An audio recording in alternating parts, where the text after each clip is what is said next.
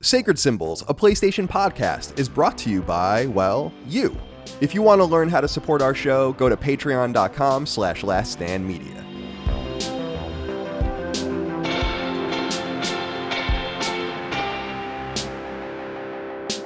Oh, boy. Greetings and salutations. Welcome back to Sacred Symbols, a PlayStation podcast. This is episode number 371. Dustin, you can just use that whole intro. Oh, yeah. My name is Colin Moriarty. I'm joined as always by my son, Chris Raygun. Chris, it's good to see you today. Did you enjoy my text message last night? I was in the garage smoking a joint. I texted Chris. Yeah. You can't even. For every one text that you've sent me about that, I have about 500 that I've sent to him. Where I'm just like, please proofread everything that you read. Yes, Sweeney. We were talking about Sweeney, of course, one of his co-hosts, the illustrious Sweeney. The illustrious Sweeney. From Starfield. He cannot spell to save his life. I think it really is just a matter of like, he's like a big guy. Like I do think it genuinely is like his phone is too small and he just doesn't care to like go back and fix it because it's too inconvenient to do. And I get that, but it bothers the shit out of me. And he won't change. He won't change for nobody. Here, I'm trying to. I don't know if it'll come through for people out there, but I don't know if that will come through. Oh, wait, no, that's the wrong text. Oh, it doesn't matter. Oh, yeah, no, you can see the last thing I said, Chris, too. But if people can see it. I can't see it. Oh, yeah. I don't know. It says, I'm sure the audience can. It says, please tell Sweeney to proofread his tweets. And I just said, impossible. Also, the last thing I said, Chris, was me in the afterlife explaining the joy of getting a Killionaire in Halo to an Egyptian peasant that died of starvation in 2800 BCE.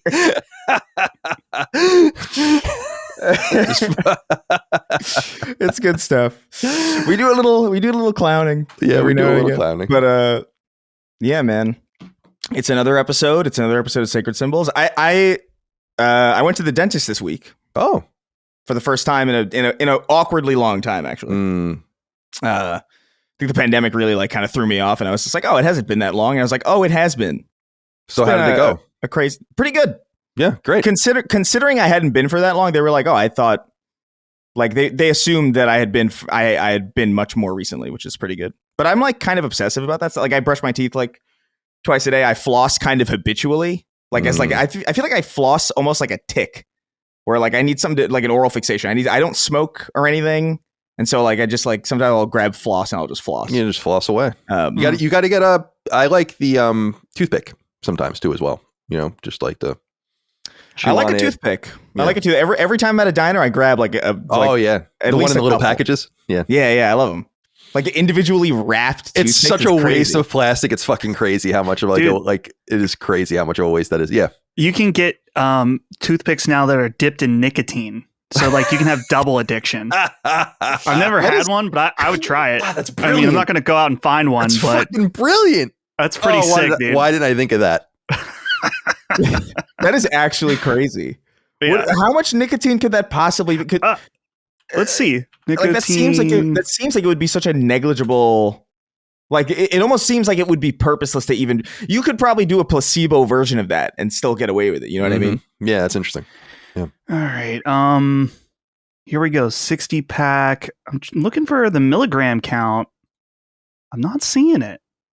They're called Zip Pick. Flavor Bundle Pack. Nicotine toothpicks, dude. Interesting. It's not a great name either. Yeah. Everything about this seems strange. It's interesting that it exists. But yeah, I don't know. I would say go to the dentist. Don't put off going to the dentist. Oh, you got to go. It's actually a pretty good experience. Actually, like I remember the dentist being like a really horrifying thing. Or like when I was a kid, it was like genuinely the worst shit ever. And then even as an adult, it was like thoroughly uncomfortable. But like I don't know what's happened in the last 5 years or whatever. But it was pretty whatever. It was like a borderline calming experience. That's good. So definitely just go do it. It's funny, man. I don't want to speak out of turn or like bring myself some bad juju, but I've always been a little perplexed by people's like problems with the dentist and fear of the dentist because I've always had good dentists, I guess. Like I've had some things happen in the past, you got to get cavities filled. And I got, as I said, I got my front teeth knocked. We talked about that. I got my front teeth like knocked out when I was a kid in hockey. And then I didn't want to get them fixed because I looked like a hockey player and my mom got really mad. And she's like, you got to get We got to go get your teeth fixed. But like over time, I feel like I've had pretty good dentists, you know, like, so I feel like I like that clean bill of health, as it were. Yeah, that is a good feeling to know. It's like, oh, everything's fine. And, you know, I'm more self-conscious about it because I drink a lot of coffee. And so like my teeth look worse than they are. And it bothers the hell out of me because it's just like, damn, like my teeth are really good, but like they're stained from all the coffee and all the tea that I drink. And so like I should go, maybe I'll go get it whitened or whatever, but I don't know. But it turned out well. You can, you can, I think you can do that at home now too. Yeah. I can never do teeth whitening because of my front teeth being like half fake. So like the color is just the color. Oh, and if you right. if you whitened everything else, or, you know, it would look disproportionate or whatever. So I'd have to get them replaced. So they would really have to do it there. But yeah, like when I was a kid, I always brushed my teeth like once a day, sometimes twice a day, until I was like a late teenager in high school. And I started really more fastidiously taking care of my teeth because I was getting some cavities. And so all the fillings I have still are from that era, which is crazy. And I don't think I've had a cavity in like 20 something years at this point. Yeah. Gotta say, it's funny you bring this up. Water pick. I got a water pick. Dude, when? 3 weeks ago. Oh, okay. I got one like 2 days ago. Oh, wow. Yeah. Well, so I went to the dentist and they were like, listen, this is what I was talking about with you guys, is they're like, one of your teeth might be like, one of your molars might be cracking. I think we talked about this on the show. And I was like, no. Because usually I go in there and I'm like, and I actually talk shit to Mike. I'm like, all right, I'll be back. And, you know, it's like, they're going to give me a clean bill of health and polish the teeth or whatever. And they're like, well, you might be like grinding a little bit. And I am grinding in my sleep, but they're grinding my teeth in my sleep. And they're like, you know, might be developing a little bit of a crack, but my wisdom teeth were never removed, but they're not impacted. Oh. So like they're just, but it's why I had teeth crowding in the front and why I got like my Invisalign or whatever years ago. And they're like, so everything's fine and your brush kind of gets back there, but you should get a water pick and really like use a water pick. So I got the water pick, and it's a revolutionary sort of situation in my bathroom right now. Now I did spray it in my eye once when I was using it and it really fucking hurt. Ow. Yeah. Because it's like a water, it's like a blade of water. It really, I had a water pick for a little bit and I stopped using it because I was scared of it. It felt like, you ever see those like the water jets that like cut through steel? Right, exactly. It feels like obviously it's not that strong, but it feels like every time I use it, I feel like I could hit myself just in the right way to cut through directly to my brain. And I feel really weird about it. But I haven't used one in I haven't had a water pick since probably like 2020. So maybe they're less fucky now. I got one cheap on Prime Day, like a really good one that has like 50,000 4.5 star reviews or whatever on Amazon. So I was like, and I got it for like $20 because it was usually 50. Yeah. So I was like, oh, this is great, but I'm so paranoid. I'm doing it right, but I'm still flossing the normal way too. Yeah. But you know I probably would do the same thing. But like the thing that's frustrating though about it was, look, it is a good experience at the dentist. Very, very nice. But they told me something, right? They were like, hey, did you know you still have a baby tooth? And I was like, really? No? What do you mean? It's like, yeah, you still have a baby tooth, and it like the adult tooth, I guess, never came in, so it never pushed the baby tooth out, but that's a baby tooth. And I was like, yeah, you could tell by the root. And I'm like, I'm 31 years old. No one's ever told me this.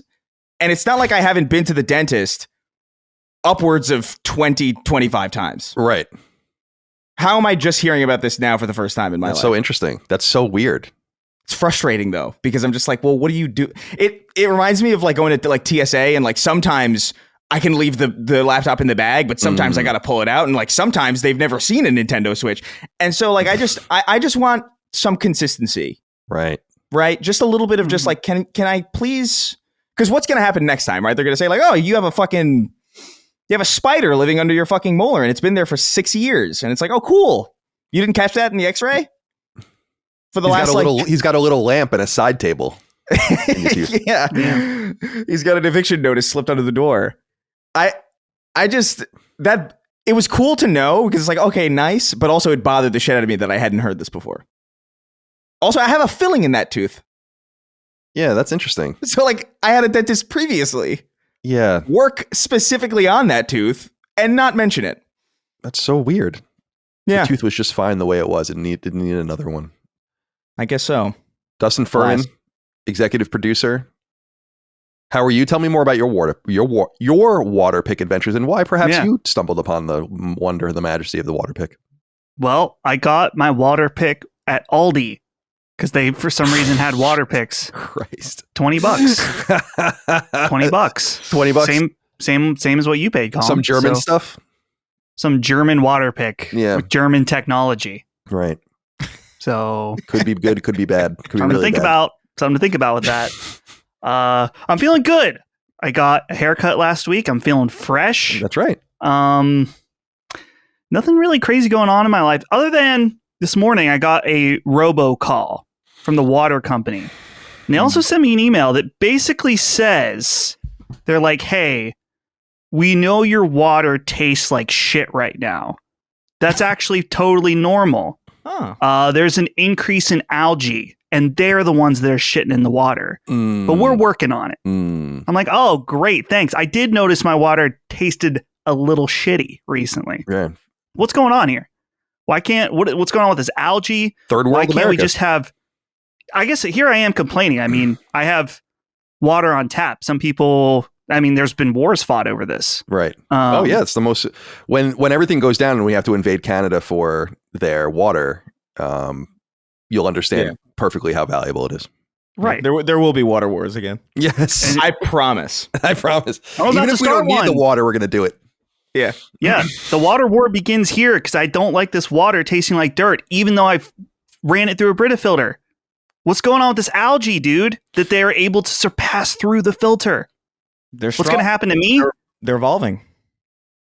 They're getting strong. Dude, I had to move to California to realize how like privileged it was to have like water on tap. Oh, the water is so gross in California. I had no idea. I really had no idea. And for the longest time, I didn't appreciate water at all. Because I was like, why am I going to have water if I can have a lemonade or like a soda or like anything else, a milkshake? Like, why? The hardest water you've ever seen in your life in LA. It's like, it's crazy. Yeah. It is literally the ass end of the Colorado River. It is like you put that water on a piece of glass once and it's going to have watermarks on it permanently forever.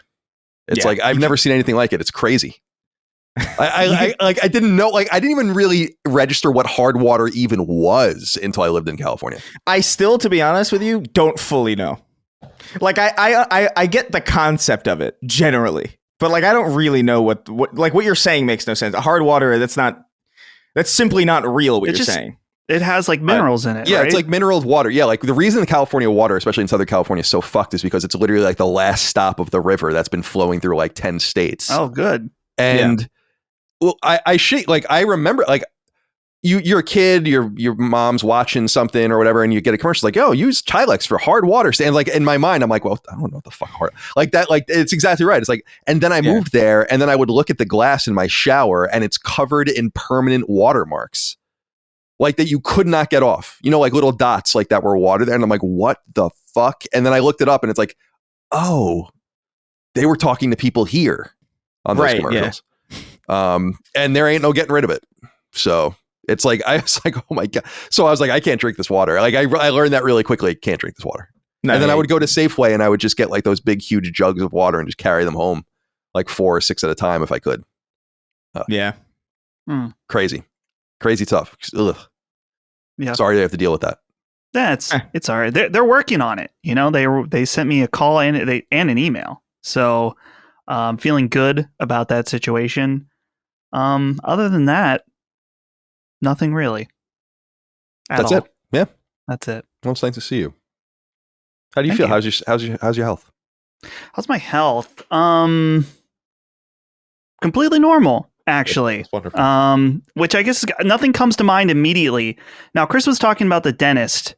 My dentist situation, I had a really good thing going for a while. Yeah. Holly's uncle, our dentist. And that's when Holly went, completely free.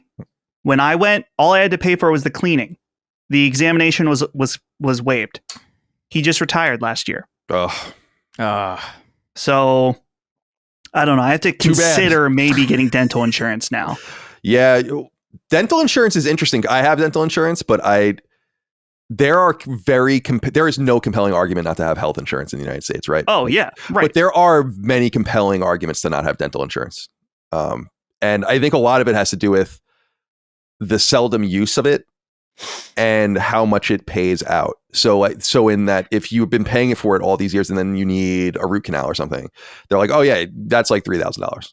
It's like, so what have I been paying for this entire time? And they're like, oh yeah, you pay for like x-rays and cleanings. And the place I went to in San Francisco had literally their own insurance thing, like where you would pay them directly, and they like they were like, this is everything it covers. I didn't do it, but it's like, and you pay like $10 a month or something because it would be cheaper for them to work with it. It's kind of supposed to be a racket, but I have it just in case. I don't even know.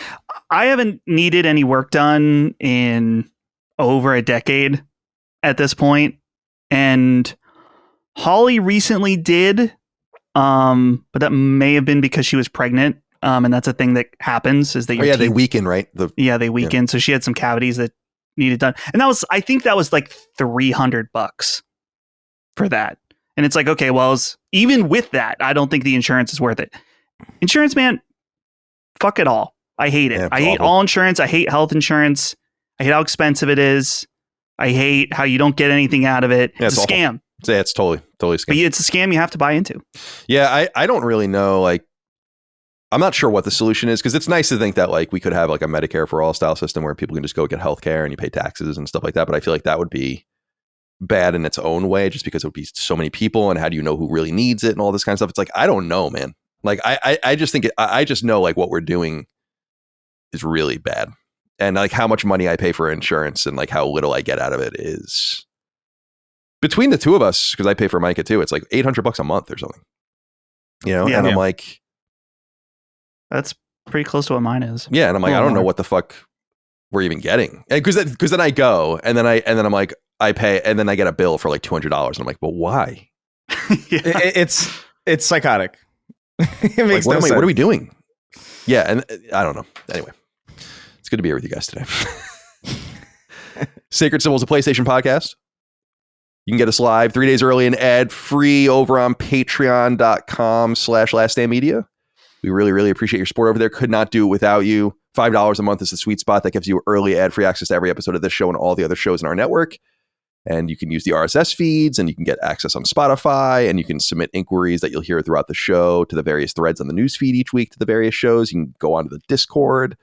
And of course, like I said, early ad-free access. So that's all for $5 a month over on Patreon, patreon.com/lastdaymedia. You also get access to Sacred Symbols Plus each and every week, our supplement to this show.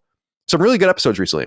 We did a review discussion spoiler cast for Death Stranding Director's Cut and Death Stranding 2 on the beach.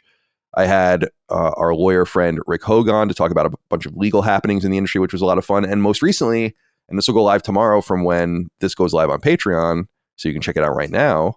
If you're listening to this on free feeds, for instance, on patreon.com/lastdaymedia, I had Tom from Moore's Law is Dead on for an extensive conversation about all of his PlayStation 6 leaks, which have been making the rounds around the internet. He is the source of all of these, codenamed Canis, codenamed or what is it, Orion, are the two consoles, the console and the handheld. And so really, really good conversation, deep conversation about what's going on and what we think is happening. Raisin wrote in, Little Raisin says, greetings, Sacred Amigos. I just want to shout out last week's Sacred Symbols Plus. Colin and Hoag's legal conversations have been a joy to listen to. I especially want to thank you all for your insightful analysis of the Steam payment processor situation. Thank you for providing worthwhile commentary on this topic. You make my $5 a month on Patreon subscription feel like a fucking steal. Keep up the good work, boys. And Chris, leave Sydney Sweeney alone. Is there something wrong with Sydney Sweeney, Chris?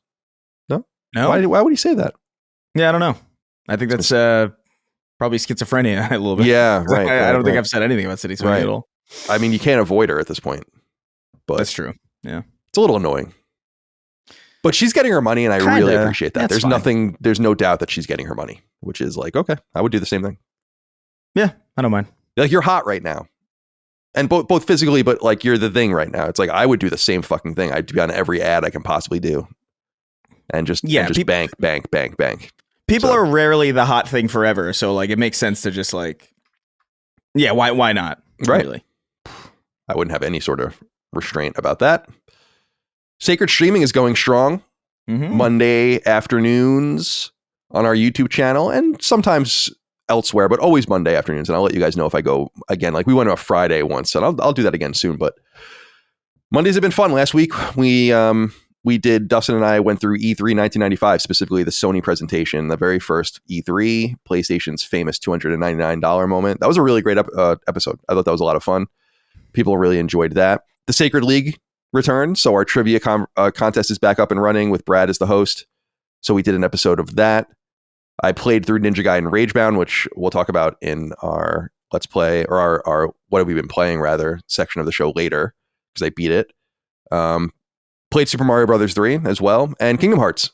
So you can check all of the VODs out for that on patreon.com/lastdaymedia. And shout out to Locke for the awesome cut down edits that have been posted on our YouTube channel for free, so you can check out what we've been doing.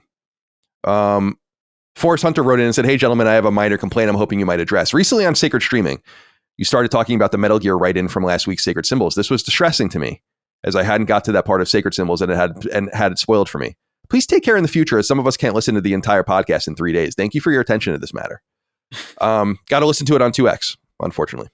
No, don't say that. There's enough hours between Friday at noon and Monday about noon. Yeah, get your shit together. Yeah, dedicate a little more time. Yeah. Do you care or don't you? Do you want it or don't you? Joe B wrote in and said, "Hey crew, any chance we can get an audio version of the Sacred Streams? I'm a blue collar worker who does about 50 hours a week, and my only avenue for LSM content is when at work. YouTube just isn't a feasible option for me when it comes to VOD. Even if I were able to join live, it would be on in the background, since vibing with the boys while I do other things is more appealing than watching anyone play a game themselves. I'm sure it's an odd request, but I would bet many would subscribe to a podcast version of the stream VOD, even if it's just a Patreon benefit. Thanks, and keep fucking that chicken." I'm just a hard no on this because it makes no sense. Right? Like, I don't know where you're on this. That's because people have been asking for this. It's a video. Like, I don't know a podcast version of Ninja Gaiden Ragebound sounds with Dustin reading occasional comments over. I don't know, man. I just can't do it. Yeah. Sorry, can't do it. Well, this comes back to like our live shows where people were asking for a audio version of our live shows as well, and I'm like, no. It's like, oh, do you want the audio version of Once Upon a Time in Hollywood? Do you want the audio version of Oppenheimer? Because you just, it's like comparing our live shows to Once Upon a Time in Hollywood and Oppenheimer is awesome. Exactly. Chris understands. Chris gets it. Yeah. So, I mean, I don't. It doesn't make any sense to me. I understand that people do want it. Is the demand of people that want it worth the extra work that would involve into going, I got to download the video and I got to rip the audio. The audio is not necessarily going to sound great, and it's going to be weird. Make a new post. Then, and foresight on this too, Colin, if there's another post with audio, then there's people complaining that there's too many posts. Right. Because there's already 2 posts for streaming right now. There's one for when it goes live, and there's one for the edit. There's just I don't think that's a good. The reality is that's not a good product, and I'm not doing that. Now your option here, who was that? I scrolled down. Joe B, and your option, and for other people, Joe Biden, and for the other people here that care about that is just open the YouTube video and listen to it in the background. You need premium for that. Oh, well, first of all, cough up the money for YouTube Premium. I mean, what are you doing? YouTube Premium is the best subscription that I have by a mile. Yeah, it is. It's like, I can't believe people don't use that. But regardless, yeah, like you just open it on YouTube and do your best. Or join us live. You know what's nice about YouTube Premium is that YouTube doesn't take everything that you watch on it away randomly. Every 3 to 6 months. Right. That's pretty nice. Yeah, that's interesting. Yeah, they don't delete your videos for tax write-off purposes. Jesus Christ. It's so insane. Like there's so many streaming services now where I'm just like, why would I even have this now? Just like, oh, this show has just been erased forever. And it's like, oh, cool. They did that with really Westworld, which I thought was kind of weird. Because I thought that was like a big Really? show. Yeah. On HBO. Yeah, Westworld is gone. Yeah.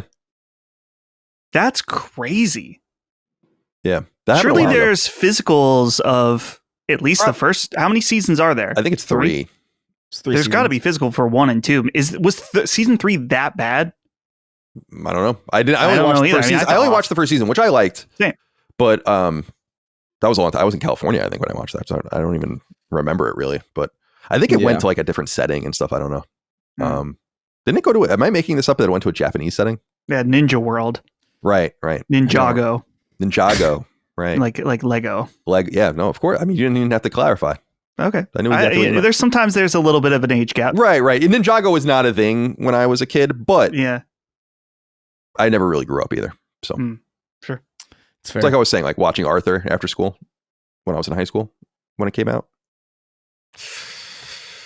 I don't know if that was a good move. What else is going on here? Oh yeah, Rob Persglove wrote in and said, "Hello, Sacred Gayo." That's not nice. I left a comment on the YouTube video, but just wanted to say, please keep doing the highlight videos for every stream you do. I feel like this is what the channel has been missing. Great moments of the podcast and shows that are easy to get back to and find. Now the lore library will truly build. Shout out to Locke. And thanks for the content. Yeah, they're really funny. I mean, there are parts of them that make me laugh, like, and I'm in them. So I don't usually laugh at myself, but just the way he's editing them, where I'm like, that is so fucking funny. Like, the really, really funny stuff. So really happy for his work to be appearing more regularly on our YouTube channel. It's the power of a good edit, man. Mm-hmm. It's very strong. People underrate it, I think. Yeah, I gotta say, like, Lockmore really is very talented. I'm not just saying that to blow smoke up his ass. He has a lot of talent, like raw talent. And I notice. I can see it. And if you guys if you like Locke, he has a YouTube channel that you can subscribe to where he talks about Kingdom Come or some shit. I don't know. Some of that, some nerd games. Some Western RPGs and Euro slop. Yeah, Euro slop, 100%. But he does have a YouTube channel. It's very good. So go check him out there. There was Chris, there was a clip of me and you on the most recent one that made me like laugh out loud when I was watching it and screening it to make sure we can publish it. And it was like, I did I was saying there was a temple on an island, and you're like, it's so normal to have a temple on an island. And I was like, oh my God, that made me laugh so much. Why do we even care? Yeah. Why do we? All right, let's get into some topics of discussion, stretch our legs before we go any further. Now, I have two interesting comments this week that I wanted to start with because they're really deep and sad, but in a different kind of way, maybe than we usually get into, to the point where I'm not entirely sure they're real, and I feel bad even feeling that way because of what they say. All right, so Levi Williams wrote in and said, "Dear Sacred Brethren, my childhood best friend and fellow LSM patron, Derek Wechter, unexpectedly passed away in his sleep last Friday. He was only 32. I miss him deeply. Please send positive thoughts to him and his family." Now, I know this name because he's definitely written into the show. And I know Levi Williams' name as well. But is this like a joke or is it true? I don't know. Like, I don't know. It's just, but I'm reading it just in case. Because it's a horrible situation if he's passed away. I know that name. I'm pretty sure he's in the credits, but maybe I'm wrong on that. Mm-hmm. Where are we on this? Do we RIP in peace, Derek Wechter, if your friend Levi Williams isn't lying? Because here's the thing, guys. How many times do I have to say it? I just believe you. Right. But I know that you know that. And it's created this sort of weird nexus of this tension. Yeah. I don't want to be taken advantage of.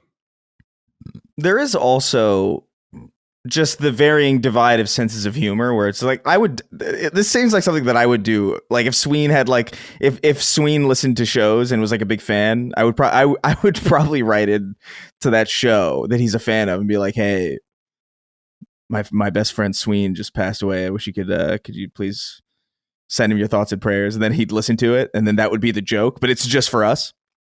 But I don't know if that's people in this audience necessarily. I feel like I believe this probably. Do you know anything about this, Dustin? Yeah, I'm looking up their names on Patreon now, both of them. I think we should treat it as real. Yeah.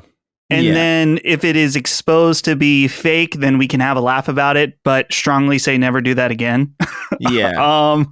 If we treat it as fake before it's truly fake, then we're more the assholes than like if we just treat it as earnestly, and then it comes out that it's fake. Well, we're not. We didn't do anything wrong. Right. That's true. This is exactly, should he really be passed away, this is exactly probably how he wanted to be remembered on on Sacred Symbols. So now this other one is interesting too, because there's even a component of it that you guys don't know about, because I put obviously this letter in, you could read it. But let me get into this. Luke Childs wrote in, or someone associated with Luke Childs, says, "Hey Colin, Chris, and Dustin, my name's Spencer. I'm 15 and I'm writing this from my dad's phone while he's inside 7-Eleven grabbing drinks. He left me in the car and the line looks long, so I've got a few minutes. My dad's going through a divorce, and honestly, he's taking it really hard. I've seen him cry more times than I can count, and every time he lies and says he's fine, but I know he's not. The one time he actually looks like himself, like he's not completely broken, is when he's listening to Sacred Symbols. That's why I'm writing to you. Also, Chris, thank you for meeting us in New York. My dad still talks about it and regrets not getting a selfie with you. So here's my request. Can you tell my dad on the show that I love him and that he shouldn't give up? He went from feeling like a great man sleeping in his car overnight. Now he's working 2 full-time jobs just to get back on his feet. He only gets Thursdays and Fridays off, and he spends those days with us, me and my little brother Logan. He never really writes to you guys on Patreon. The only time I ever saw him comment was when we were planning the New York trip, and he was excited when you read it on the show. It meant the world to him. So just let him know he matters. He's not alone. And me and Logan were in his corner. We want him to win. Signed, Spencer and Logan, even though he's just whining in the background. It didn't help with this at all. I know how Colin feels about AI, but I'm 15 and it wrote it better than I could. Hmm. Because it's a pretty well written letter for a 15-year-old. But there's a component to this that you guys didn't know about, because he wrote in again with an amendment with a phone number to Luke Childs. And I say we call him and get to the bottom of it right now.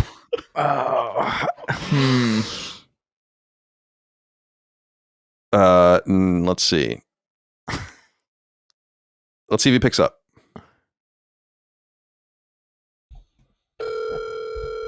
Oh, Jesus Christ.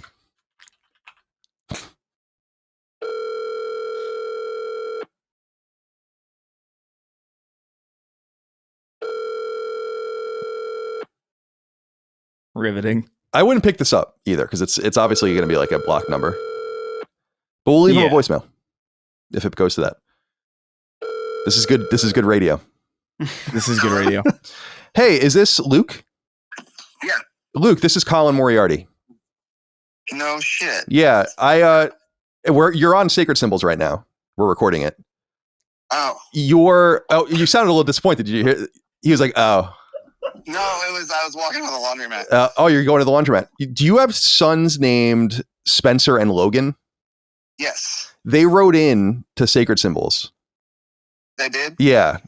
And they were saying that you were having a little bit of a hard time and that they loved you and that they wanted you to. Yeah. And that, are you going through something? And are you going through a divorce? Is that what's happening?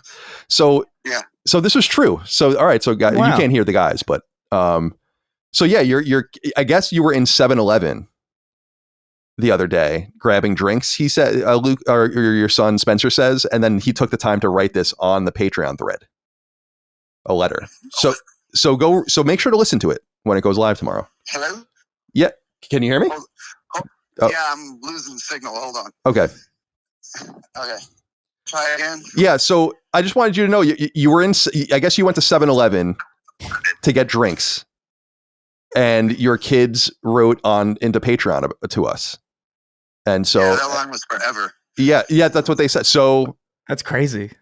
So this was true. And then in a DM they sent me your phone number. Oh.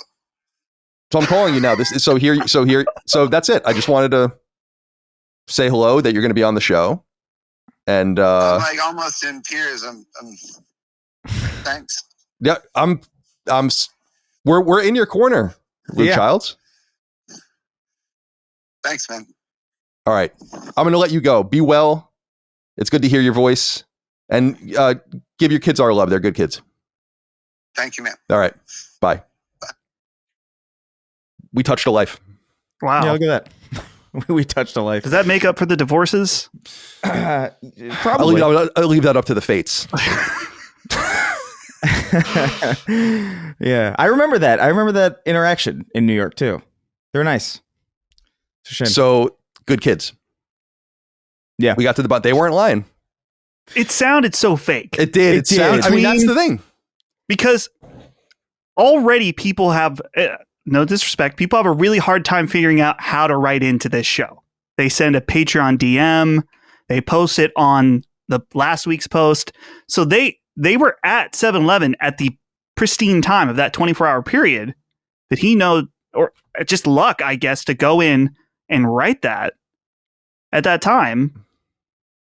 And then admitting that it was AI, that also kind of made it seem a little that threw fishy. me. Like, what's going on here? But I can't. I mean, wow. The mention of AI is like, I believed it up until then. You know what I mean? Like the mention of AI at all kind of like threw me because I was like, well, wait, what? Yeah, well, that was the thing. Is like, I was a precocious young man. I wrote pretty well for a young person, but it's not common. And that was like all I was good at. So reading that, it's funny when I got to that, I'm like, oh. But then seeing the DM with the number, I was like, I think this is real. Yeah. But I wanted to wait and see. Yeah. Well, we touched a life. Hopefully. Perhaps 3, because I mean, I think this is going to bring the whole family to get the child's family closer together now around this show, Sacred Symbols. Yeah. Good. That was nice. That went better than I thought, for sure. Why did you think I was a little perplexed by your? I felt like it was going to be a good conversation. Because I was still under the assumption that like, was this completely fake? Are we going to get these kids in trouble, basically? Oh, right. Well, I mean, that's their fucking problem, right? Like, sorry, that's your fucking problem. You know, true. Yeah, you're writing into the show. I again just assume that I'm going to believe anything you tell me. Well, that paid off. Yep. Yeah. Yeah, Luke. Things are going to turn around. It might take a little time. But we believe in you. You guys have been there for me, so we're going to be here for you. And obviously doing a great job with your kids. I mean, they obviously love you a great deal. So, or they wouldn't, like that's a big move. That's a big move. That would have been like when I was a kid, if I like called Sean Hannity on AM radio and I told him to tell my dad that I loved him. Yeah. Crazy.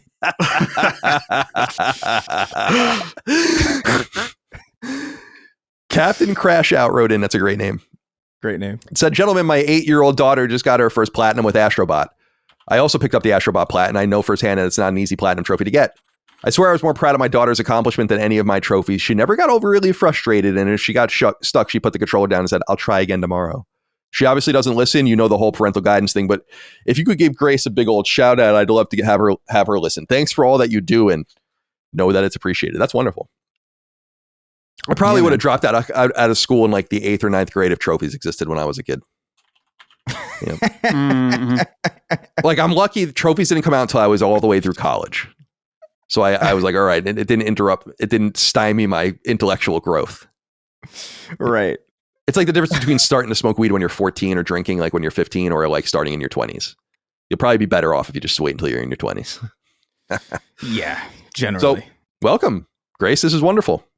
I love to hear that. 8 years old is a good age to get into platformers, in my opinion. Yeah. Oh my God, that's exactly how old I was. I think when I was like getting really into them. Platinuming though, I remember there weren't any platinums, but you could 100% games, and that was like that felt like the best experience you could possibly have back then. I remember. So, and Astrobot's a great first one to get to. Like that's a really solid, like well-rounded, like no fat at all on that game. Crisp. I wonder how she felt about the Ape Escape portion. That's a pretty. Let's see if she does those challenges. How she does on those challenge stages now. Yeah. Well, it doesn't count. It doesn't count if she didn't do the challenge thing. Completely rip the experience away. What were you gonna say, Dustin? I was gonna say, you have to do like the core game content, the main challenge stages, which those are pretty tough. Yeah. Yeah, it's not. It's I feel confident in her that she'll be able to do the DLC ones. Yeah. Actually, that's what I was thinking I'll just nail it down now. Is that the Monday stream? I think will be me doing the last 5 of the Astrobot stages that just went live. That are supposed to be like the hardest ones. I've not played them yet, so maybe we'll do that. But I don't even want to put this out there because maybe they're really difficult and then I'm going to have a really hard time with them, but I'm afraid that they're not as hard as people are saying and then I'm going to be done in like an hour. Well, you just read super chats. It's fine. Yeah. That's what's good about a stream. It's kind of freeform. Yeah. The as long as I remember to put the game up on the screen. Yeah. Do you think with Astrobot, like how many are they done now? Is this it? They haven't said, but I would think so. Because I've specifically, I know they keep doing it, and they keep adding new stages, and I'm like, I want to play them, but like I've just been kind of waiting for them to stack because I'm just playing other things. I'm just like, I'd rather just have like a bunch to get to at once. And I'm thinking about it now, where it's just like, okay, now's probably a good time. I haven't played in a while. Clean those up, especially because now, do you get trophies for them or no? Yeah, there are trophies for all of them. God damn it! Yeah, I have to do it because I have I hate having the platinum in something, but not having 100%. Yeah, that's annoying. Like I have a lot of those. Like I come from like prior times, or like I almost prefer the 100% to the platinum in the first place. Like take away my platinum and give me 100% any day, in my opinion. But yeah, I have to get the 100. There are all of the bonus stages, and then there was like some Christmas content that also had trophies. That's pretty fun. Yeah, and some other stuff. So they're fun trophies to get. But yeah, so that's what I'll do for the Monday stream. Is get through those stages, and then we'll see what happens from there. Because I was first thinking about playing Mafia. Ooh, that's right. That's out soon. Right, and like maybe I can do both of those things. I don't know. We'll see. I'll decide. You know what? Just give me a fucking chance here to figure it out myself. Why am I getting mad at everyone? I don't know. That doesn't even make any sense. Zach Capuzzo wrote in and said, "Hello, gang. I discovered I work with a girl whose last name is literally Tarman. Do I risk my job and message her on Team Sam? It's Tarman. I don't.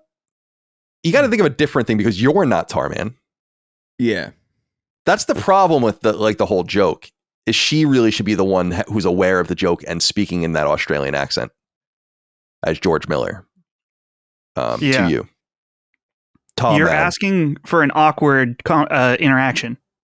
She doesn't know what Death Stranding 2 is. Yeah, she doesn't give a shit. And she's going to just be like, what? And then you're going to have to explain. And then she'll say, oh, cool. Yeah, that's exactly. That's going to be the whole interaction.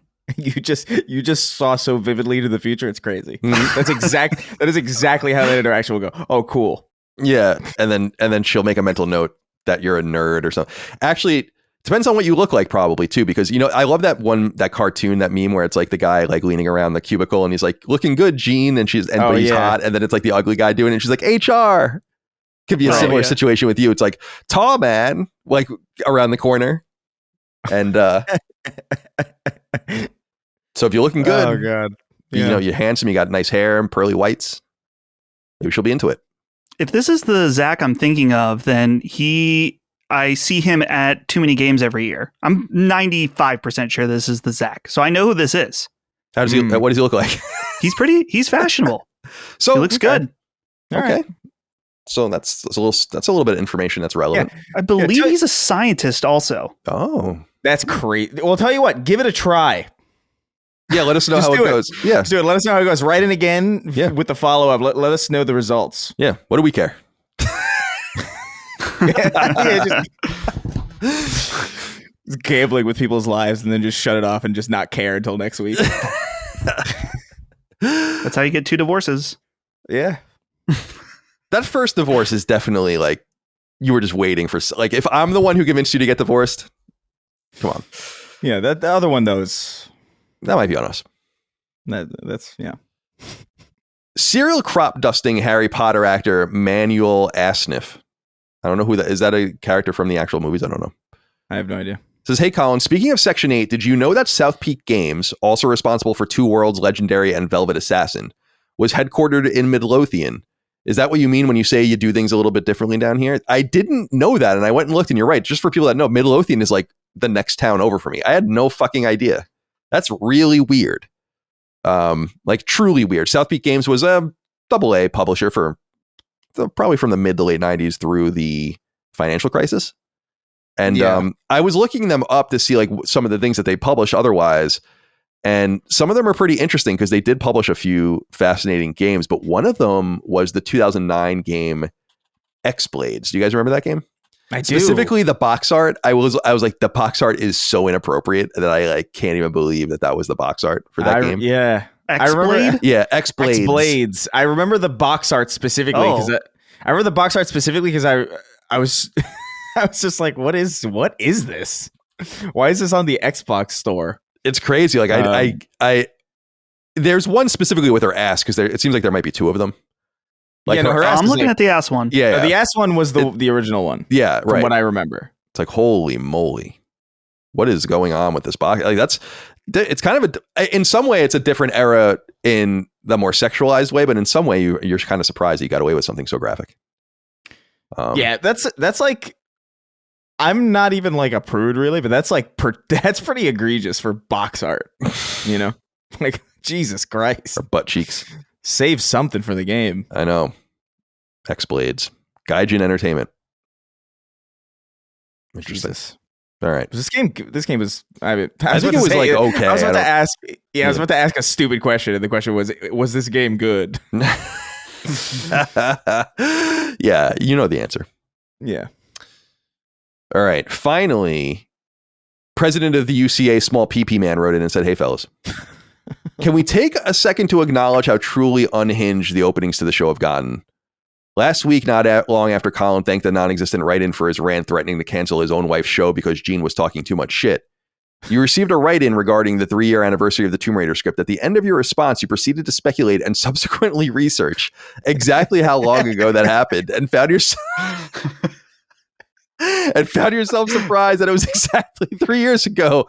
You know, the very reason why you received the write-in in the first place never changed, boys. Thank you for writing it. I like really have no idea what's going on anymore. I'm like totally broken. We're all fried, cooked, sautéed, poached, steamed. We're everything is. We're done. The internet has fried us. Like sincerely, I think like even if you're like cognizant and you're aware of it, like that's one thing. It's like good for you, I guess. But like it's still true, you know, like you're still algorithmically like I'm just completely baked. I'm totally I know no one knows how fried I am more than me. Because dude, I didn't catch that either. I don't remember that at all. Like I don't remember. Like I think I remember you talking about like, oh, it was 3 years exactly, and I was like, wow, that's crazy. It's done. It's over. Oh, I just got a email from My Pillow. Oh, really? Jeez. Yeah. Are they setting up the next January 6th? Yeah, I don't know. They need more money. It looks like. Oh, the body pillow's on sale. They got to say that. They have my body pillow now. Oh, the body. I have the. It's not. I don't know if it would be considered. It's like long. It's probably this. I don't know what that would be. 3 feet, 2.5 feet. Mm. But I snuggle up with that thing. I'm gonna tell you what. I tell you what. I love my Mike Lindell body pillow. How hard would it be to print our own body pillows? Like surely we could probably get printed just like a case. Yeah, like a pillowcase. Good. Yeah. Yeah. We should consider that. That would be a funny idea. There's that image that goes around. I don't know if it's real or not, but of one of the guys from Red Letter Media on a pillow, like an anime version of him. Yeah. You know what I'm talking about? I think I remember that vaguely. But I don't know if that's like actually real or if that's just like a meme. I can't see it quite well enough. I can't quite envisage it in my mind's eye, like the apple. Well, the reality is like if you see anything online anymore, it is crazy how like if you see anything online from this point forward, you might as well not have seen it because it's a pretty good chance it's not real at all because we're at that point. Yep, it's great.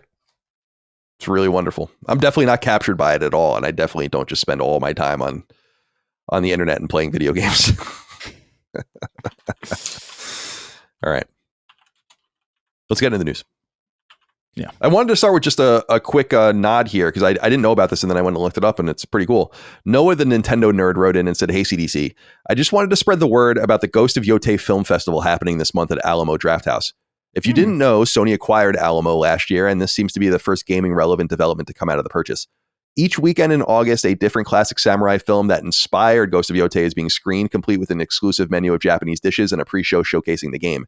They even have a popcorn bucket in the shape of a rice basket for you degenerates out there.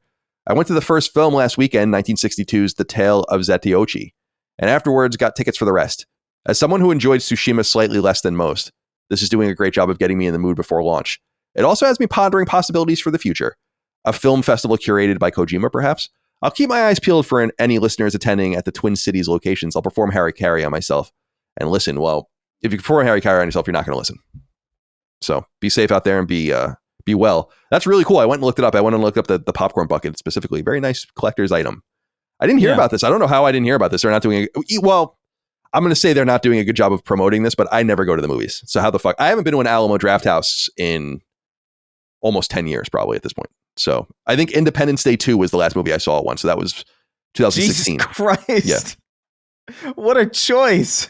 Well, I'm a huge Independence Day fan. Like the first movie is fucking awesome. Like no, correct. So I had to see the second one. But it was one of the worst movies I ever saw in my life. Yeah. Yeah. I couldn't believe it. I was like, how did you fuck this up? Wait, did you say that's the last movie you saw in theaters? No, at Alamo Draft House. Oh, at Alamo. I was like, okay, I know you've seen a few since then. Well, I remember because I got really, not really drunk, but I got pretty drunk because I was like, this is so boring. I was just eating and drinking. I couldn't believe how badly they botched it. But yeah, no, but honestly, I've probably been to fewer than 10 movies since then. Yeah. Yeah. Did you hear about this? Do you have an Alamo in your area? Maybe no, no Alamos here, unfortunately. I think I saw a few weeks ago, like the popcorn bucket circulate, and I was like, oh, they're showing these films. Sounds cool. A lot of these samurai films, I've never seen any of them, and they're supposed to be amazing. So I think it's a cool idea as far as like product integration. And Alamo's sick. I wish we had anything near that cool around here, but do you have any of those kinds of theaters around you? Because I do love that whole notion of like going and watching the movie, but you're eating, and like it's so cool. You order your food, they kind of discreetly bring you your drinks, they have good cocktails. I dig it personally. Yeah, we don't have anything like that around here. I think the last movie I saw at Alamo might have been the most recent Indiana Jones movie. And anytime I've gone there, this was when my parents lived in Virginia. It's cool. I'm too cheap for it, dude. At the end, I'm like, man, it was a bunch of mediocre food, and the drinks are all right, but they're expensive. I'm like, man, I just spent like $100. Yeah, it was more than $100. I don't know their finances well enough to be able to speak about this definitively, but I'm a little surprised. I know that the movies are actually fairly cheap. Like the tickets are actually fairly cheap to go there because obviously their margin is on food. But you would think that like you would just even make it free with a minimum purchase, right? In other words, like reserve the spot and you have to spend $30 or whatever, and just remove the movie ticket from it entirely. And I bet you the psychology of that would allow people to spend more money more freely, as if they're going to a bar or going out to a restaurant, and you're kind of getting free entertainment, like the house band or whatever. I don't know if that's really manageable, but I would think that would be an interesting idea. But I totally understand. I mean, it's crazy how much it can cost. You can even get drinks at the bar before, like they have a bar there, or at least in my experience. And so it's like, what are we doing? Yeah. You know, dude, I can't even imagine how expensive it probably is now. Cause I was there like 2 or 3 years ago now. And just everything is somehow exponentially more expensive than it was even just 2 or 3 years ago. It's probably heinous. So I when I was at Kind of Funny, the son of the founder of Alamo Draft House was a big fan. I don't know if I lost him in the divorce or not. Like, I don't know like which way he went, but he sent us like as I remember, thousands of dollars of gift cards to Alamo. Whoa. Like, I think I don't think I ever even used like what they like my portion of it or whatever. It was literally like a few hundred for each of us or something. And I always remember that, but I never haven't heard from him since, so I probably lost him. He's probably gone. That's good advertising, because I'm sure that anytime you guys went to a movie, you talked about going to Alamo. Yeah, we would go to the one there's one in the Mission in San Francisco, or there was. I don't know if it's still there. And then there was a really good there's good Mexican places everywhere there, but a good Mexican place right around the corner. You can go get food afterwards. It was pretty cool. Yeah, I actually went and saw the Suicide Squad movie there, and the power went out. It's a very funny story in my mind. Like right before the movie, the power went out, and I was like, I literally was to the guys, I was like, I'm taking this as a sign. I don't want to see this movie, and I left and went home, and they ended up going to a different movie theater in the suburbs to see it because we needed to do it for a review. But I was like, that's a sign from God. That's like, hilarious. Which one? The one I guess it was the original, right? Yeah, 2016 maybe it came out. That's a good. Yeah, that's a good movie to get a sign from. Yeah. I was like, Yeah, that is so, because I was like, I don't really want to see this movie, but I was like going in, and then that happened. I was like, I'm out of here. That was the universe clearly protecting you. That first Suicide Squad movie is terrible. I've heard bad things about it. That's the one with Will Smith, right? Mhm. Yeah, it's like Will Smith. It's weird that he's even in. I actually couldn't he not do Independence Day 2 because of Suicide Squad? I think that there was like a filming conflict, because I think they came out around the same time too, which is like That's so always annoying. true with him. That's always true with him. I feel like he's always picking. I mean, granted, both of those are bad. Oh yeah, doesn't But, he have like 4 or 5 like seminal roles that he turned down? Like truly seminal. Yeah, Neo in the Matrix. There was something else. There was another character too. Like I'll look there's it up like here. I think there's like 2 other ones where it's just like, Django. Right, Neo in the Matrix. He also. Oh, and he was offered the lead in Inception. He was crazy. He was offered the lead in Phone Booth. I remember that because that was the first time I'd ever heard of Colin Farrell, and that was the first time I ever really there was a Colin in the real world that I ever knew about. right. Yeah, it's Inception, Django, and the Matrix. That's quite the run. That is fire your manager at that. You know what I mean? Like that's crazy to miss out. Like one, I think everybody has like one that got away in that world, probably, right? It's like, I could have done, I should have done this or whatever. I actually think somebody had a similar experience with Will Smith in Independence Day, where like they were going to get the role for Will Smith's part, and they turned it down because they thought the script was dumb or whatever. I don't remember who the fuck it was. It fucking was bad. No, the original. The original. Day. No, not bad. There was like some actor. I saw some interview. I wish I could remember his name. Somebody in the audience will know, but like he was giving an interview about like how like I read the script for Independence Day, and it comes to that scene of him punching the alien. He goes, "Welcome to Earth," and he's like, "This sucks," and he just threw the script off the highway or whatever, and then he went to go see it, and he was like, "Damn, I could have had this role." So it happens to everybody, I would imagine, in that business. It's a competitive business. So, well, I love the first Independence Day. I love the whole thing about Welcome to Earth, but he doesn't really say it like that. If you like watch, it doesn't say that. He says Welcome to Earth. Yeah, but everyone's like Welcome to Earth. Like that's what people really believe. It's like the Sinbad movie that everyone thinks exists but doesn't. It's like everyone remembers the that genie scene. One. I remember that movie though. I do too. I don't know. That's a weird. I don't know. That's a whole thing that I've just agreed for myself to never talk about because I think it would send me spiraling. I'm convinced that movie is real, but we don't talk about that. All right, let's see. No, we don't. Dustin, I'll be wanting to hear back about the Ghost of Yotei Film Festival at Alamo. From me? Yeah. Okay, I just got to drive like 6 hours. Yeah. All right. Cool. Yeah, that'll be good. Actually, just have someone go and you can FaceTime. Yeah, in the movie, that'd be great. That's crazy. The worst possible way. It is cool that they're doing this. I like this trend of like old movies in theaters again. I like that too. Yeah, it's a great way to be able to see things that you were in it. Like I would love to see like Airplane in a theater. You know what I mean? With like a bunch of people who are just like going to be. That seems like a really fun experience. Speaking jive. I love that scene. That's like my favorite scene. That goes around every once in a while on social media too. I always watch it when it happens. Okay. And yeah, you saw the new Naked Gun. Yeah. Yeah. Yeah, they did a pretty good job. I was pretty surprised by it. Every bad joke was in the trailer though, which is like confusing to me. But that was like, it really blew my mind. It's like all the worst jokes were in the trailer. It's like they didn't want you to see it. It's very weird. I wonder how it's doing. I don't ever look at the I don't know. box office. I think it was made with a pretty lean budget. It's a comedy, so like I think it's probably doing, even if it's doing bad, it's probably doing well. But I don't really know. I think it's on par with the original Naked Guns, but I don't think it's better than Police Squad. If that makes sense. Have you ever seen Police Squad? Yeah. Well, no, the show. The show. Yeah, no, I've never seen this show, Police Squad. No. I'm surprised at how much funnier the show is. We were saying that the other day. I think like maybe a couple months ago, you and I were discussing. I was like, I don't think I even really knew that it started as a TV show. I didn't know either. So when it says like Naked Gun Tales from the Police Squad or whatever, I just thought that was the subtitle. No, me too. But it's like a 6-episode show, and like the show is a lot. I think is funnier. The movies get like wackier and wackier as it goes along. It kind of becomes like this situation where like I think they want Leslie Nielsen to be wackier, but like I actually think he's funnier when he's it's like an Airplane when he's just completely monotone and completely straight.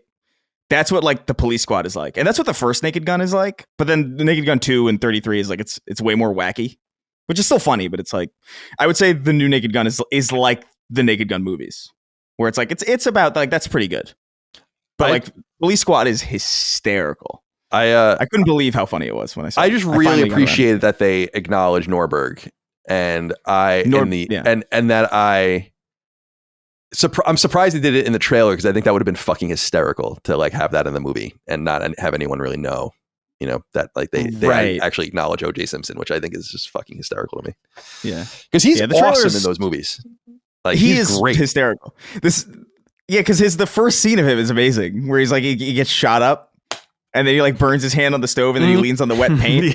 Him leaning on the wet paint and going, "Oh no!" is like one of my favorite.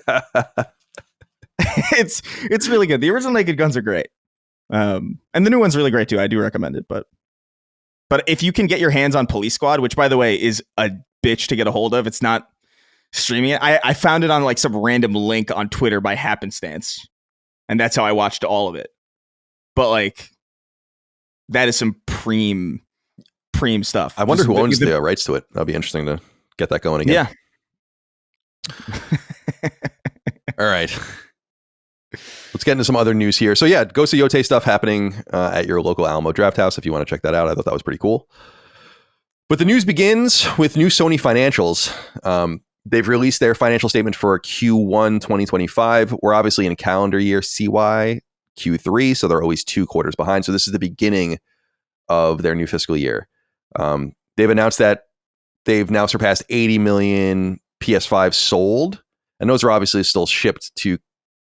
It's so funny, the whole ship to sold thing. Like, they don't make consoles that they're not going to sell.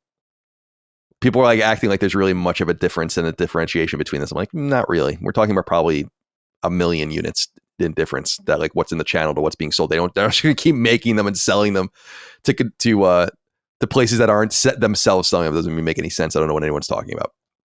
Over on GamesIndustry.biz, they have a nice little meltdown. I'm having a meltdown.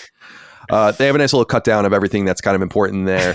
This because they're a Japanese company. They released their statements late last night, and then their financial call didn't go up until 3 a.m. So I haven't watched it yet. So I can't get any of the stuff out myself because we had to do the show. I didn't want to delay the show too much. But here's what they say. Quote, Sony has released its financial results for Q1 2025, revealing an 8% sales income and 127% operating income increase year on year for its games and network services division. The company also revealed PlayStation 5 and game software sales have seen a boost since the same period last year. And we won't talk about numbers in yen. Who gives a shit? According to the financial results, Sony's GNNS division saw an overall increase of 8.1% year over year, $6.3 billion. Sales are up across the majority of the division, with hardware sales up 4.7%, game software sales up 11%, and network services like PlayStation Plus up 8.3%. Sales in its other segment, however, are down 3.2%. Breaking this down, Sony revealed that sales physical software hit $157 million in Q1, up 10% year over year, while digital software sales were $1.38 billion and saw a more substantial increase of 40.6% year over year. How does that make you feel, Dustin? Only $157 million in physical sales for the quarter, up $1.38 billion in digital sales. I think that's an 83% ratio, as they report. The highest they've ever reported. Oh, it's not surprising. No. The number does fluctuate, though. It's important to note this. If you look at the numbers quarter over quarter and year over year, the number is always highest this quarter, and it goes down as we get closer to the holiday season. As people, I think, buy more physical games and as more AAA games come and people want them boxed. So it'll probably go back down to the 70s, but it has never been as highly reported as 83%, which it was now. So very, very interesting. Add-on content sales are up 0.6% year over year, while other software dropped 23.5% year over year. The report also revealed that PlayStation 5 sales have seen a small 4.2% increase. PlayStation's third-party titles have seen a major 22.9% year-over-year boost, and first-party titles are up too by 15% year-over-year. Really great results. Dustin, do you have any reflections that you want to share on these? There's not too much to say. I mean, it's not a huge surprise. Operating income up 100. I mean, they're starting to make up over 100%. So they're starting to make pretty substantial amounts of money. And as I read, Sony made more money in profit this last quarter, than they did for the entirety of the PS1 generation, or about that. Which is like, what? Like, I don't even obviously these numbers are unadjusted, and the games industry is a lot different now, but that's fucking crazy. It's also worth noting in the PS3 generation, they lost money. So they're making it's just, I don't know. It's pretty remarkable, but 80 million PS5s. Give me 3 to 5 minutes on this. 3 to 5. Well, I don't know if I can cut it down that much if I'm being honest. Oh, okay. But yeah, it's I think the main thing that's interesting to me, and I think you pointed this out last night on Twitter, is that this is everything is up. But imagine how up it's going to be when Grand Theft Auto comes out. Because that is just going to be such a big system seller, not only for PlayStation 5, but I think also that's going to be the game that's going to motivate people to buy another PlayStation 5 with PlayStation 5 Pro. Whether it's 60 FPS or 30, whatever, it doesn't matter. If people, when that game comes out, are going to say, where am I going to get the highest quality Grand Theft Auto experience? And assumingly, it's going to be on PlayStation 5 Pro. So it's the same kind of thing that we've been saying with the last financial results, is that this past year, there's been a lot of doom and gloom around Sony because of their first party output being much lower in the past. But the same thing we said then still stands. That it simply does not matter. Nope. Doesn't matter. Nope. You can look at it as them doing it with one arm tied behind their back, if you look at the lack of software and stuff, but just from them. But it just, again, just that it doesn't matter, and it matters to us. We want those games. I want those games. But to the market, it really doesn't matter. I mean, you could even see that with just Death Stranding 2. I think Death Stranding 2 is extraordinarily good. It's my game of the year so far, but it probably has only sold 1.5 million copies or something, I would just predict. I mean, that's just me throwing it out there. Now, that's not a huge surprise. As we've said before, it took more than 2 years, I think, for it to hit 5 million, and it had to go to the original, and it had to go to PC for that to happen, and then wait a year. So it was never a huge game. It's like a Metroid. It's the Metroid of PlayStation. And but it just goes to show you, like, that's kind of the zeitgeist for PlayStation hardcore fans. But there's most people that play on PlayStation don't give a fuck about Death Stranding 2. And I just can't imagine. I keep imagining, Chris, how, and this is what Dustin has been saying, is like, imagine where they'd be right now if they were really firing on all cylinders. And they didn't. They weren't they're amortizing all the losses that they've taken. So, like, they're showing a significant profit, even when they're losing hundreds of millions of dollars on some of these various games. So what are your reflections on this? Anything stick out to you? Yeah, well, I mean, I think I brought this up on a previous, when we talked about financials before. I don't know if it was super recently, but like I know in the last like month or two, where I do think a big part of the story is the fact that this generation is uniquely cross gen. Like the PS4 is very, very active. Sony's doing well, and so and the PS5 is doing well too, and it's, you call it momentum, call it a lack of real competition, whatever it is, they're doing really well with very little on the docket, or at least very little on the docket that would seem to drive people to the platform. And so I mean, they're healthy, which is just goes to show. I mean, like, look, money talks. The internet's loud, but money talks. And there's all sorts of doom and gloom about PlayStation and what's happening to what's happening to it or whatever. But people are out there buying. Mm-hmm. Yeah, the doom and gloom is not. I mean, the doom and gloom is nonsense. Just absolute fanboy fodder, like just disruptive, annoying. Yeah, detached from reality. Aspects of it, I think, are for sure. Well, say more. You know? Say more. Well, I think I think there is validity in being kind of like, oh man, I wish we got more out of development times being long and budgets being overblown, and I do think there's like valid ways to feel like disappointed by certain things, but ultimately doesn't really seem to matter, and that's the way it is. Yeah, it's I agree with you. I mean, I'm disappointed in a lot of ways too, and like I do think the PS5 generation is missing definition.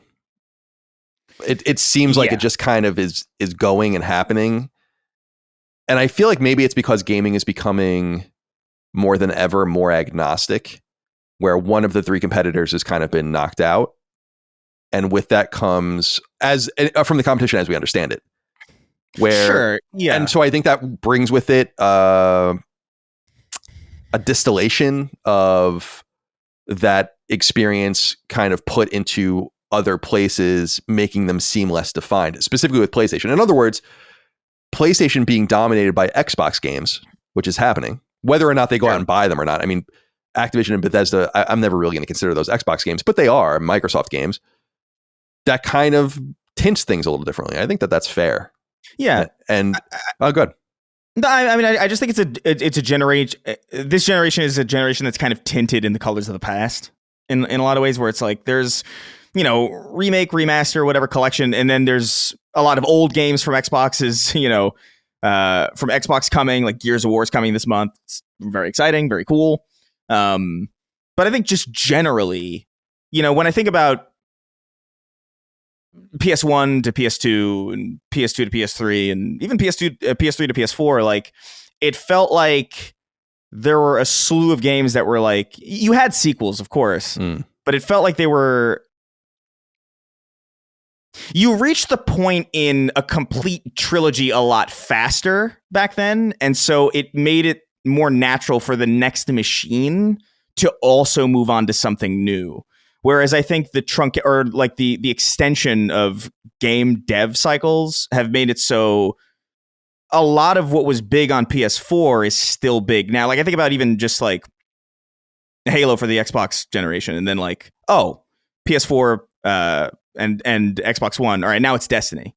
But like, we're PS5 now, and it's still Destiny. You know what I mean? It's still God of War is going to be a new God of War. It's still Horizon from PS4, and so like, I just think that kind of makes it feel like more PS4 rather than like, this is PS5. Like, not to say we haven't had new IP. Obviously, Saros is coming, Intergalactic is coming, but Intergalactic is coming way, way late in comparison to when we would have expected something like Intergalactic to come out for a new generation. It used to be like, a new generation's coming. We're going to get a new IP in like a year. That's what it used to be like. But it can't be that way anymore, and I get that. But it does lead to a psychological feeling of like this generation just feels ill-defined. Yeah. Or it feels like it lacks an identity. I agree with that. Prior generation.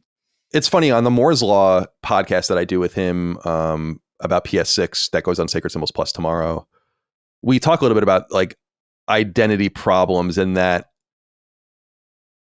generation, because he's talking about how, and basically the word about PS6 is that it's going to be like a more affordable machine. Like he contends that the PS6 will be cheaper than people think, and that it could be as cheap as $500 when it comes out, but that it's going to be a much cheaper machine for them to make, and it's going to be really powerful. He's basically saying like a reliable 4K 120 machine, and we were saying, and he was saying like it's not going to, and we were basically saying NES to SNES and especially SNES to N64 felt like huge jumps. I remember when I played Super Mario World as a kid, and I was like, you could tell and feel the difference. And then obviously N64 and the move to polygonal and 3D gaming speaks for itself. And then I think there was a big jump from PS2 to PS3 as well. I feel like that's not ever going to happen again. And people kind of have to accept that it simply can't happen again. And what Tom was making the argument for was you have like a 120 hertz monitor. It's not going to get any better than 120 frames. You have a 4K monitor. It's not going to get any better than 4K. Now it's going to be, it can get better, but you're going to have to like adapt your life and get an 8K television or all of these different things. And so we're getting to a point where how the machines are going to differentiate themselves by generation are going to be the things that they do to the inside of the game, like AI, procedural generation, the way you deal with NPCs and quests, and that's going to be the power. Because we're reaching we were talking specifically about Death Stranding 2, where I'm like, Death Stranding 2 is so fucking beautiful that it is photorealistic in a lot of ways. There are times where it's like, this is, how can it be any better than this? Right. And so I don't feel like I'm looking for power differentials. And so it has to come from the games. And I do agree that there have been awesome games this generation, but there are games that can be played anywhere. And that's fine for the most part. And that's fine. I don't really give a shit. But I don't. So I think you're right. And I don't blame people for saying there's like a je ne sais quoi that's missing about this generation. But I just think it will either be captured late in the generation, or, which is kind of what happened with PS4, actually, when you really think about it. I mean, it obviously had some defining games, but it really hit its stride very late. I mean, its last two major games were The Last of Us Part 2 and Ghost of Tsushima. That's pretty crazy. True. Yeah, but PS4 also started with weird, like the order was that, you know what I mean? Like there was something there. Even if things didn't always hit. Bloodborne. Yeah, and the sad reality too is like it might not even, like, we're focused on this stuff because we're clued into it and we're in tune with even just prior generations and we care. But like the reality is too that like while there may be a lacking identity in PS5, it's very possible, and I would argue probably very, very likely that nobody cares. Nobody really cares about that. Like we do.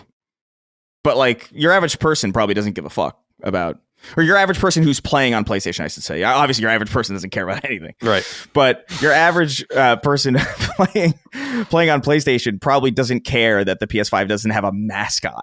You know what I mean? Like I can't imagine that they do. And that's kind of reinforced by the fact that they're selling well. And it doesn't really seem to be impeding them in any real way. It's really more of a vibe than anything for the hardcore people. And it might not matter at all. Marco Bruno wrote in, said, "Hi, Sacreds. Sony's CFO, Lin Tao, just recently stated that 40% of the companies..." I don't think so. I don't think Lin Tao is the Sony CFO. I thought Hiroki Totoki was CFO. Recently stated that 40% of the company's first-party software revenue for Q1 was from live service. The exact quote via Video Games Chronicle is, quote, "For Q1, the live service ratio was about 40%.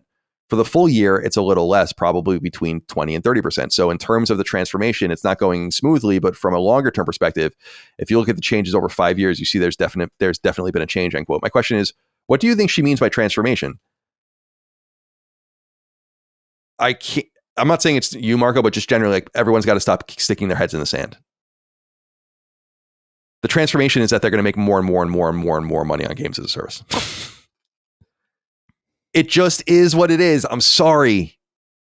If I was in control of the games industry, if everyone purchased games like I did, and I'm not saying the volume of games, I'm saying if you purchased the games I did, it would be a very different gaming ecosystem. But I am the outlier.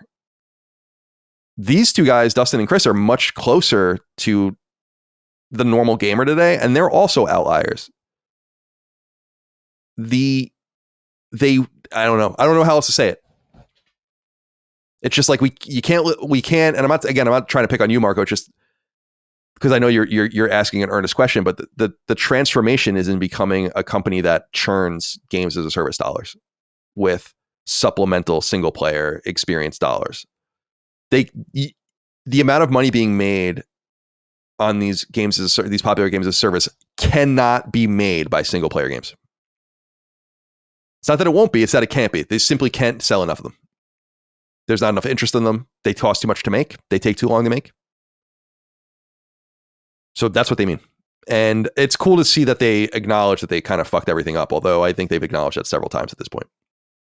Other things they noted, I don't know if you saw this, Chris, that they said that Bungie is being further integrated into PlayStation Studios, which is not a huge surprise. I mean, obviously just a complete waste for Sony to do this, but they have to salvage it in some way. So that's happening. And something else that I thought was really interesting as well, and I'm amped about this because I am a protectionist, is though it's not forcing Sony to create PlayStations in the US, I don't know if you guys saw that all PlayStation 5s being sold in the US will now be made outside of China. So, and they've officially like acknowledged that that's how they're avoiding tariffs. And in fact, If you look at their financial guidance, not only do they increase sales expectations, but they also increase sales expectations, or at least net income expectations, based on the fact that they think tariffs will be less effective for them now that they've figured out how to move their production outside of China for the US.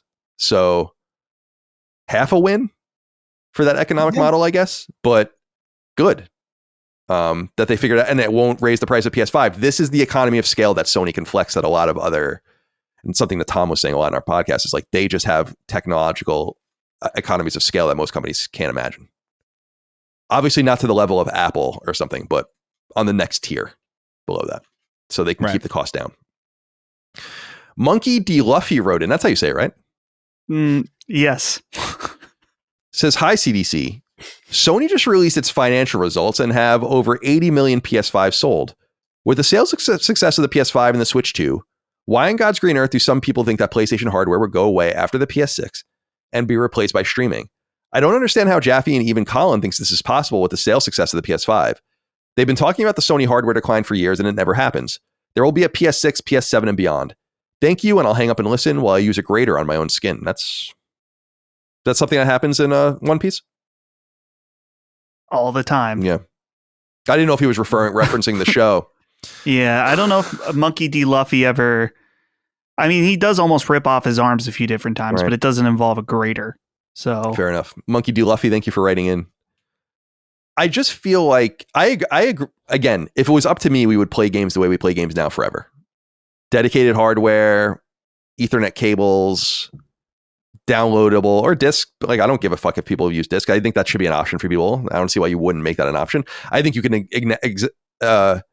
imagine that the PlayStation 6 will have a external disk drive. I think that that's going to be a thing.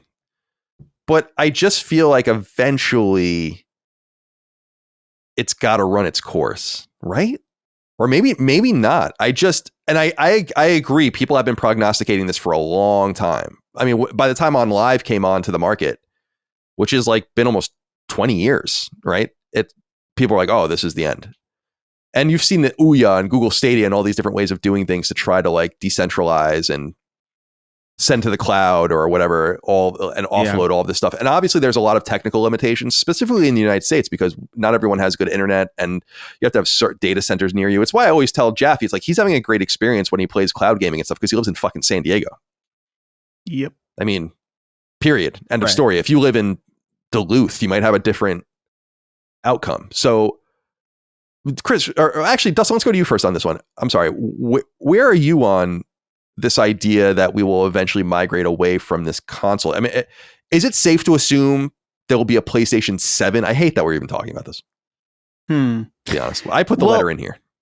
Yeah. I feel like for the foreseeable future, including up to PlayStation 7, I imagine that we will be buying dedicated hardware. And it comes back to what you were saying about people's internet. Even Brad, when I was at his house, he lives in Irvine, right? His internet was ass. Sorry, Brad.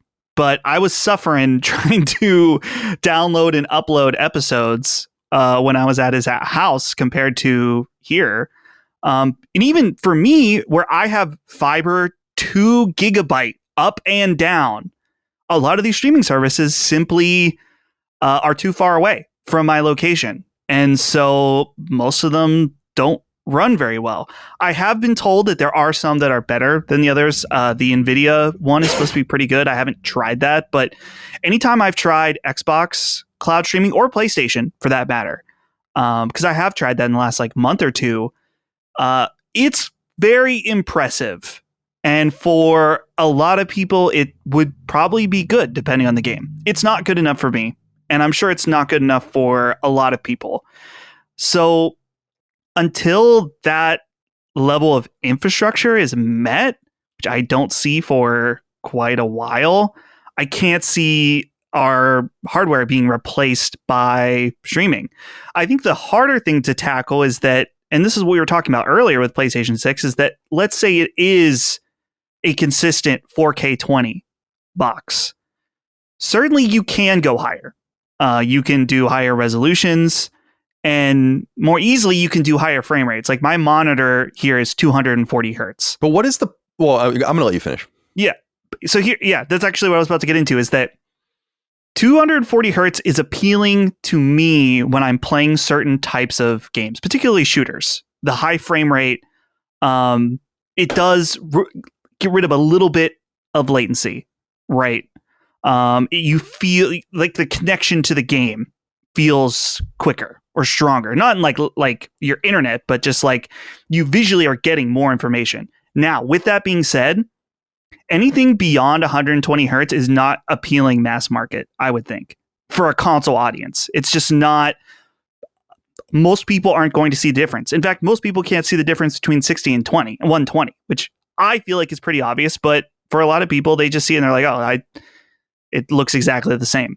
So the problem then comes with PlayStation 6. If it is a 4K 60 machine or 4K 120, where do you go from there?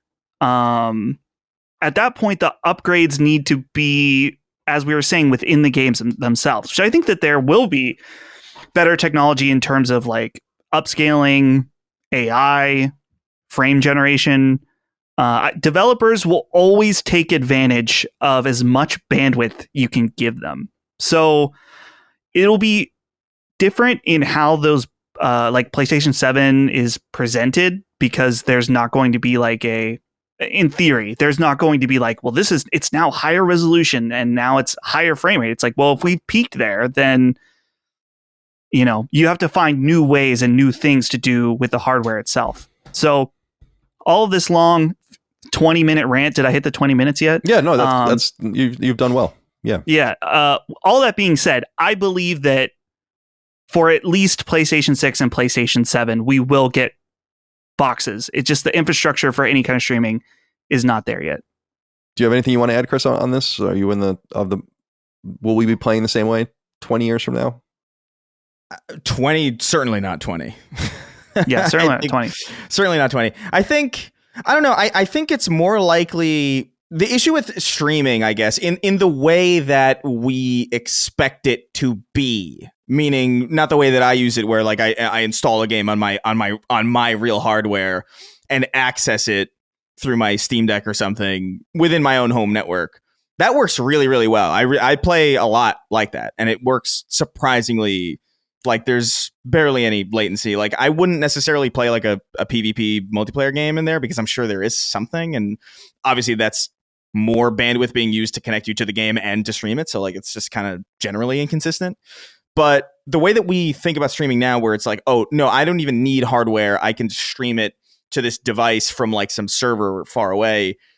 That is not necessarily, that's not a technological limitation. That's more of like, I mean, realistically, that's a corporate limitation. There's a lot of like, if you really analyze the way that internet companies operate, even for a half second, that they're not,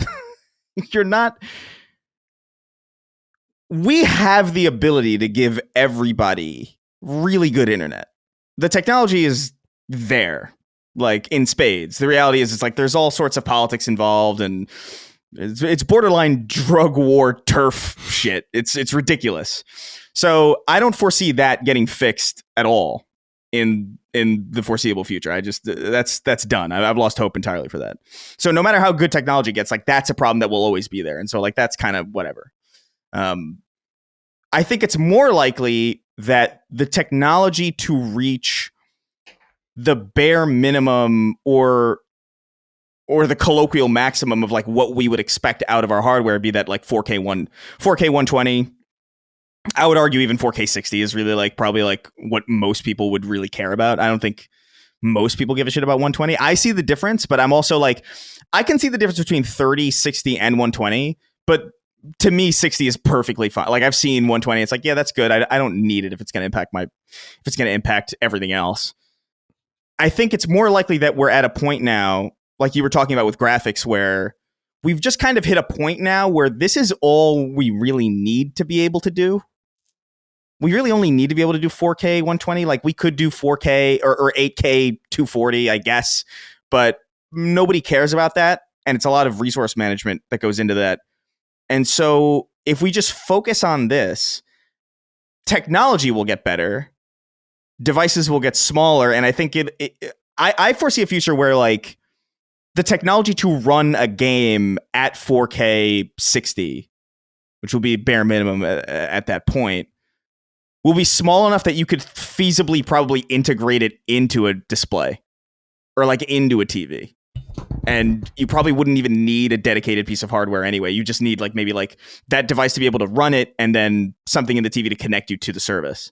I think it's more likely that that's where things will probably go than a streaming future where like we're all just like streaming stuff to our machines, because even within the context of people who play video games in those spaces, streaming is still a really, really niche kind of outlier way of accessing that material. Like even within our niche of niches. And so I don't foresee that being something that they dedicate a lot of time to figuring it out, especially because the problems that arise from trying to solve that problem, or the roadblocks that arise from trying to solve that problem, don't even have anything to do with them or their ability to make technology, but more about like politics that are completely outside of their control anyway. And so that's really what I see. And like maybe by the time PS7 comes out, like I could see the PS7 being fucking small, like absurdly tiny. It's funny you say that because Tom was even saying, Tom has this idea that they might even do a PS6S style console, and he was saying that it would be the size of like a router. Yeah, I mean, I could see it even smaller. Like I genuinely, I mean, really think about the fact that an iPhone can run Resident Evil 4 Remake. Like at a shitty frame rate, to be fair, but like that it does that at all with that in that form factor is crazy. And if we have a ceiling where we just kind of collectively agree, it's like it doesn't really need to be better than 120 or 4K 120 or 4K 60. Technology is going to allow you to facilitate that easier, and you won't need a bigger machine to facilitate for like 9K, 10K, 15K, all the cooling 500. you need to put into it and shit. Yeah, it's that I think is more likely.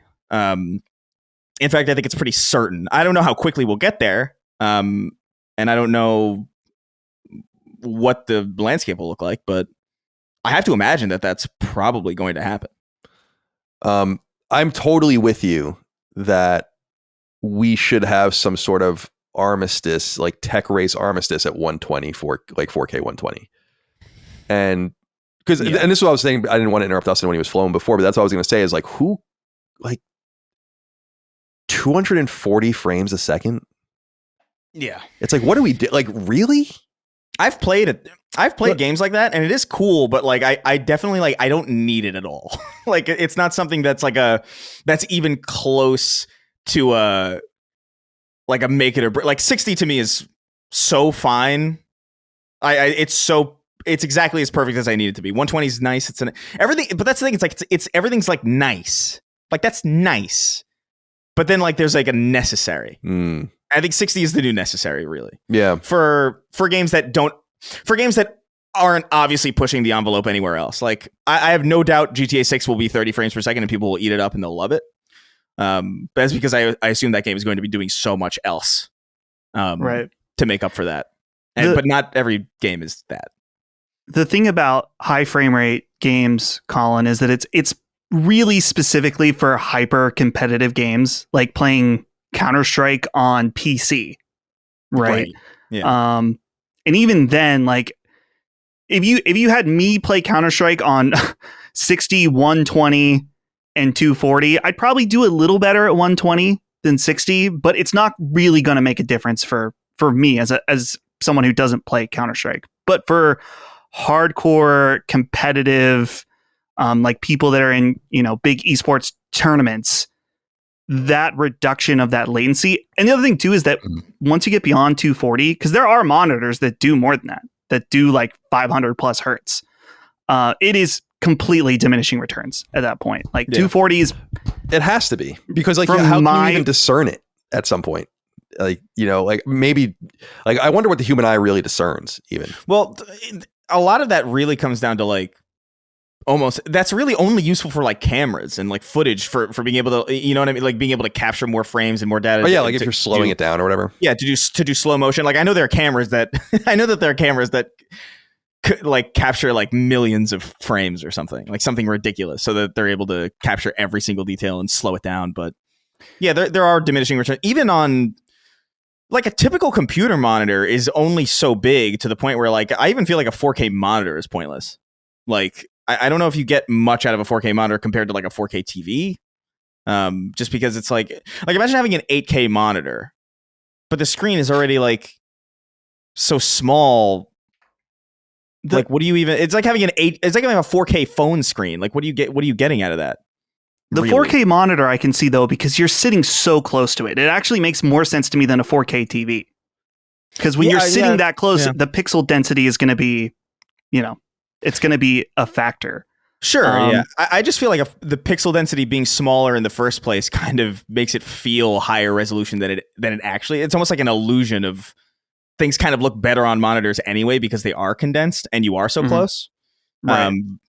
That I don't even really know. Like I've played primarily at like, what is it? Oh my God. What's the 1440? 1440 to me is like entirely perfect. Like I have no issues. Like 1440 is like, oh, that's perfectly fine. I don't even really need or see much of a benefit to 4K. Although mainly 4K, the benefit is it looks slightly better, but then it's harder to run. And I'm always going to err on a better performance frame rate than, just get a 4090, Chris. That's what I always tell Locke. Locke's like, it doesn't run well on my computer. I'm like, just pony up the money. Come on. What's the problem? I don't need it to run better. I'm though, just kidding. No, but I've heard this argument. I'm saying I'm just kidding to the audience because I know that is like the douchiest thing ever to be like, oh, just buy a 4090, bro. Just get the 5090, bro. Come on, what's the problem? Take out a second mortgage and get a fucking graphics card. Yeah, I don't know. There's a video that I highly recommend if people are interested in this topic from Linus Tech Tips called "Does High FPS Make You a Better Gamer?" Where they brought in esports pros and had them play at different frame rates and tried to do it scientific. That's pretty interesting, pretty telling about this. And there is definitely a cutoff of what makes you better. Yeah, I think if you need, I shouldn't say that.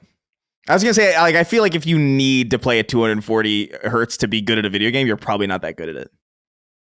You know what I mean? Like I feel like if you need that much information, just operate the way everybody else is. What are you doing? You can't hack it? Can't figure it out? Shall we move on? Yeah. Anything else to say about this? Did we use all the letters? I think we said it. Yeah, I think we got it. Monkey D. Luffy, thank you for writing in. Monkey D. Luffy. Da Luffy. Da Luffy. All right. Here's some news out of Media Molecule, Sony-owned studio. Best known for Little Big Planet, of course.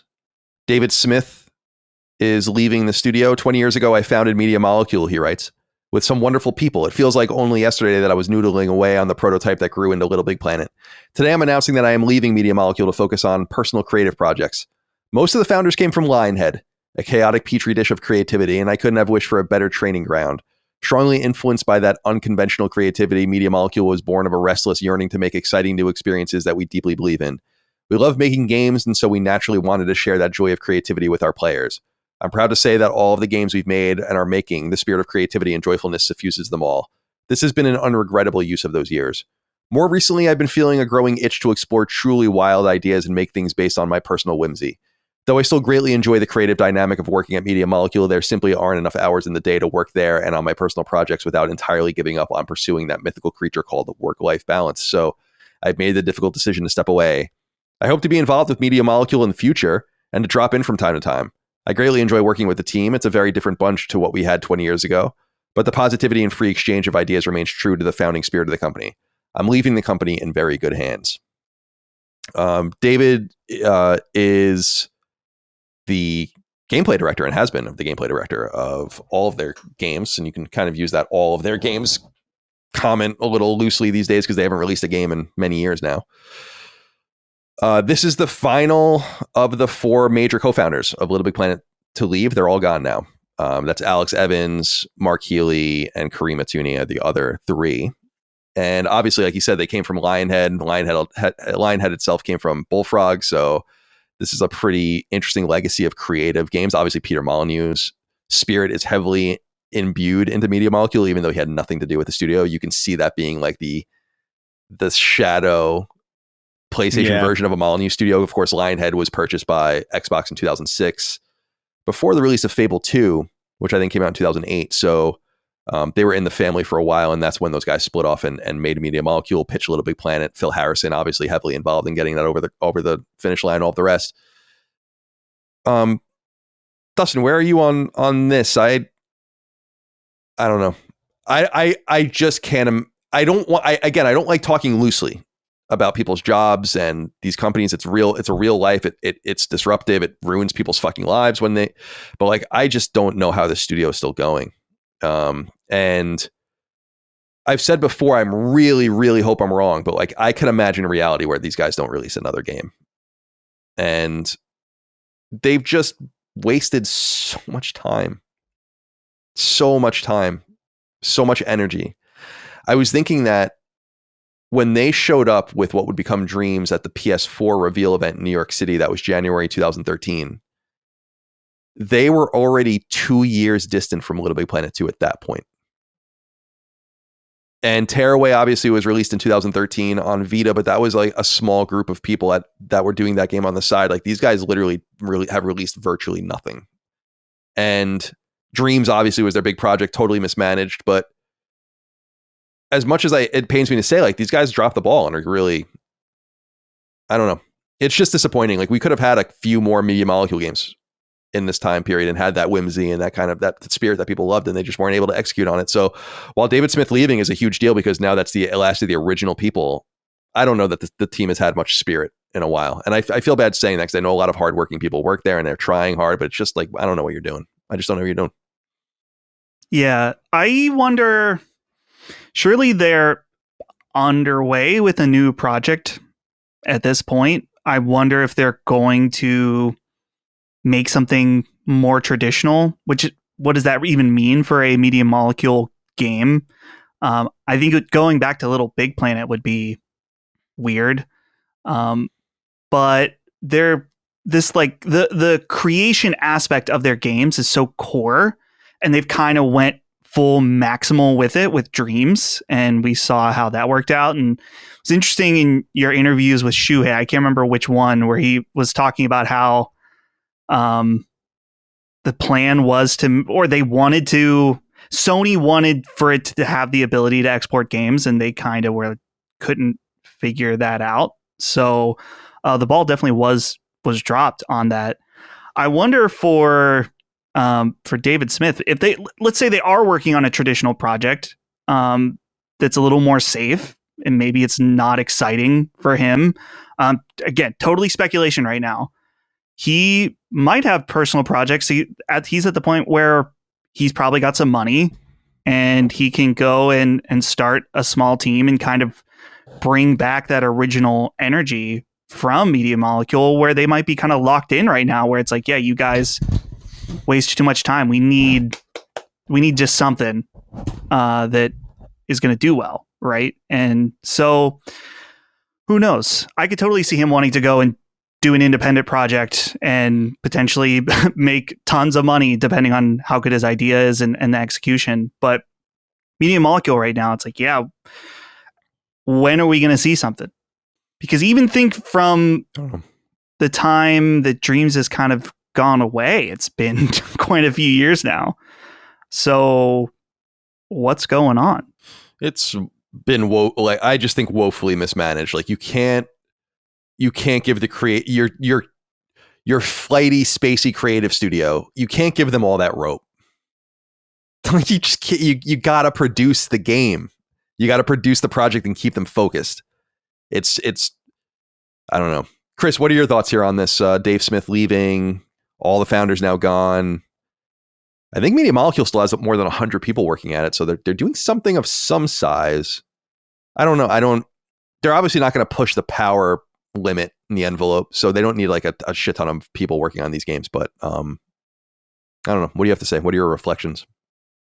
I don't know. I feel like it's just regrettable how much time was wasted on Dreams, I guess, and we could have got more out of them. I don't really know. I feel like it's.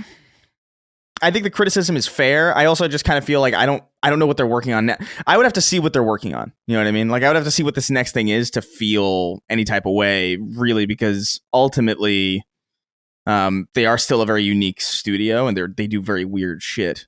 And so, depending on how interesting or how good this new thing looks, I might feel completely differently than how I feel right now. But obviously, how I feel right now is painted by Dreams and just the amount of time that it has been since their last proper game. And so that feeling is kind of like trepidation. It's just kind of like, well, I don't really know what's going on. Obviously, losing. I don't know. I don't think people going like choosing to do something else after being with a studio for a long time or being anywhere for a long time is necessarily a bad thing, or it's not necessarily an indictment on whatever it is that's happening at that place. Sometimes people just reach a point where you're just like, well, this is good. I got to do something else. And this doesn't feel quite like, a game director, leaving in the middle of like, a high profile game that's being created. You know what I mean? Like it doesn't have that air to me. And so I don't know if this doesn't concern me any more than I have been concerned, I guess I should say. It doesn't really move the needle for me because I've just been confused as to what's been taking so long in the first place for years anyway. So that this doesn't really change things, I guess, for me. Yeah. But one thing is clear that the only clear thing is that like I gotta see something. Like we gotta see something. And I don't know how you really do that. I always advocate though I always talk about not showing things too early though. So like maybe things are too early, but that even feels crazy because it's been a while. So I don't know. I mean, Dreams came out and it's in 20. I mean, it launched finally in 2020. It was out in early access before that, but it's unclear when the team really started making something new because I think that they were trying to support Dreams for a long time. They ported it to PSVR. They were going to bring it to PC. So I'm sure that was like heavily on its way. Obviously all the tools and integrations, like shepherding things. So I'm not entirely sure they've been working on this new game for more than a couple of years, maybe, whatever it might be. And I really hope I'm wrong. I would love to see what comes out of them. But I think, to use a Dustin term, like a ship of Theseus is kind of, it's like, who's even there anymore that worked on Little Big Planet? The last Little Big Planet game from Media Molecule came out 14 years ago. Can you believe that? 14 years. Yeah. It's been since Little Big Planet 2. And I think Tearaway is cool, but it gives them an excuse for like the more, I don't want to say uneducated, but like not as connected gamer that's like, well, they made something in between. And it's like, I was there for the previews of those games. I was interviewing people. Like they were making it so clear that was like a side team that was doing like a small project while they worked on their next big thing, which was Dreams. And so I don't know, man. Like I just don't know why you give these guys so much rope and why Dreams. And it's something I talked about with Shuhei was like, and obviously things well out of his control, but I'm surprised that there wasn't more of a strategy. I think we've said it in the past. It's like when you spin a thing up like Dreams, you have to have like an execution of like what we need. And it's got to be more than just the game. Like we have to have a route of sale for new products. We need to bring people into this game without them needing the game where they can try products without downloading the package file and all these. It's like, you shouldn't even bother if you didn't have those things at the end. It's like making a great video and putting a shitty thumbnail on it or giving it a stupid title. Like I title every episode of Sacred Symbols. Like it should be noted with Sacred Symbols, stupid titles. It's like we can get away with that. If this was a new show or like trying to upstart or something, it would be really stupid not to name the podcast like PlayStation 5 sales explode. Right. And the end of Media Molecule or something. But it's like, no, I'll just name it some 80s song lyric instead. But you have to kind of earn that. And I don't know. I don't know. I'm very curious about what their true level of health is. And I really feel like if Sony has to make further cuts And I don't think that that's out of the question, considering the state of the economy. Inflation is still, well, inflation's tamped down in the US, but it's not great in other parts of the world. Costs are going up. It's like, if they have to cut more, I think Media Molecule is next. Has to be. It has to be Media Molecule and Bend, right? Those are the two, unfortunately, that are going to be next on the chopping block if they really do shut the more things down, or if they found more studios that need to bloodlet elsewhere. It's sad, but I think that there's no, and then I think once you lose those two teams, you have no more fat. Like now it cuts the bone if you get through them. Then you start getting to Sucker Punch and Santa Monica, Naughty Dog, Polyphony, Gorilla. Like, so I don't know. Does that make sense to you guys? I would assume, I don't think that it would be anyone else but them. Yeah. All right. AJ White, you had a letter here, but we already talked about everything you wrote in. So we're just going to go to the next story. And the next story is about Bioshock. Over at Bloomberg, Jason Schreier. Oh, what is this? Hold on a second. I had a little thing here. I had it was a CAPTCHA, but it was one of those things where I had to hold down a button. Oh. Yeah. But over on Bloomberg, so this actually was written last week, and when the story went live, I'm even pretty sure before the last episode of Sacred Symbols published. But we had long since recorded it the day before. And so we weren't able to incorporate what I think is a pretty substantial story. And it comes from Jason over at Bloomberg. He writes, next Bioshock game changes leaders after development turmoil. There's actually two pieces of news in here. He writes, quote, Take-Two Interactive Software Inc. is overhauling parts of the next Bioshock game and shaking up management after senior executives expressed they were unhappy with its development, according to people familiar with the situation. The new Bioshock, which is being produced by Cloud Chamber, recently failed a review by executives at 2K Games, the publishing subsidiary of Take-Two, said the people who weren't authorized to discuss private information and asked not to be identified. The game's narrative was identified... weird writing. The game's narrative was identified as an area that was particularly in need of improvement and will be revamped in the coming months, the people said. 2K Games subsequently ousted studio head Kelly Gilmore and moved creative director Hogarth de la Plante to a publishing role. In a recent all-hands meeting, Cloud Chamber staff were told that the company needs to become more agile and efficient, leading to worries that layoffs may follow, the people said. 2K gave Bloomberg a statement and said the following, quote, we are working hard to set Bioshock up for the best possible future. Right now, we have a good game, but we are committed to delivering a great one. We are working closely with the leadership of the studio to define this path, end quote. Bioshock is one of the most successful franchises in gaming, as we know, with more than 43 million copies sold across 3 games. But hasn't had a new entry since 2013, Jason writes. Now, here's the other interesting piece of news. And by the way, this team Cloud Chamber has been working on Bioshock since before the pandemic. So I would assume the game is, as it's constituted now, content complete, you would imagine, and was probably presented, and it's just not good enough, which is interesting. You got to treat Bioshock with a lot of care. You're stepping into some pretty big shoes with Ken Levine, obviously. But here's the other one, Chris. Quote, 2K Games was also developing a remake of the first Bioshock game, but that was shelved earlier this year, according to people familiar with the plans, end quote. What's going on over there? I don't want to say, how hard is it to have the blueprint of Bioshock and just replicate it? Just do exactly what they did, but make it prettier. I'm not saying that doesn't take incredible skill, but the hardest part is done for you, which is the design of the game, the writing, the story. So it's really crazy that Take-Two botched that. But that's what that NVIDIA leak was. Bioshock RTX or whatever, remember? Ray tracing? Yeah.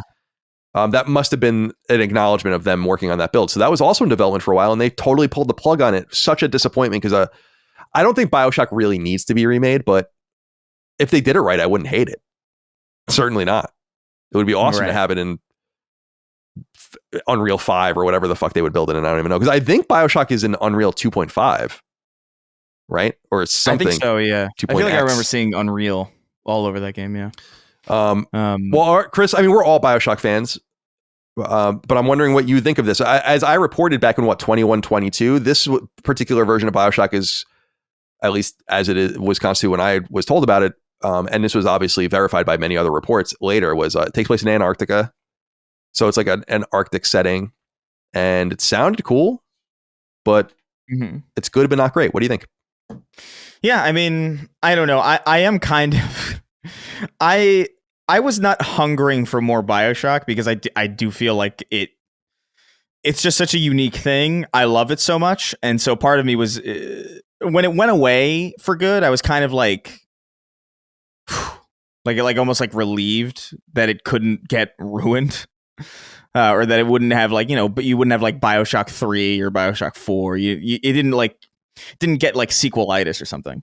I like when good things are generally left alone. And so when I heard that a new team was making one in the first place, I was already kind of like, I don't know, man. Like, do you think you can really do as good? Can you get to that mark of weirdness? And I don't know. I like. It just seems like a really difficult thing to undertake, and that's, I guess, I respect it in some way, but that's not a position that I would be envious of. I'll put it that way. Like, I wouldn't be envious of the person who has to figure out how to make a brand new Bioshock from scratch and have it live up to the old ones. Like, that's a rough situation I feel like to be in. But as far as like that remake, like I don't know how you botch a Bioshock remake unless like maybe they wanted to. Unless they maybe wanted to make it more of a true immersive sim, or like, lean more heavily into some of the stuff that was maybe left on the cutting room floor for Bioshock. Like maybe that was where they fucked up. I don't feel like Bioshock needs a remake at all. I don't think it really does either, but but I wouldn't, the gameplay could be a little tighter. I don't hate it. I think it's awesome, but I could imagine a much better version of Bioshock. But I don't think I need it because I think it does stand up. I played it. Well, it's been probably 5 years since I last played the original, but it's great. I mean, I guess it's like a Dead Space thing, I guess, where like I could see it being done well, and I could see it maybe like completely being like the completely preferred way to play. Maybe they'll fix that. That final fight is not. That's a good point because Dead Space is newer than Bioshock. So right, yeah. So it could even you could argue that it actually was more deserving than even what Motive did to Dead Space, which was awesome. Yeah, I don't know. I really love Bioshock, and I'm very protective over it. And so like hearing this is both concerning, but also kind of like nice because it's like, oh, they acknowledge that it's good but not great, and they understand that that's not good enough. That's nice to know that they hold it in high regard enough to clarify that and to acknowledge that and not be like, well, we spent a lot of money making this, so you're putting it out now. I'm glad that that's not what's happening. But at the same time, what do you do to make a good game great? Like, how do you do that? The word is that like they're going to focus like on the story, which is not a good, to me, in some way, that's a great sign because right. Exactly. Like in some way it's like, okay, because that could be tweaked. That can be tweaked. You can move things around. You can cut things. You might be able to go get some like pickup shots with mocap but like the gameplay works. It's like, okay, so that's maybe a good sign, but it, like you said, it's Bioshock. If the story isn't working, you don't really have anything, actually. It doesn't even matter. So I agree with you. I agree with you completely. These are big shoes to fill. Very difficult shoes to fill. Mega Maddie wrote in, and we'll get to you, Dustin. He says, hey, Sacred Saints, with the news this week that Bioshock 4's development is going back to the drawing board, at what point does 2K call time of death on this whole thing? Bioshock and Bioshock Infinite are my two favorite games ever, and I also love Bioshock 2 and think it's criminally underrated. I agree. I'll get into that in a second. I say that to make the point that a great Bioshock game can and has been made without Ken Levine, but after 6 years since it was announced, we've seen nothing from Bioshock 4, not even a CG trailer that would make Dustin and Chris say no gameplay, no hype. And with Judas on the horizon, it seems like a new Bioshock would just be eclipsed by that anyway. So at this point, do you think Bioshock 4 ever even sees the light of day? I don't want the game to be canceled, and I don't want anyone at Cloud Chamber to lose their jobs, but I think at 2K at large seem to have totally fumbled this entire thing. They couldn't even get the remake of Bioshock 1 off the ground. Anyways, thanks for all you do. I'll hang Sonic by the neck and listen. What do you do? It's criminal. I'm glad that you brought up Bioshock 2 because I've been thinking about that as well, because there is something that Chris is saying that's true, that it's hard to fill the shoes of Ken Levine, and that I think any Bioshock fan acknowledges that Bioshock 1 and 3 are the best ones. But Bioshock 2 is underrated. And I do believe that if people didn't know that it wasn't a Ken Levine game, they'd probably like it a lot more. I've thought that for years. That might be their least favorite one. I think it's not because Ken didn't work on it. It's because it's Rapture again, which is cool. But that's the diff. So what I'm saying is that another team could make a Bioshock game, and I think it could be pretty good. The challenge that you have, though, is that Bioshock 2, they relied on old assets and an old world that was already created for them. They got to make new stories in it. Now you're making something totally different, something totally new, long divorced from Bioshock. The last Bioshock game came out on PS3. So it's a precarious sort of situation, but I think, Dustin, in my opinion, they're talking about it like it will come out. Because I think you might just pull the plug at this point. But they're saying that they have a good game. They want to have a great game. I think you would probably maybe even ignore this story if you were really thinking about pulling the plug. So I'm not worried about it existentially. And how it interrelates with Judas might ultimately hurt it, but I don't know about that either. So what do you think? Yeah, well, okay, I'm looking through this Bloomberg article again, going slightly out of order. It says, right now we have a good game, but we are committed to delivering a great one. Do you lose your job as studio head for delivering a good game? Yeah. And not a great game? Yeah, true. That's a good point. That tells me the game is not, that they're painting a nicer picture than things actually are, that the game actually is not very good, and someone lost their job over how not good it was. So to me, I think that 2K sees how much money is on the table with Bioshock, and 2K of all people have enough money to burn, that they are willing to see it through to get it right. And maybe the problem is the story, which if the game is in theory based on time mostly done, it's kind of hard depending to the extent of what changes need to be made with the story. So my thought is that the game actually probably is not very good at all. And that they are scrambling to see if they can fix what's there. So who are the new studio head, Hogarth de la Plante, has quite the job ahead. Well, said it's not necessarily a new studio head to a publishing role. It said, I read that as the two people that were in charge. One of them got fired and one of them got demoted. Oh, right. Okay. Yeah. Okay. So even probably better, probably because they're going to fulfill he has a contract to fulfill or whatever, and they're going to pay him out. But yeah. So it's basically like the studio lead and the director are both out. Yeah. So I agree with you. Yeah. It's what happened with Fair Games, I think. Although that hit more with at Haven with Jade Raymond as executive producer and studio head.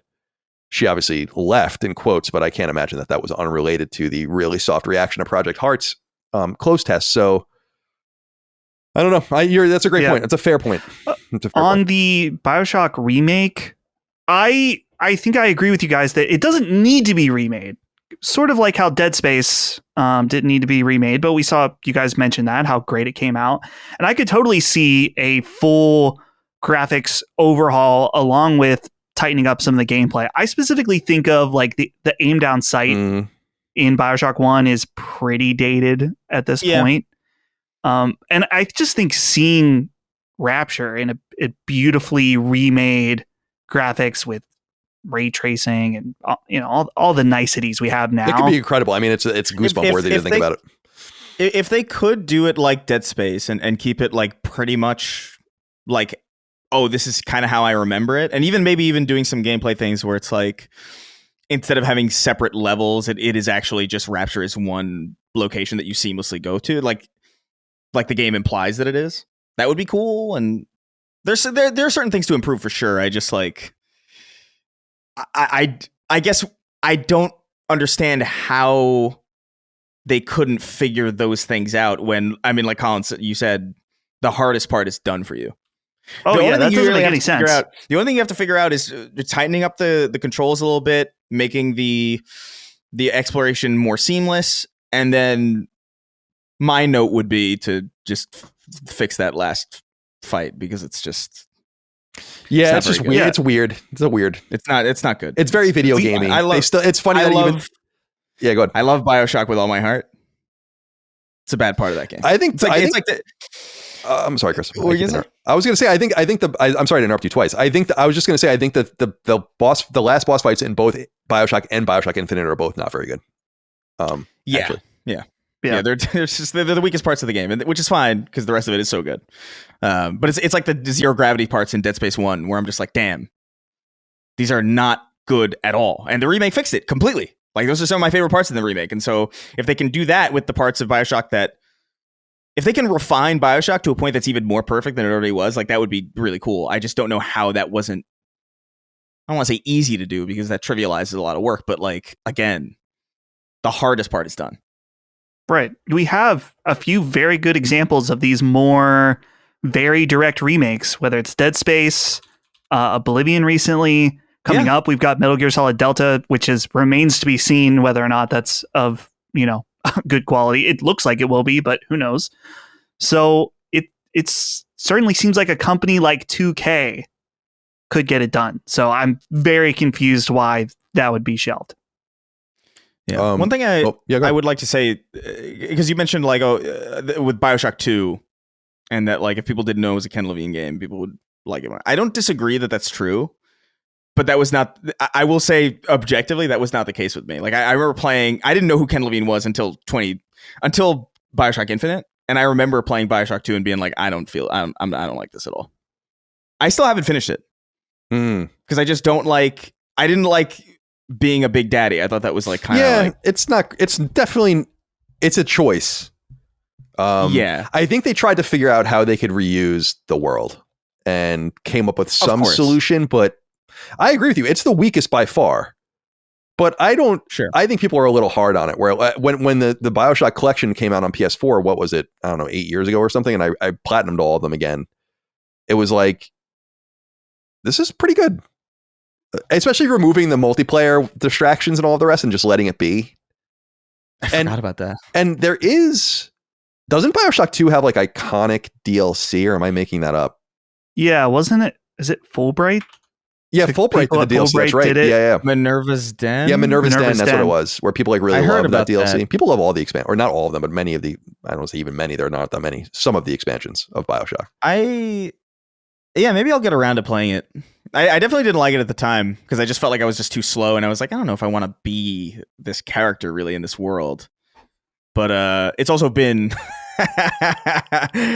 like 13 years since I've tried Bioshock 2. Right. So maybe it'll strike you differently because you're very much in your. I know you're very much in your immersive sim pocket, especially right now. I don't know if it will scratch that itch, but it's certainly going back to Rapture it's always a pleasure. Yeah, it's so fucking cool.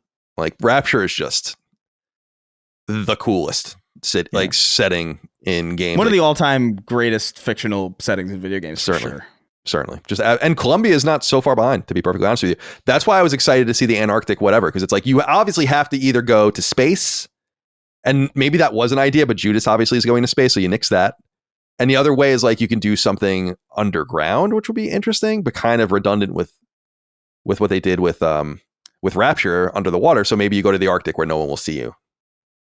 And it's set, in the 30s or 40s before satellites, so no one would even know you were there. And yeah, it's exciting, but I don't think I would be able to. I mean, maybe I'd have an idea for a story or something, but I agree. I would be very intimidated doing this. What about a Bioshock about a wealthy financier who owns an island with a temple? Oh, yeah. Dude, Bioshock with Jeffrey Epstein as the central figure.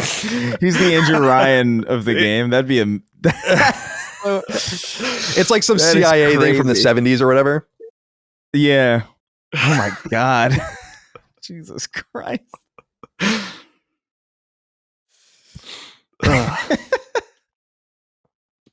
So stupid.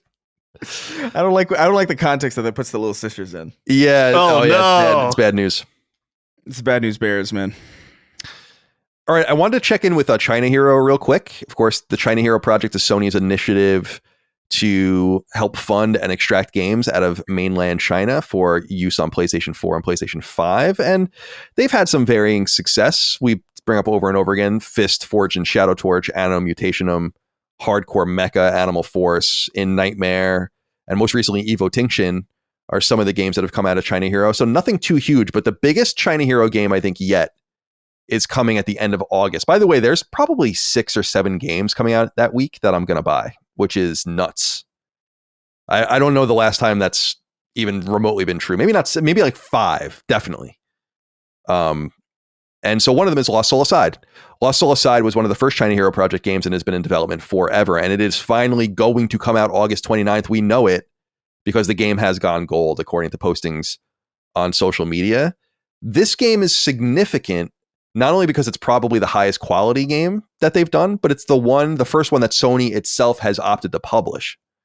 So this isn't some sort of loan or pub fund style thing where you pay Sony back and then you can publish elsewhere. Sony is publishing this game outright. And I think Convaleria is the only other one that they're set to publish. So that's a pretty big deal. Before we move on, I was looking at, so they've been posting some videos of the game. I've watched quite a bit of the gameplay. I think this game looks fucking great. Like I really, really do. I don't know that it's going to do very well, but it is one of those games, Dustin, that I feel like if the right people play it, if the right people learn about it, if the game gets a little bit of momentum, and I mean in the streaming space, kind of the influencer space, I feel like this game can get a little bit of attention because it seems like it's really going to be up people's alley, and I don't know if they even know it exists. And I don't really blame them for not knowing. At some point, you will forget that it exists because it's been in development for so long. What are you thinking, Lost Soul Aside?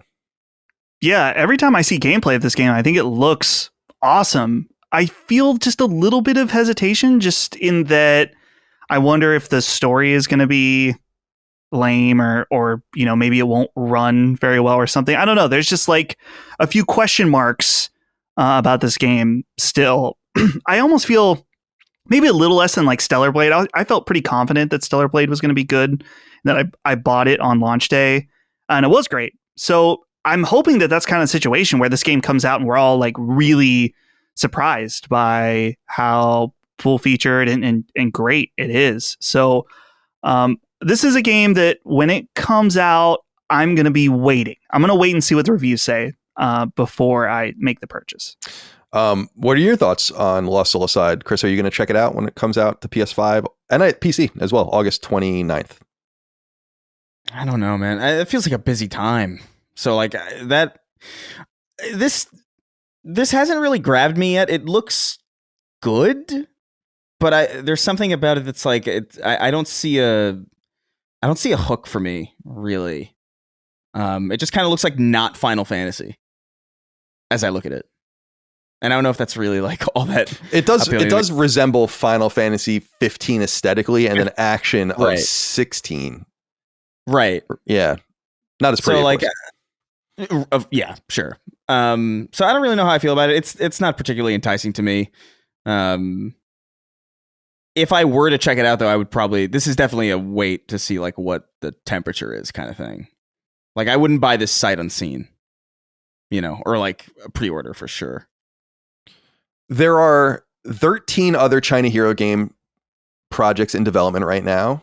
Some of them are called Ran, Lost Islands, Unending Dawn, the Godslayer, and so on and so forth. AI Limit is recently released, which is another one of them. But one I wanted to bring to your guys' attention, so there was a recent show, China Joy, which is a up-and-coming Chinese games show. And obviously China Hero has a pretty prominent role there, and PlayStation has a pretty prominent role there. They showed a game called Exiledge, Exiledge, all in capital letters. This is one of the China Hero Project games. I was curious if you guys watched this gameplay. There's only about a minute and a half of gameplay. This game kind of looks dope. This is the next one I'm going to keep my eyes on. Dustin, did you get a chance to watch the gameplay? It's like it's a third-person shooter with some action combat components. And I'm kind of impressed with how good this game looks. I don't know if I'm like getting over my skis or whatever, but I wanted to put it on people's radar. Maybe go check out the gameplay. What do you think? It looks like it has a nice mix of different things. Specifically, the dashing left and right gave me a little bit of what game is it from earlier this year? From which one? The Moon game, not the Moon game. I'm gonna die. He's losing it. I'm going to die. I hate when that happens. What? I don't know. PS5 exclusive that has the girl Celine. I thought you were talking about an upcoming game, Returnal. Returnal. I'm sorry. Dude, I thought you were talking about it. Dude, You said earlier this year. That's not why only I was am I dying, people just purposely crash their cars. Well, no, you said earlier this year, so I wasn't even thinking about anything. Oh, that just goes to show how far I'm dying. Yeah, that's what threw me, because what I thought it looked like some bit of Returnal too, but then you said earlier this year, I was like, it's funny that you remembered Celine, but you didn't remember Returnal. We talked about being cooked earlier. Yeah. 2 hours in the show. That was a moment. We're well done. But yeah, some of the elements remind me of that, which I think is cool. Art direction, it's hard to tell from this 2 minutes. There's the part where it shows like the overhang of like a skeletal, like a robotic skeleton almost, kind of a little Horizon-esque in some ways visually. So I feel like it feels a little generic visually, but the gameplay looks cool. So I'm down to see more. Anything from you, Chris, on this? Does this look interesting to you? It reminds me a little bit of I don't know, a different sort of third-person shooter that we kind of need that's a little bit more action-oriented, almost something like Evil West. I mean, it's not nearly the same, but like something that seems a little different. I know what you mean. Yeah, what do you think? I think it looks all right. Like I the dodge particularly I like, just because it looks very gamey. It looks like it's not grounded in realism at all. Like it almost could probably be a little bit cleaner, the animation of it, but I like that it's kind of gamey.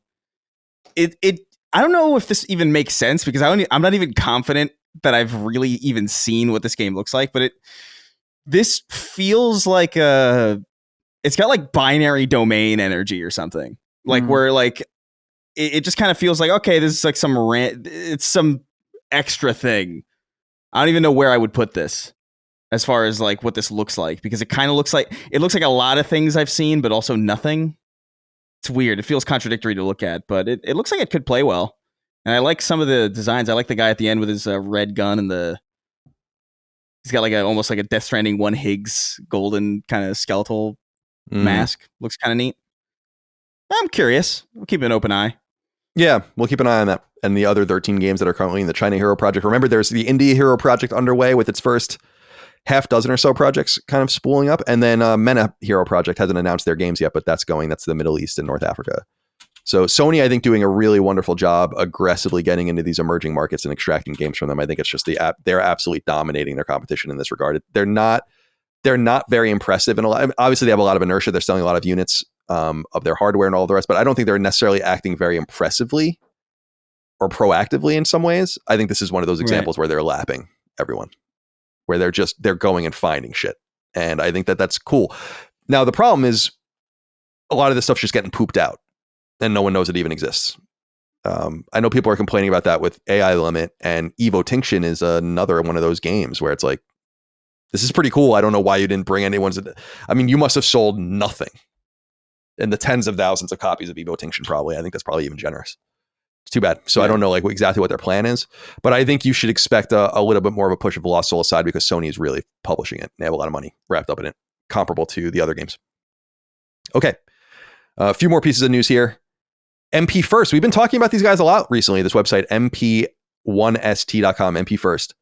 They report Starfield PS5 release plan for 2026 alongside Expansion 2. They write, quote, while more and more Xbox games are being released on the PS5, one Xbox exclusive game that still hasn't been announced for the PS5 is Bethesda's Starfield. Given Microsoft's multi-platform publishing stance, it's just a matter of when the sci-fi RPG will be available on Sony's console rather than if it will ever be released. For those on PS5 hoping to play Starfield on their console this year, that won't be happening just yet. According to our sources, MP First was told that Starfield won't be released in 2025, partly due to the RPG's weak sales of the first expansion, Shattered Space. Instead, Microsoft is leaning towards releasing the Starfield PS5 version in spring 2026. From what we were told, Starfield's release on PS5 is planned to coincide with the game's second expansion and other quality of life updates.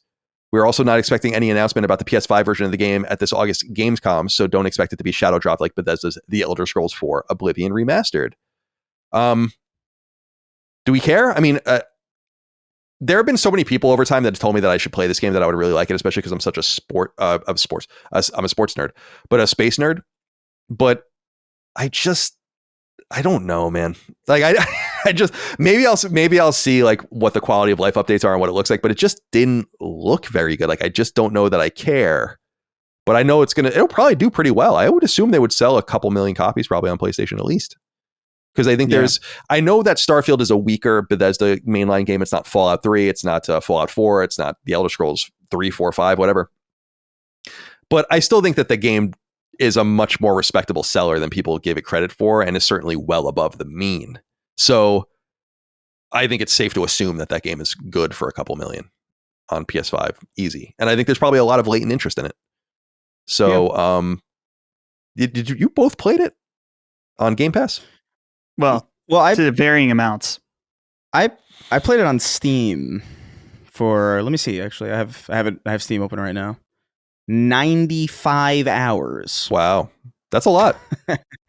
I liked it. I maintain. I think Starfield's kind of good. I don't think it's definitely not seminal, and it's definitely not like breaking the mold or anything, but it feels it was doing the things that I kind of wanted at a time where people kind of like, because I had open world fatigue. I didn't care. Like I don't want to like go off into the distance and like explore something. And that's not really what the game's about. And that's not typically what Bethesda does. Like Bethesda typically does do that, where it's just like, oh, it's an open world and you go off and explore and you kind of get lost in it.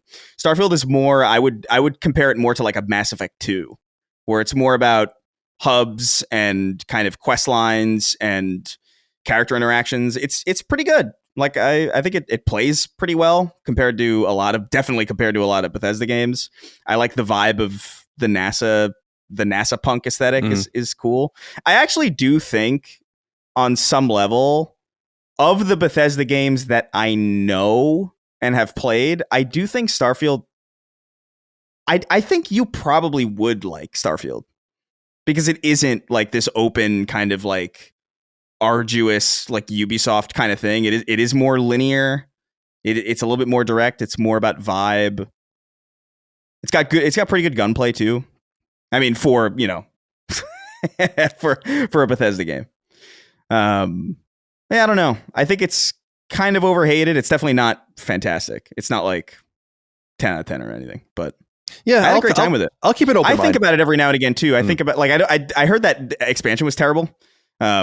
But I think about it every now and again. Like I get this kind of feeling of just like, yeah, it was fun to kind of board enemy ships and just boarding an enemy ship in the middle of space and then running into it with like a knife and killing everybody is hilarious. Like it's a ridiculous.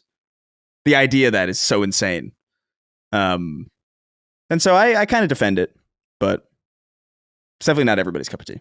Yeah, I'll try to be, Dustin, I don't know if you have anything to add. I'll try to be open-minded about it when it comes out, but I don't know. I just don't think so. I could see you liking it more than Skyrim, than you would like Skyrim. Yeah. I'll see. Maybe I'm. Although I like Skyrim way more. Maybe I'm just being too hard on it. What do you think? Well, Chris, I respect you, and your opinion is 100% valid. I want to say that before I continue. Chris is free to think whatever he wants, and I know there's lots of people that like Starfield. There is no quality of life update that could make me like this game. None. It's just the way it's designed. I cannot stand the constant getting in and out of my ship and loading a million times. If they can fix that, which I don't think it's possible. There's just no quality of life. I looked to see, because Chris brought his hour count in. I have 10.7 hours in the game. You can't tell me that's not enough time to try to get into this game. But anyway, Starfield, I'm sure it will do very well on PlayStation 5. I'm sure there's lots of people that will play, and I'm sure there's tons of people who will play and enjoy it. I don't think that I don't think it is necessarily a bad game at all. It's just very not in line with what I'm looking for at all. So hopefully with a new expansion, hopefully it's better than the last one. Either way, this will do pretty good on PS5. Yeah, I don't think it'll do Forza numbers, but I think it'll do well. It'll probably be the second biggest game they've released. Yeah. And so Xbox players, look forward to the tweets where they say, hey, thanks for beta testing it for us. Xbox fans, thanks, appreciate it. Well, now the Xbox fans think they're all going to get God of War and The Last of Us. So keep hoping. Yeah.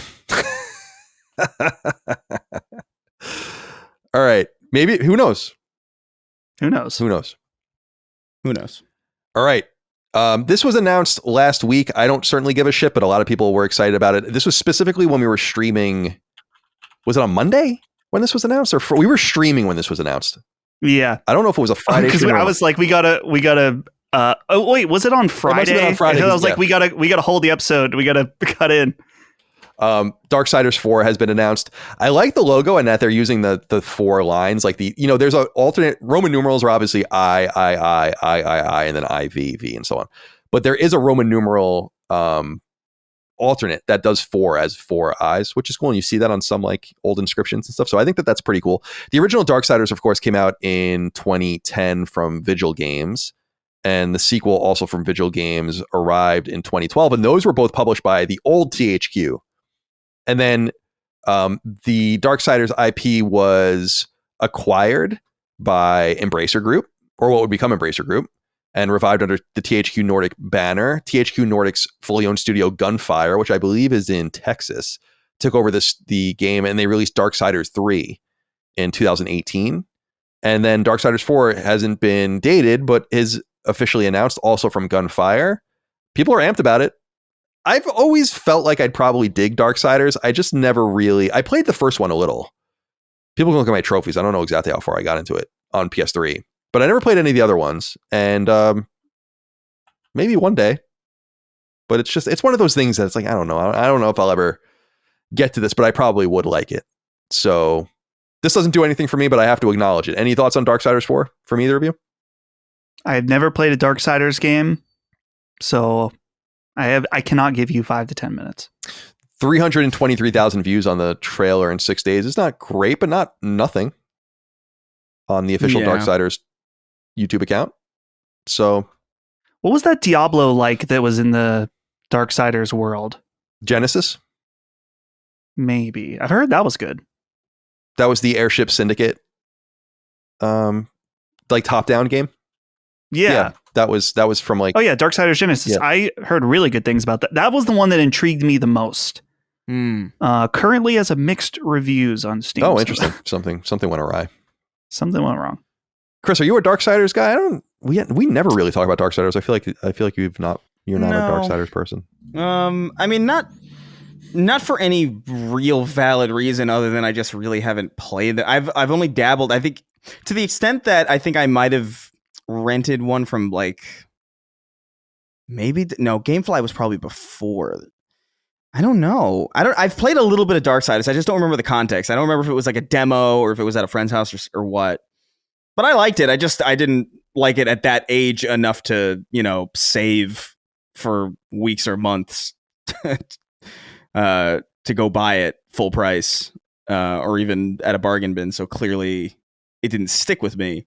But I'm kind of with you, Colin, where like I always suspected that like, yeah, I probably would like these. I don't know if I would love these, but I think I would like them.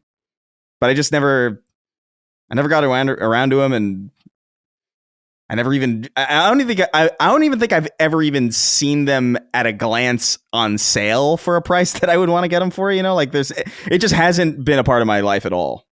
Darksiders completely passed me by.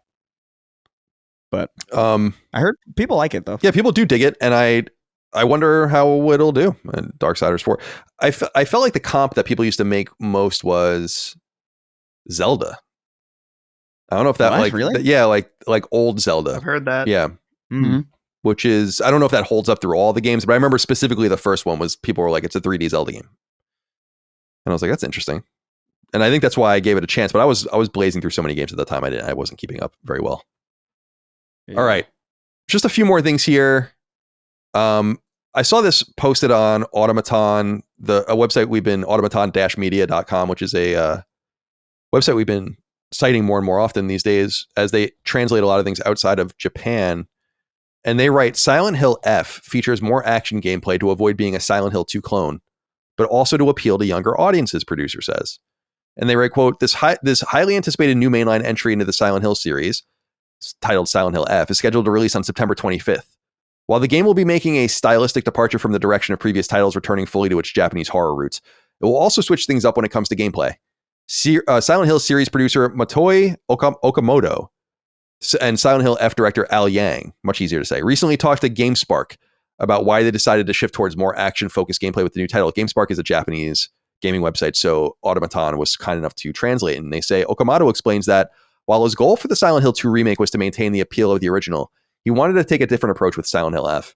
Quote, inserting more entertaining and thrilling action into Silent Hill F was an idea I had ever since the early phases of the development. And since Neobards Entertainment is a company that's tremendously good at making action games, this is also one of the reasons why we decided to choose them as developers.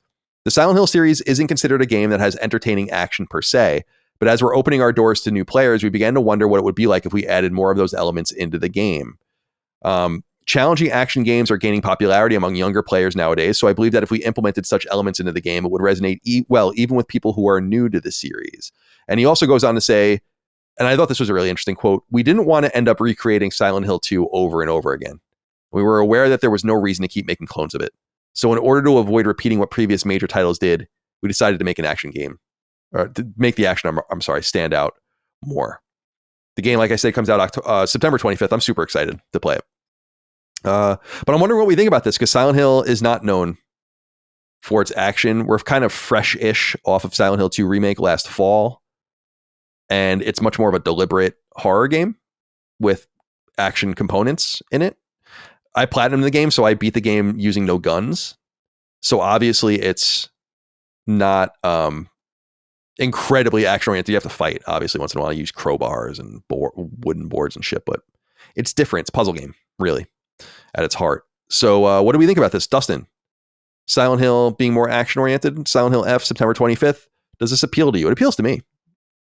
Yeah, it definitely appeals to me. I appreciate that very clearly they're like, we just don't want to keep making Silent Hill 2. Obviously, Silent Hill 2 is the most popular game in the series, and I could see the inclination to just keep doing that. But I think that you can take what made Silent Hill 2 great and still apply new things, like a more action-focused. And the previews are out for this game. I watched a few of them. I think I watched IGN, very positive on it. It's interesting. In this article from Automaton Media, they were saying that the previews were divided opinions, with some people expressing concern over Souls-like combat. I don't know if the combat I saw in the IGN preview looked Souls-like. Maybe learning some boss patterns, but we can't just apply boss patterns to Souls-like. So we'll have to see. I love the setting of this game. I think it's in the 60s in Japan. And so while Silent Hill has gone outside of the town of Silent Hill many times before, seeing in a more traditional Japanese look, I think is so cool. And there's something extra creepy to me about pure Japanese horror. So everything I've seen about this game looks great, to the point where I'm going dark on it, and I'm really, really excited to play it. And I'm so happy that it's not much further away with September 25th. Yeah, Chris, are you excited about Silent Hill F? Yeah, I'm looking forward to it. I think it's a good idea to maybe make it a little bit, give it a little bit more of an identity, as opposed to just being, a ripoff of Silent Hill 2. I think it's a smart call. I think they would do well to maybe, because I don't know, combat obviously was not the strong suit of Silent Hill 2. And even in some of the trailers or some of the preview for Silent Hill F, I've seen the combat does, or what you can infer from the combat, what little is shown or what little is implied, it does kind of still look like it might have a little bit of that jank. Maybe they can fix that up, or maybe that's intentional, or maybe that's, I don't know. But I think generally it's a smart move. I'm looking forward to Silent Hill F, but at the same time, like I kind of don't even know how I feel about Silent Hill, really, because I think Silent Hill 2 is a fantastic remake, and I remember thinking like, wow, this is an exceptional game for sure. But I think back to it, and I was like, I don't know if I really enjoyed playing that game, like as an experience. Like I don't know if I enjoyed it. It was a harrowing, kind of like depressing time. It is a, and so I don't know. Game. I don't really know how I feel. Like I don't know if that's good or bad, really. But new Silent Hill is exciting, and especially one that takes place in like I just love the setting and just the look of it. I think that alone is kind of enough to draw me in. And if I end up playing through it and getting monumentally depressed, then I guess so be it. I'm looking forward to it too. September 25, PS5. Please look forward to it. And hey, shout out to Konami. Yeah. I feel it right now. Like I feel like there's a spark within again. Small one. Jay just released the Gradius collection, right? Which is cool. It's expensive. That's why just principally I'm not buying, because I'm like, I'm not paying $40 for this. But I'll buy it for just like, I don't want to send you I always tell people I buy games to show support. But the opposite's true too. If I feel like you're kind of getting a little crazy with your pricing and putting together the Salamander games and shit onto like these old NES arcade games and charging $40 for it is egregious, in my opinion. That's a $20 game. So I'll gladly pay $20 for it. But they seem like they've got some life within, and I love Konami. I'm rooting for them. We go way back, me and Konami. And I just hope when it's time for Castlevania that they blow us away, like they've kind of been doing it with Silent Hill. Like I just hope, and the collections that they've been releasing, some of them Castlevania collections, I just hope like they get it. Because I'll know in 5 seconds after watching that trailer when it comes out if they get it or not. And I just hope they get it. It means so much to us. We've been waiting for so long now for a Castlevania game. It's crazy. It's been 11 or 12 years since Lords of Shadow 2, and Lords of Shadow 2 sucks. So the last good Castlevania game was on DS. And that's wild. Yeah. Not even 3DS. All right. That was 2008, I want to say. I was curious what you guys think of this. We're all musicians. The original publisher. So Red Octane is the original publishing and producing body of Guitar Hero. Obviously, they ended up with Harmonix, and Harmonix became kind of famous for making these games. But Red Octane was kind of the driving force behind them. Red Octane was purchased by Activision pretty early on, and that was to acquire the Guitar Hero name and all the rest. And I think it was done for fairly cheap, like shockingly cheap compared to like what it probably would have been worth later on. But as we know, music games kind of fell off a cliff. There was obviously like the Rock Band spinoff that was like its own silo of games that they were trying, that others were trying to do. There was DJ Hero that was in the Guitar Hero family. And then Guitar Hero like did the whole band thing too. And then then they went away, and then there was that revival in like the mid 2000 aughts where both Rock Band and Guitar Hero, I believe, got new games. Remember this? And they didn't do very well. I'm pretty sure Mad Catz went out of business because of how bad one of those did. Not unlike what you draw did to THQ, perhaps. Just hardware is just expensive. If it's not going to sell, if it's not going to move, you're in a lot of trouble. So I don't know if this is a good thing or not, but I'm curious what you guys think. Like, I'm a little surprised that Guitar Hero or Rock Band or something aren't big anymore, but I think that they did serve a certain purpose and place for certain generations. And I just feel like music these days is so much less band oriented. Obviously there are a million bands. I know people go to festivals, but like in popular culture, it's not really bands. And so it would be hard to do something that I think wouldn't be like either kind of niche or legacy. And then you wonder if it's even worth the squeeze. But I know you guys both played Guitar Hero when you were kids. I mean, you must have been the perfect age because you were like 12 or whatever. That's awesome. I mean, that would have been like, it was the best. It was a good time. Yeah, because I loved it, and I was way older, and I loved it. So yeah, all right. So are you guys into this idea of Red Octane kind of coming back? And they say they want to bring back the rhythm game genre. Yeah, I'm super pumped about this if they can pull it off right. Right now, it really sucks. A few years, maybe last year, I'm trying to remember, we had a conversation on this show about how there's the Fortnite Festival, which is basically they absorbed Harmonix and then made them make a Rock Band mode on Fortnite. And it's disappointing. It's cool that they tried to do it, and I think that there's been some Guitar Hero controllers that work with it, but to me, that experience is all about I guess when we're specifically talking about Rock Band, it's the local play, and playing the drums and having the microphone, things like that. And it just wasn't it. And it was so disappointing to see like, oh man, this is what Harmonix now is relegated to, is a Fortnite mode.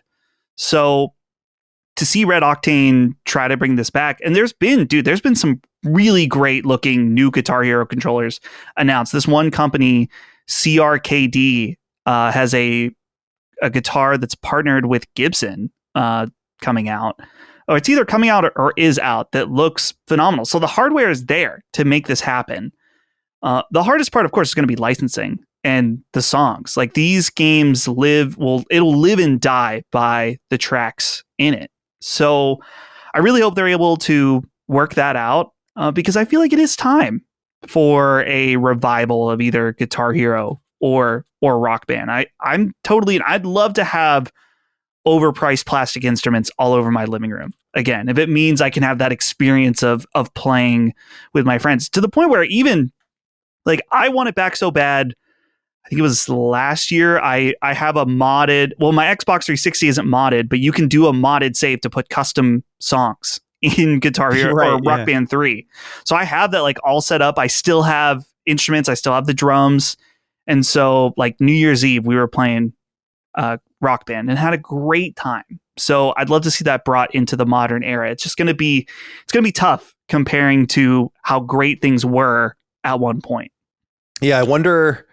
Guitar Heroes with Activision, Rock Band was MTV, but I don't know who owns that now. I guess Mad Catz actually was the one that ended up acquiring it, and then obviously that tanked them, or that version of Mad Catz anyway. I think Mad Catz is back as like a different shell company now or whatever. I'm not entirely sure about that, but I want like something new, a new name. But you're right. The licensing is going to be a challenge. The hardware is going to be a challenge. Sourcing new music is going to be a challenge. I don't know. I'm rooting for them. I think music games are an awesome idea. There's a lot of money to be made if you do it right, but I think you have to hit the zeitgeist, and I just don't feel like it's. I remember when it was in the zeitgeist, people were fucking obsessed with Guitar Hero and especially Rock Band. Like when Rock Band launched, what was that? The fall of 2007. I was just out of college. That was my first year at IGN. We played that shit constantly for years at people's houses, in the demo room, at the site, in our various living rooms. Like, I don't know, man. I just think that helped carry it. And I don't know that it's just not like that anymore. And without that, I don't know that it becomes more like Guitar Smith or whatever the fuck that game's called from Ubisoft, where it's like, it's a cool little thing, but it's never going to be this breakthrough. And that's more of a realistic guitar playing game. But, who, as far as I can understand, as far as I can see, do you know who is behind this Red Octane money? This is interesting about this revival. You know who's funding it? Is Embracer. It's the first, it's, I think it's interesting. It is but I also think it's interesting. It's like the first time that I think they've really made a true investment since they started to unwind. So maybe a little bit of promise there. For them to maybe for them to kind of make not a comeback, but stabilize a little bit. It would be nice. It would be nice to see that kind of thing come back. I do think, and I don't know if this is cynicism or I don't know, realism. I really don't know, but I do think those games hit at a perfect time, and I think culture was where it needed to be. I think tech was where it needed to be. I don't know if you can recapture that really in the same way, because also I just feel like people are more antisocial now too. I feel like people don't want to really like, I wish that wasn't the case, but like I feel like generally speaking, people kind of don't do that anymore, like get together and play games. Like I feel like that doesn't happen. I agree. It was it sounds funny, but it was during the pre and nascent smartphone era. By the time smartphones even became a true thing, like where people reliably had them, it was over. And I'm not saying those two things are interrelated, but that's the era of it. Was more present and amenable to fun and partying. Yeah, you didn't have doing all that. You didn't have access to an immediate distraction everywhere you were, and so you would find ways to do it with other people. And now it's like, I don't know if that really exists. I would love to see these games reemerge. I wouldn't necessarily bet on it. All right, 3 more pieces of news to get through, and then we'll get into what we're playing. And we can go quickly on these, but I have to acknowledge this one because I think it's a big deal.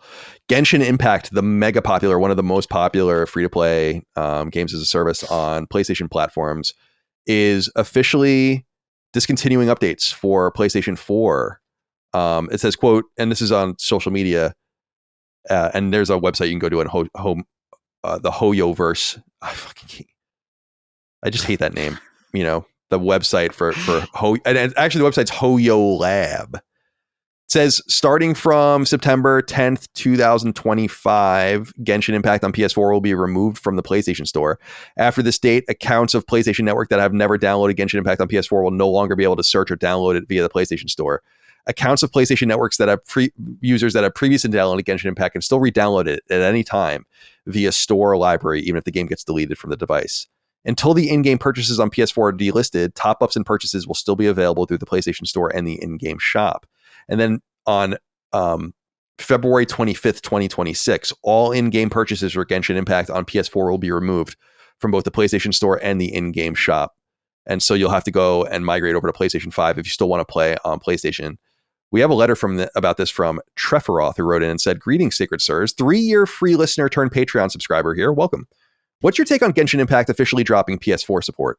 It's one of the biggest live service titles out there, and now it's leaving behind a huge player base. With all support and login access ending in August 2026, I find myself wondering a few things. Where will the weebs go? If not the PS5, should we brace for a global shortage of glass jars? Considering the PS5 is now within 2 million units of PS4 time adjusted, and with Grand Theft Auto 6 on the horizon, should we expect the PS5 to begin to surpass the PS4 in time adjusted sales? Thank you for the years of content. As someone who has never subscribed to a Patreon before, I finally got. Keep up the fantastic work. I'll autoerotic asphyxiate myself, kick the chair, and listen." Jesus Christ. Why do so many of you have death wishes? It's weird. Thank you for writing in. So there, and Tom and I talked about this on Sacred Plus as well. Like Sony is subtly and this isn't a Sony call per se, but Sony itself is starting to subtly move people. I really think MLB The Show not coming to PS4 is a huge deal this year because that's such a reliable seller, and people do stay on that old hardware for it. And they make it's not a matter of not making the version anymore. They make a Switch 1 version of MLB The Show, so certainly they can make a PS4 version of the show. They're choosing not to because they don't want people to be playing it there anymore. And I think that there are certain big publishers now, they're going to have to decide if they really want to truly move on to the next console. It's just easier and neater to get people to move over, but they're also probably comfortable doing this because they see the numbers themselves and they think that they can take the risk and maybe force some people over. Certainly there's going to be some attrition when they do this. Some people are just simply not going to move, or they'll move over to PC or the mobile. I mean, Genshin Impact is on everything, but I would expect to see a little bit more of this because I think as we get closer to PS6, it just seems unthinkable that we would have the PS4, the PS5, and the PS6 all going at the same time. It's like, what are we doing? This simply can't be. And as Tom brought up a great point, it's like abandoning the PS4 is especially vital simply because of the hard drive. Like you got to let it go at some point because it's actually the lowest common denominatoring a lot of shit, and it's not good.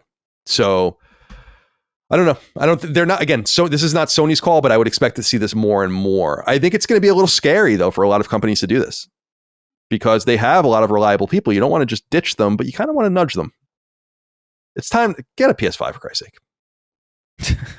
Yeah. It's been 5 years. I'm glad you brought the thing I thought of immediately was the hard drive because on the replies to this tweet or other place I saw online, people were confused. They're like, well, this can run on a phone. Why can't it continue to run on PS4? And it's like, well, the hard drive really is the biggest factor. And it could, I mean, I don't know Genshin too well at this point, but it could be impacting some of the things they want to be able to do with the game going forward because they have to continue to support system that runs on an old ass hard drive. But the most important thing is what you said, Collins. The numbers are probably just showing that it's like it's not as worth it as it was before to support PS4, and it's time. Move on. Yeah, I think I don't know. What do you think about it, Chris? Before I move in. Oh well, I mean, I how will this affect your ability to play Genshin? Yeah, I don't know. It's going to really throw a wrench into my entire life, this move. I specifically only have a PS4 in my room for Genshin Impact, and I've been playing it in secret for years. So this is devastating to me. No, I mean, I want this to happen already with more things. I've been kind of an extremist on this, where it's just like I would have loved it on day one if we were just like, nah, PS5. That would have been fine for me. But I get the reality why that is a difficult decision to make, even from Sony's perspective. I mean, they're making a shit ton of money, being active on both platforms at once. So like, I see. And it can be scary to leave that many people behind, especially if the game doesn't necessarily require that. You know, like there are certain games that clearly can still run and that's fine. But if you're trying to do more with your game and you're feeling hamstrung by old tech, as one would be with tech from, I mean, that's 2013 tech. It's actually even older than that because it had to be finalized before 2013. So you're operating on like pretty old tech in the late 2020s, mid 2020s. You gotta at some point find a way to break free. And I don't know. I have no experience with Genshin Impact at all, but I would imagine that this is probably going to be a net positive. I will say, to the point, the game can be played on your phone, but not your 12-year-old phone, right? Right. You're playing it on a computer, but not your 12-year-old computer. So it's time to kind of stop holding 12-year-old hardware to a different standard. It's an old machine. It's fucking old. I know that money's a problem for a lot of people, or interest being baited to this new console with games that you really feel like you want to play. But at some point, 5 years in, it's like, it's time. Yeah, it's time. And it's because it's hurting everyone. But again, Sony's going to be very hesitant to move on because they are so reliant on the MAU of these old consoles. I mean, you can just tell when they're talking about having 125 million or so monthly active users on PlayStation Network, there are only 80 million PS5s. And you assume some of them are not even being used. So you're talking about tens of millions of people on PS4. It's a lot of people. I just wanted to point out that there's 7 minutes of new Pragmata game footage you can go find online. This is also from China Joy, the Chinese game show. I don't know if you guys have any thoughts on this. I think this looks fucking awesome. It's kind of like, and the first comment on the video describes it as a puzzle shooter. It kind of is. It's this weird third-person shooter. The girl's hanging off the guy's back. We've seen a little bit of the game before, but this is 7 minutes of uninterrupted gameplay with some commentary over it, but the commentary is obviously not in English, so it's not going to be very useful to you. I'm excited about this game. I think this game looks fucking sick. It looks different. It's not quite as run-of-the-mill as I thought it was going to be. Yeah. Although I was excited to play it, and I thought it looked cool. And I love the theories that it's a Mega Man game and stuff. I don't think it is, obviously, but it's a funny theory. So I just wanted to point that out. Do you guys have anything you want to say about this? People should go search for this. I think this game looks cool. Pragmata. Yeah, this, I believe, is the same as the demo that I got to play at Summer Game Fest. It looks like it's running. I never judge a demo at an event like the final product, but between that demo and this one, it's definitely running a lot better.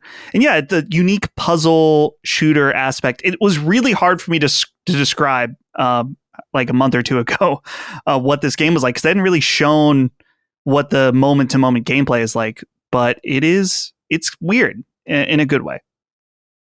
And then finally, an FYI, the Marvel Tokon Fighting Souls closed beta for PS5 is running September 5th through 7th. Reese Redman wrote in and said, "Yo, Sacred Boys, did you check out anything from EVO this past weekend? It continues to be the most fun gaming event around. The matches were great, the meltdowns were better, and the announcements were fantastic. Lucy from Edge Runners and Strive looks fucking perfect." I did see a little bit of EVO, Reese, but the biggest thing I saw was that this is actually happening, that Marvel Tokon obviously I think was playable there, but also that this beta is happening. They also announced that they want to keep the game going for 10 years of updates, which I thought was interesting. I mean, I think that's ambitious, but depending on how the game does, I think that that's entirely possible.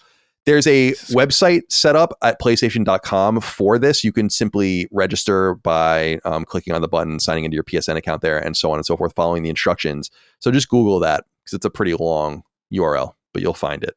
And if you're already in the closed beta program, I think that you might even be submitted automatically. So are either of you guys going to try to play this? Probably not, I assume. No. No, I'm not. I don't even know if I'm in the beta program, but I couldn't tell you if it's good or not. I'm too stupid. But I did watch a tiny bit of Evo, and it looks fun. Yeah, there was Makes me wish I understood, but I just don't. Yeah, there was that one guy that was melting down, but apparently it was like an ode to another thing that happened, right? Yeah, it was a bit. Yeah, that's cool. It was so fun. It was a good GIF. Yeah, It's fun. Chris, you're laughing. Let's go to you. See what happened. I checked my phone when I went to go get some water, and I love the spam messages that I get on Twitter because it's obviously bots, but it's like some of them are really funny. And I'm curious as to how this works on people, but like this one says, "Doctors told me cancer is incurable. I have decided to travel alone and bid farewell to this world in silence. I have no children. My only regret is not being able to spend this life with you. You were my first love, and I will love you forever in my heart. I will leave behind this precious legacy, and I hope this friendship will bring us closer together in the next life. Please keep this information safe." And it's just like some login with a password, and it says the balance is $2 million. Dude. Chris, I'm looking. Rules. I have the exact same message, not once, but twice. Yeah, no, it's great. It's So disrespectful. It's so crazy, and it's like the profile picture. Oh yeah. Oh my god. Oh god. Remember when those guys had a party and they all got like yeah, they all cooked their skin with fucking ultraviolet lights or some shit. Yep. and like dude, NFTs are so fucking stupid that like it's I understand like the whole crypto blockchain. Well, I don't really understand it, but I understand the use of having like decentralized money and blockchain technologies for security and all of this. But sure, like yeah. the idea that these guys were like, and we're gonna have JPEGs, but you're gonna, and anyone can have the JPEG, but you have the real one. I'm like, every now and again, something like that'll happen, and I got to learn to trust my gut more often. You know what I mean? Because like when that first came out, I was like, saying this is nothing. What this is, it's a complete bullshit, and it was totally right. It's complete nonsense. That lasted for exactly like what, like a year? yeah, it was ridiculous. People ate shit doing that, which is wild. Because I think you see some of these like the storefronts still exist in like the exchanges, and it's like, you know, fractions of a penny compared to what it was. Yeah. Wild stuff. All right, speaking of wild, crazy times, let's talk about the games that we're playing. I'll go first just to get my stuff out of the way here. I platinum Death Stranding 2. It's my 184th platinum. It took me 103 hours. Tarman wrote in and said, "Colin, it's Tarman. I wanted to know how you enjoyed the rest of Death Stranding 2. This was easily my favorite game of the year so far, and even though I called some of the twists, I was still delighted when they happened. I think one of the things that makes the game so interesting is that if you go for the platinum, it's like 2 games in one. The first half is all the connecting and story, whereas the second half, where you're just getting the 5 stars, is more like Power Wash Simulator, where you kind of just zone out after planning out routes for you to take. Anyway, I'll leave to keep fisting that tar now. Whatever, man. I don't know." He really is fisting the tar though. Yeah, with that. yeah. He is. He certainly is. It's literally true. Yeah, spoilers. Death Stranding 2 is my game of the year so far. I want to be fair that I've only played, by my eyes, 7 games that have come out this year. Everything else I've played this year, which is most of what I played, doesn't come out this year. So it's not a lot. And there are more games coming out that I think could compete for this. One of them I'm playing now is pretty damn close, and I'll talk about that in a minute. But I loved it. And I do love the post game. It took a long time. I was getting a little frustrated at the end because there's like an in-game timer that you have to wait to like do certain things, and you have to sleep at certain times to like get people to send you the right message so you can do the next sub order, and it's annoying. But I did enjoy the process, generally speaking. Excuse me, I'm burping. And I it's one of those procedural sort of games where I'm like, I just got into it, where I was like, yes, I am really into this. I want a 5-star everything. I get so satisfied. At some point I went, when I was like in the post game, I had 23 places that I didn't 5-star, and I wrote them all down on my legal pad, and then I was like scratching them off as I went. It was very satisfying, very tactile, but really highly recommended. I think it's a great game, and really, really, really into it. Ross Stoddard wrote in and said, "Hey Colin, how does it feel to be an influencer? Ninja Gaiden Ragebound wasn't even on my radar, but I checked out your stream on Friday and it piqued my interest.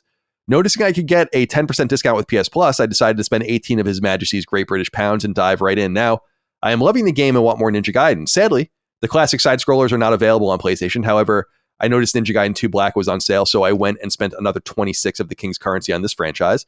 Safe to say I'm hooked and really looking forward to Ninja Gaiden 4 later this year, so thanks for introducing me to the series. That's wonderful. The 3D Ninja Gaiden games are not really my thing.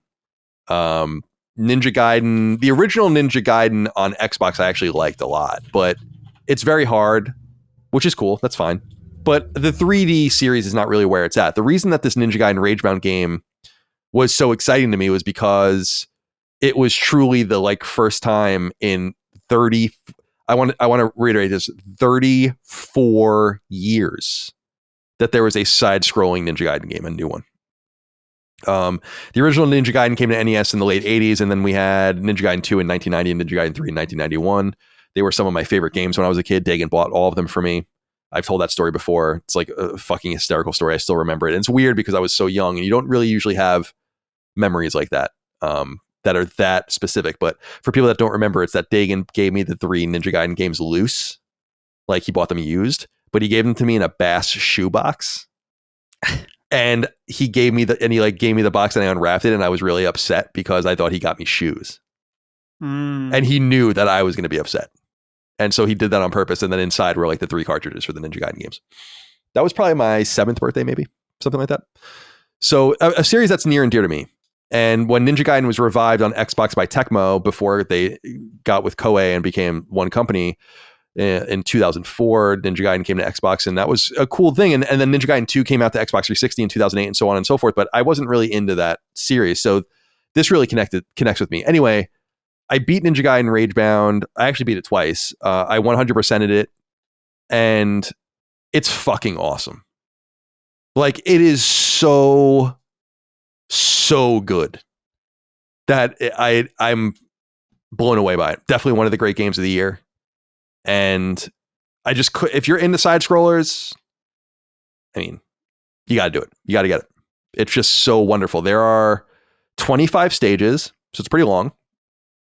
You can go back to all of them. There's like a world map, which has never happened in a side-scrolling Ninja Gaiden game before. There are collectibles on each stage you have to find, so I got all the collectibles. There's like an in-game shop where you buy power-ups. You have 2 different characters to use. Although you use them at certain times, you can't like switch between them indiscriminately. There are 2 different endings, so I got both endings. You make the choice at the end, so it's not like you have to do different things or like know what to do.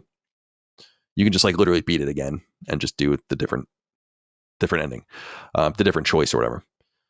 It's beautiful, stunningly beautiful, and we saw that on the stream that we did. Yeah. But I was like, Jesus Christ! Like, the more and more I got into the game, the more I'm like, this is a really fluid, and this is a little weird. There's a puzzle to it, to playing the game. And I wonder if this resonates with people that have played it. Ninja Gaiden, the original Ninja Gaiden trilogy, were more like fast Castlevania games. And what I mean by that is you weren't slow and plodding with incredible knockback. You had a quick sword and you were like moving around a side scroller, an action side scroller. But the reason it was like Castlevania is you had sub weapons. So up and B would be like a ninja star, and you would use, or whatever, and you would use like heart containers, whatever you would get as your currency. So you would destroy torches and candles and pick. So it was very much like that. It was very much in that spirit. This game is a side scroller with basic attacks, but there's this whole system in it where some of the enemies have these auras around them, blue or pink auras, and you use either your male or female ninja's weapon. So the female ninja uses like kunai, like knives, and throws them. So if the enemy's pink with the pink aura and you kill them with the appropriate weapon, which is hers, you get your next attack with either character is superpowered. So you'll notice that enemies start appearing in certain sequences and orders, and you're trying to get to the enemies that have like those auras around them so you can use them on the powerful enemies on the screen. So there's like a little puzzle element to every encounter that's kind of interesting. And I really, really enjoyed the additions to it. The story is very much it's not a retelling of the original game at all, because it literally isn't. You're playing as a different character, but it's like about the CIA and stuff. Like the original game, people should go look up the original Ninja Gaiden. I mean, all 3 of them are like this, but the original Ninja Gaiden is the first game I ever experienced that really, really tried to tell a story. Not like a role-playing game with some text boxes and stuff, but like had cutscenes. And Right. like they were minutes long. And it wasn't like anything spectacular. It was just like moving images and text, but it felt real and adult. The music was intense. It was scary. This game really does a really nice job of recapturing all of that. Shout out to the Game Kitchen. Like they understood the assignment. I will say that there are a couple of things that I do want to call, and I don't want to question, but the game isn't that hard. And I think that's by product of there being no lives. So one of the things that makes those old games really difficult is, and we talked about this last week, I think a little bit, is like striving to get further into a stage just to learn, knowing you're probably going to die, but just trying to figure out what's going on so you can get better and better as you go. But the checkpoints are so numerous and there are no lives where there really is no penalty to dying. So some of the bosses are fairly hard until you learn how to play them. Like when I beat the game through a second time, I was like blazing through it compared to the first time when I was really getting stuck on some of the bosses and like really had to think about things. So to ameliorate this, there's a hard mode that unlocks after you beat the game. And what's funny is the hard mode is fucking brutal. Like to me, harder than Ninja Gaiden was immediately. It's the same game, but it's redesigned in a lot of ways. So for instance, you're going through like a burning building in the beginning of the first stage or whatever. And in the game, it's just in the background, but in the hard mode, it's like everything's actually on fire. Like you have to jump around the fire and like, there's like 7 times more enemies and all sorts of stuff. Now, there is what they call an assist mode in the game, which is like a way to cheat. And I'm thinking about using that to calibrate the hard mode to make it a little bit more reasonable, because it seems like it went from normal to like extremely hard, wherein I would have loved for it to go from normal to hard, which would have been like a half step up, not 2 steps up. So I want to kind of mess around with that and see what happens. But I've gotten all the trophies in the game other than the hard mode trophy and some of like the stage specific trophies. Like you have to beat a stage beat stage 1, 2 without dying or whatever. Like I just have to get those miscellaneous stuff, but I have everything else. And I just highly recommend it. It's just really, really, really great. And we got a letter from Thomas Hodge who says, "Howdy, C, D, and C. This one is for Colin. Forgive me if you have, but have you tried the Blasphemous games? With your love of 2D, I believe this might be your in with Souls likes. Thanks for the content and God bless." Well, the studio, the Game Kitchen that made Ninja Gaiden Ragebound made the Blasphemous games, and I did play Blasphemous 1 a little bit when it came out. I bought it, but I wasn't really into it, and this makes me want to be a little bit more open minded and try to get back to it. I think they're different kinds of games, but they definitely deserve respect for what they've done here. And I even reached out to my friend that I used to work with at IGN, John Robinson. That's one of the PR heads at Koei Tecmo, and I was like, "You did a really phenomenal job. Like congratulations on such a great game." So that's my experience with Ninja Gaiden Ragebound. All right, let's go on to Dustin. Let's hear from you. You've been playing Luto and Deltarune. Yeah, I've been a little bit of a lull just because there's so many games coming out. So I thought now's a good time to either get to stuff that I've been meaning to get to, or check out something new. So Luto is the first one, and shockingly, I discovered this game by browsing the PSN store, which I know is a near impossible task now. Yeah, but it is. You gotta have the right feel to, like, when you look at a game in the PlayStation Store, like, okay, what are the star ratings? What do the screenshots look like? Is this actually maybe something interesting? And of course, I did external research by like looking up the game on my phone a little bit. But this game is really cool. It is. I described it on Twitter as it's a psychological horror game with elements of PT and the Stanley Parable. So you're in a house that has it like loops through different multiple times throughout the game. There's no combat in this game. It is purely a puzzle story experience. So I think that could block some people off from enjoying this game at all. Mm-hmm. But I mentioned with it being like the Stanley Parable, there is a narrator of the game that starts by narrating your existence, but soon evolves into something more sinister. So this game definitely goes off the rails in ways that I didn't expect. It has some fourth wall breaking, and I will leave it at that.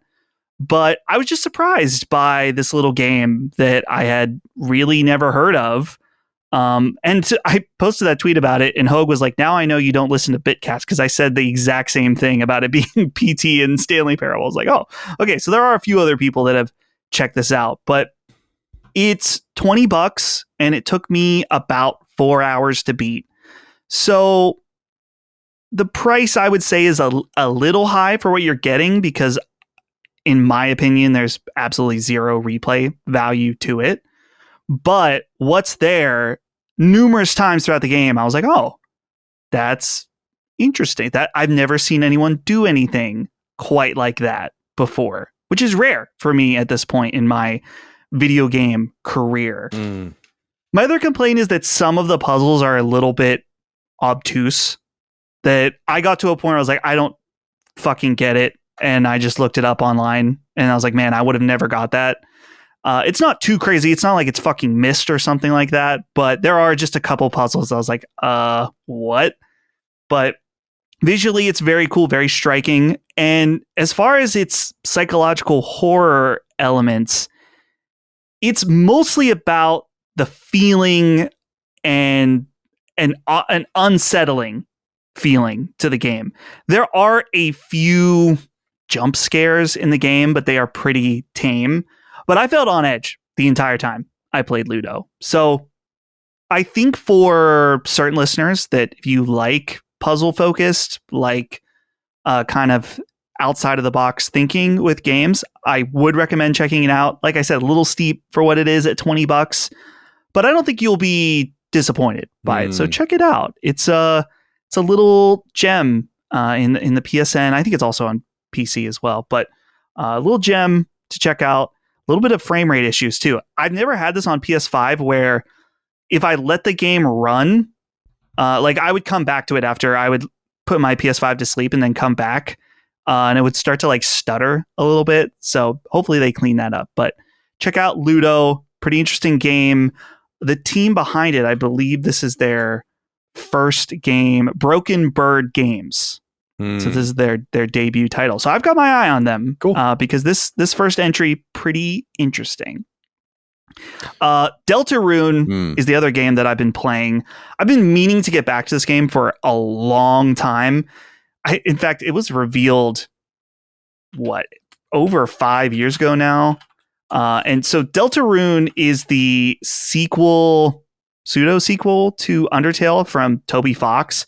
He's been releasing it in chapters over the past many years. So that's why I was waiting, is that initially it was just chapter 1 and then chapter 2 came out, and both of those were free. And then it was at the launch of the Switch 2, they released chapter 3 and 4, and those were paid. And apparently there are more chapters coming. So at this point, I was like, fuck it. I just got to play this game. Undertale is one of my favorite games of all time. I just got to dive in at this point. And so it's been a little bit boring because I did play chapter 1 when it came out. And at that point, I decided to wait. So I'm retreading the things that I had already done. I'm not overly impressed with it so far. Some of the charm of Undertale, it's kind of like you're getting just the same type of thing. Obviously, it's a totally different story, and the biggest mystery for me is that how it connects to Undertale, because things are very different but the same in Deltarune. So I'll have more to report on that in the future, but just finally getting to that, and still annoyed that even when I finish it, it still won't be done. So but at some point you just got to give in. Fair enough. All right, and we'll move on to you here, Chris. It says you're playing Deus Ex: The Conspiracy, Deus Ex: Human Revolution, Director's Cut. So in your Deus Ex pocket right now. Yeah, I'm in a Deus Ex hole right now. And so I finished The Conspiracy, obviously the PS2 port of the original Deus Ex, and it's amazing. Like, the original Deus Ex is probably one of the most impressive games I've ever played, with the understanding that I was going back in time to play something that was inherently dated, inherently limited, and in many ways primitive, but shockingly just complex and deep. And what a good vibe to that game. The soundtrack is incredible. I didn't even realize this organically as I was going through it, because you just kind of don't think about it, but every level and every area of the game has its own subset of soundtrack. So basically, like there's an ambient track for New York City, and there's an ambient track for, you know, the other places that you go, and then there's a specific combat track that plays for the specific whenever you get into combat in those specific sections. It's not like Skyrim where it's like the same, you know, when but you get you know you're about to go into combat because it's the same music everywhere. It's like every single area has its own kind of leitmotif, and it's so cool. Like even just the music that plays in conversations in these locations are specific to their locations, and it's so vibrant, and it's so it's got so much character and so much charm. I think it's very funny. I don't even know, and I don't even really know if it's like unintentionally. So there's certain lines that this guy, whoever's playing the main guy in Deus Ex, JC Denton, whoever's doing this voice is like killing it, because it's some of the best line delivery I've ever experienced in anything. There's a part, I can't remember if it was early on or in the middle point, where you're trying to get information at like a nightclub or whatever, and this lady's there. It's like, hey, I can give you the code to the back room for for 300 credits or whatever. And if you've already broken in there, you could just be like, nah, I already went in there, man. and then she goes like, oh, well, that was my one shot at making money. It just cuts to the main guy, and he goes like, why don't you try getting a job? But it's not delivered like it's trying to be funny. It just is. And there's so many things like that. It's like, oh, what a shame. What a rotten way to die. Like so many iconic. It's so good. And dude, this game shot up so high in like my list of, like it's on par. Like I really think it's like Bioshock tier, like where it's just like, this is fucking fantastic. Not in the same ways. Obviously the story is very like, kind of all over the place. It's very like conspiracy headed, and it definitely feels like it's more dedicated to kind of throwing you into this crazy rabbit hole that keeps spiraling than it is about sticking to one thing necessarily. But the sheer choice and, consequence of playing through this thing, it has me really curious to play it again. I can see a future where I'm probably going to platinum this, because it is that good. And obviously I was in this hole and I was like, man, I really like Deus Ex. I want more. I've heard really negative things about the Invisible War, and I wasn't quite ready to sour my experience quite yet. Maybe I'll get to it eventually, but I figure I'll put that on the shelf for now. And I thought about Deus Ex Human Revolution, Eidos Montreal, I believe, from, I think, 2013. I remember playing this game a little bit when it first came out, or around that time, and kind of not really liking it, not really getting it. I didn't really understand what an immersive sim was. It's very similar to the first time playing Prey, and I kind of figured like, oh, this is just not a very good first person shooter or whatever, and this isn't for me. And so I put it down, and I picked it back up now, and it is, and to be fair, I'm playing the director's cut, which is different, and we'll get into that. But yeah, Deus Ex Human Revolution is also, surprise, surprise, very, very good. I'm so shocked that I didn't see what was so cool about this when I first played it. Granted, it is different than it used to be. Like I remember the original Human Revolution having what people affectionately refer to these days as a piss filter, where like that whole game is so golden that it's obnoxious. And I remember that at the time and being like, I don't like this. It feels too monotone. It makes everything kind of feel the same. And I wasn't into it. Also didn't help that I just didn't know what the fuck was going on. It was a new series, and I just kind of wasn't into it. The director's cut, as far as I'm aware, and as far as I've been able to discern, the cutscenes still have that kind of golden hue, and I think they're pre-rendered, I think. But a lot of that gold is kind of removed outside of the places that just kind of need it to be. So that's been nice. It makes the places feel a little bit more distinct and varied from one another. And it's real good, man. It really feels like there's elements of Deus Ex Human Revolution where it's like, man, I wish Cyberpunk was like this. And that's not, again, they're very different games, and they're both very good for very different reasons. I think Cyberpunk is probably pound for pound a better overall experience, but the flexibility of what you can't do and when you can and can't do them in Deus Ex versus Cyberpunk just feels like I actually feel like I have some agency here. Like I could go through this entire game in a very, very different way.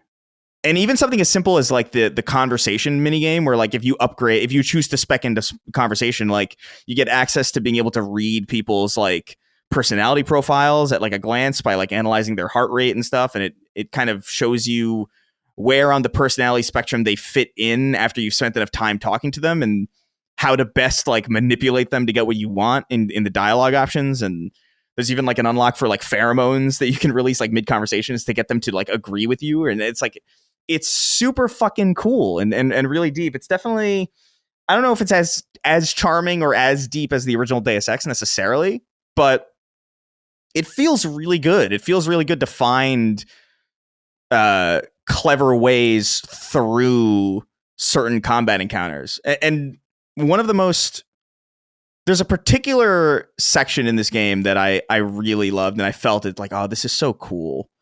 Where, and it's going to sound kind of bog standard, but like you're able to kind of sneak around and hack computer terminals and choose like based on your level, decide it's like, oh, I can disable these turrets. I can make them. I can disable these turrets, or I can make them friendly or whatever, and that's cool. That's in a lot of games. But what's cool about it is like if you have enough strength, these are like wireless turret platforms basically. And if you have the strength unlocked, if you've specced into that, you can kind of like you can go in, hack it from like some separate computer terminal, make it fight for you, and then just kind of pick it up and move, like walk through the level with it, and it's just gunning down everything. And you don't even have to do it. You don't have to shoot anything. You don't have to spend any ammo. You can set it up ahead of time if you feel like people might barge in and completely break certain combat encounters with this kind of flexibility. And it's really fucking cool. I'm really liking Human Revolution. I'm about, let me see. It says I've played 25 hours. So I'm pretty deep. I think I put maybe like 4 hours in before. So probably call it even about 19, 20 hours into the game. And I'm really liking it. However, and I'm praising this game. I really love it. But I hit something recently. That was like, no. And I looked it up recently and I was like, yep, okay. This is what this is. So the director's cut includes a DLC, I believe called The Missing Link. I'm not super sure on that though. And it kind of forces you to play it. It doesn't really give you an option to avoid it or save it for later. It just kind of is like, here it is. It's in the middle of the story now. It feels very disconnected to what the fuck I was just doing. And it's noticeable. And what's particularly frustrating is because this DLC, I mean, presumably this was for people who had finished the original Deus Ex, or who had finished the original Human Revolution and wanted to, delve into something new. For a first-time player going through it, in the middle of the game, when this DLC starts, immediately the style is different of how conversations work and how they play out, and immediately you lose all of your stuff. All Classic. Of the stuff that you've... And it's not even... And by the way, I don't even say that to say, like, you lose your guns or whatever. You lose all of your upgrades. Like, all of them. So everything that you've specced into... Everything that you've kind of plotted, it kind of goes out the window to facilitate this DLC that's kind of intended to bring you back to the start, so that people who had finished it can have something to grind towards. But as it stands, as a first time player, it's like not having the option really fucked the flow, because I was getting in. I was so into my exact layout of like what I had done, and now to do that all again in the middle of this game really sucks. I'm not enjoying that at all. I think I hate this trope in general in video games where it's just like, oh, we're gonna take away everything. And that would be one thing if it was just your equipment or like your armor or whatever, but to take away like literally the skills that you have specced into and like things that you would presume would stay, that's really lame. And it is easily the worst part of this. And I kind of regret not playing the original, like without the director's cut, because I have a feeling that like I would have come away from this game with a far stronger feeling, positive than I'm feeling right now. Because right now I just feel like I'm all right. I got to get through this DLC so I can get back to the game and hopefully get the rest of my skill points back and hopefully remember exactly how I had said everything. That's another thing too. Like, and that's, to be fair, that might be just me being too anal about that kind of thing. But I really grow attached to my exact plan in a game like this. And so that's kind of a blemish. It's unfortunate. I looked it up and a lot of people have similar issues with it, but yeah, but apparently pacing. The rest of the game, I'm sorry? I said weird pacing for, yeah, it's just it's a strange decision to not let you choose to do it. I don't get it. It's a weird choice, especially for a director's cut, which you would assume would have more. That almost feels like something that would be in the not director's cut. You know what I mean? Like it seems like a publisher decision or something. But Human Revolution is still very good. I would just bear in mind that there is a point that comes up where everything that you've worked towards is going to go out the window and presumably come back. But I hate that shit, and I know a lot of people do too. So just be aware of it. Human Revolution, though, up until this point has been fantastic. I love it. I love this story. I love the characters. I love this world. It's very, very cool. I'm really into immersive sims right now, man. I don't know what it is. I can see that. Them. That's great. They're hitting. Probably after this, make it to System Shock 2. That's what I was going to ask. Yeah. That's sitting on my cross media bar. I have to get to it at some point. Although maybe, like, I don't know, maybe I'll be immersive simmed out and I'll be ready to. Ragebound is sitting on my Steam Deck, so maybe I'll do that as like a palate cleanser between. But I'm in a good game hole right now. Like I'm really liking things. Yeah, I'm really liking everything that I'm playing. The glory hole. Yes, the glory hole. There's you guys aren't into football, but the Jerry Jones. Do you guys know who Jerry Jones is? He's famous. Not even the owner of the Cowboys. He's like the enigmatic. He's an old man, and he's like really like talkative, and he's like the GM of his own team, and I gotta send it to you guys because it's like famous in the NFL world. Is that like he's multiple times used the term glory hole in like a press conference, not knowing what it means. So he's like, we want to be in that glory hole. You know, like that guy, like he's like this like old Southern man when he's talking about like winning. That is insane. And so I listen to a podcast where they play that, like they have a soundboard and they play that all the time. Gotta. Oh, you'll love that. That's the bummer about you guys not being into sports is that there's a whole world of funny fucking shit happening that you would love. Oh, I'm sure. You would love it. You would think it was the funniest, like some of the stupidest shit, like on every night on sports, something funny happens that like makes the rounds that everyone's fucking hysterical about. I've seen some standouts. Like I think somebody was, I don't even know if it was like confessing to something or he was like depressed on air. And then he was like, that's a home run by fucking, you know, right. I don't know who it was or like what the situation was, but somebody wrote into the Stark Tank. So every now and then people write into our other show with stuff like that and we'll look it up and we'll crack up. There's good stuff, but I'll let it filter through the people who know it. You know what I mean? That way I get the cream. Yeah, they'll be they're the perfect filter for you. Okay. So that's what we're playing. Death Stranding 2, Ninja Gaiden Ragebound, Deus Ex: A Conspiracy, Deus Ex: Human Revolution Director's Cut, Luto, Deltarune. Lots of good stuff there. I'll be moving on to Mafia's out by the time this comes out, this podcast. I'm definitely going to play that. What else? I got to play Doom. The Dark Ages. And I think that actually might be next. I'm kind of in the mood for a shooter. Did you guys see that Hexen Cross Heretic game was announced? And came out, which is like a weird magic shooter.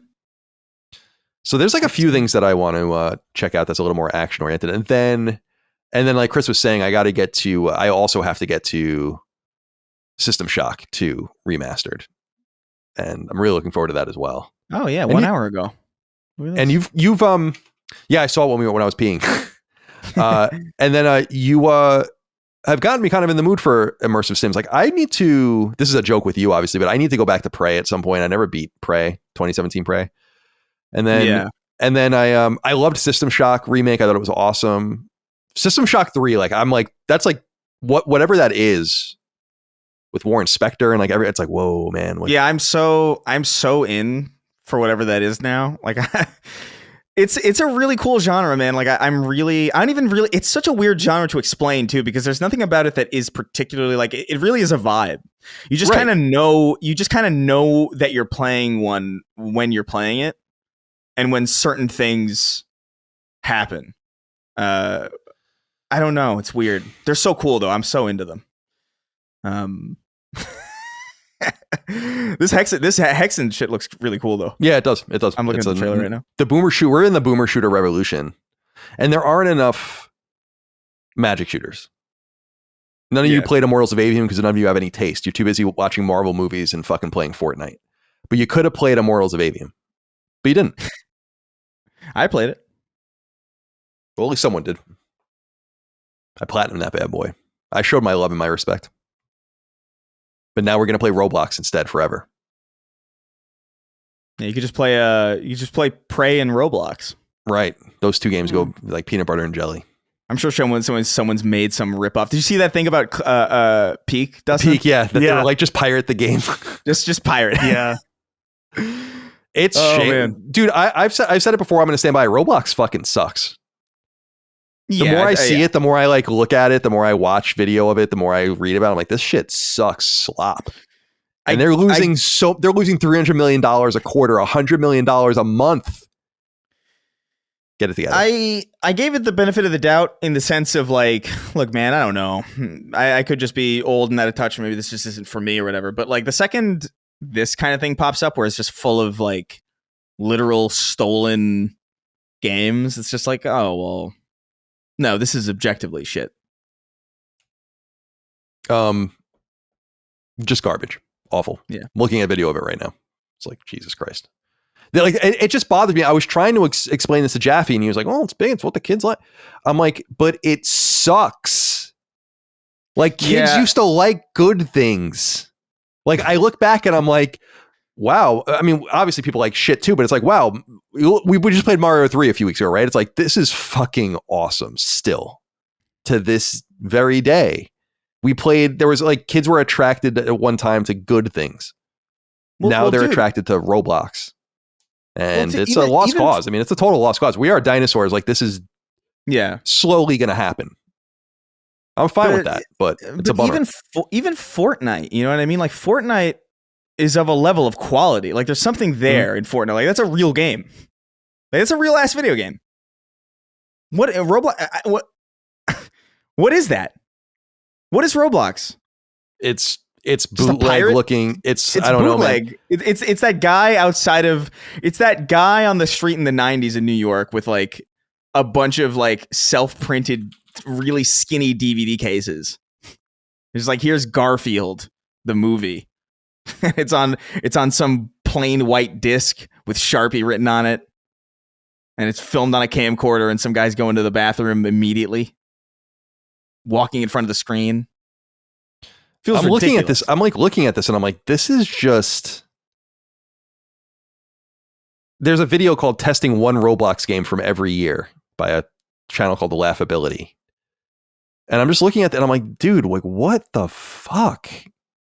I can't believe this. Like that. This is like what kids are into. Oh my god! Save the children. There's a Mina the Hollower demo out for Switch only. God, you guys are so annoying. Yacht Club's so annoying. Wah. I'm not going to play the console. It's already in my house. Wah. It's right here. Switch 1. Yeah, but it's on Switch 1. Oh, it's on Switch 1 too? That's what. Well, there you go. Are you gonna play it? Yeah, I'll probably. Well, actually, probably not, because I really don't like to play demos. But But I did play the Shinobi demo when we were doing Ninja Gaiden. I played it for about 2 minutes. I'm like, I don't know. Even during the disc era, you know, the what do they call the jam packs and whatever the fuck? Demo discs. Yeah, like PlayStation Underground and whatever. I wasn't that into it. Like that's like a really fond memory for a lot of people, but for me, I'm like, I know what I want to play. It's cool, I guess, to mess around a little bit, but I wasn't like crazy about it. Dude, I loved the demo discs. Like I had. Well, most people did, I think. Yeah, like the PlayStation Magazine. Like that was how I was introduced to like so much stuff.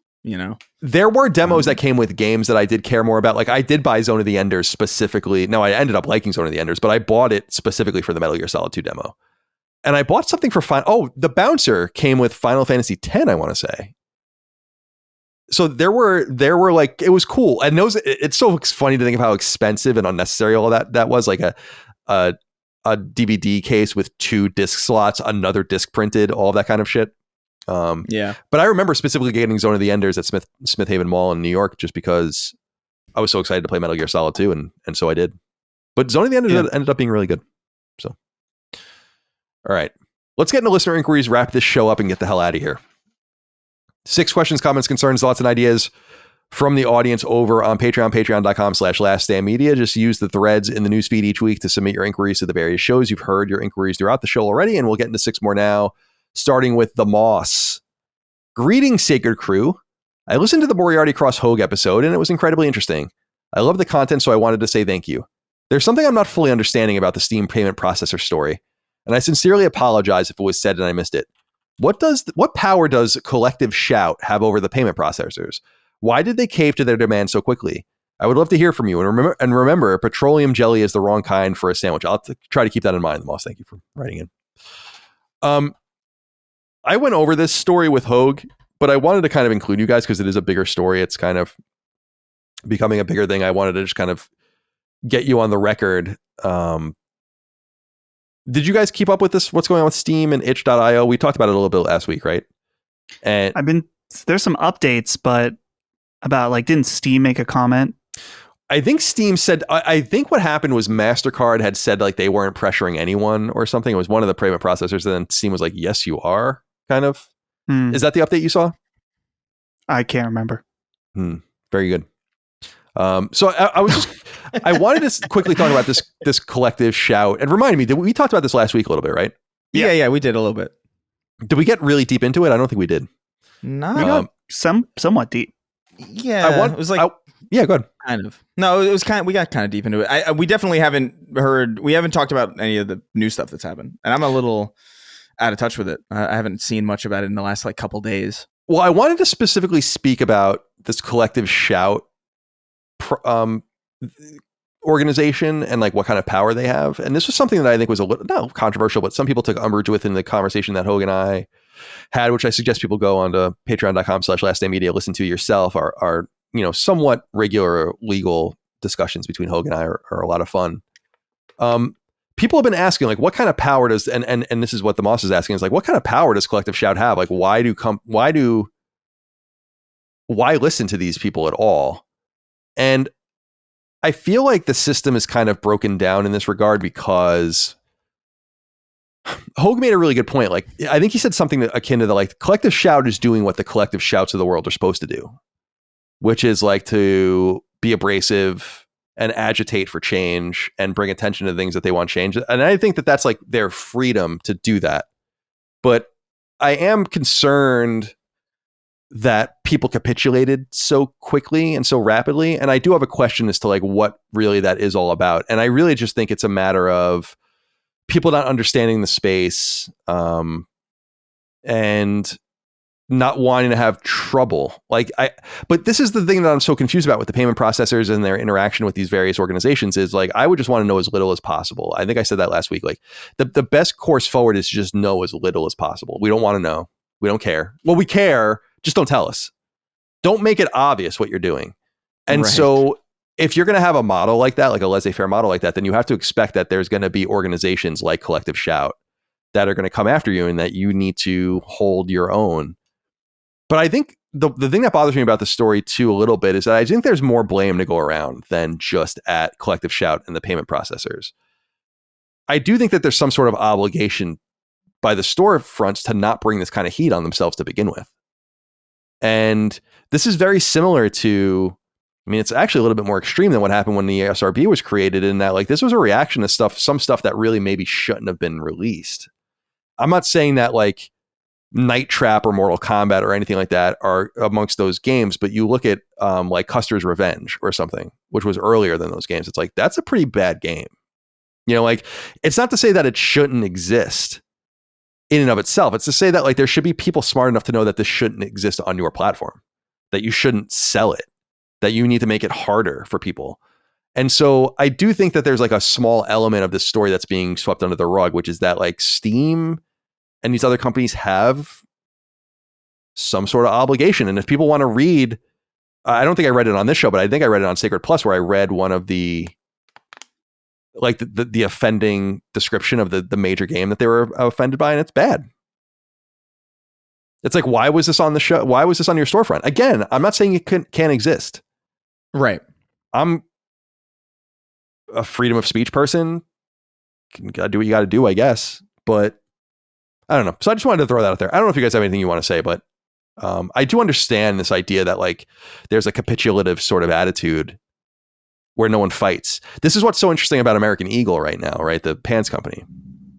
I don't know how serious it really is, but the Sydney Sweeney ads or whatever, it's like, and then people complaining about them, and then American Eagle standing up and saying like, well, we stand by the ads and stuff. Like, that's what you would expect a company to do, I would assume. A company that's thought it all out and kind of understands and has gamed it out, war gamed it, figured out the way things are going to wash out. It just seems like Steam was ill prepared for this. And I don't know what you expect is going to happen when you're not paying attention to what people are publishing and the shit that's getting through. It's confusing to me. So I like Valve, I like Steam, but and Collective Shout I've heard from people, especially in Australia, because that's where they are, that being like, these guys go after a lot of shit and a lot of it is dubious. And I'm like, yes, but that's not their fault. They're winning. Like, they're getting scalps because they're allowed to get them. You have to, someone's got to stand up and say like, no.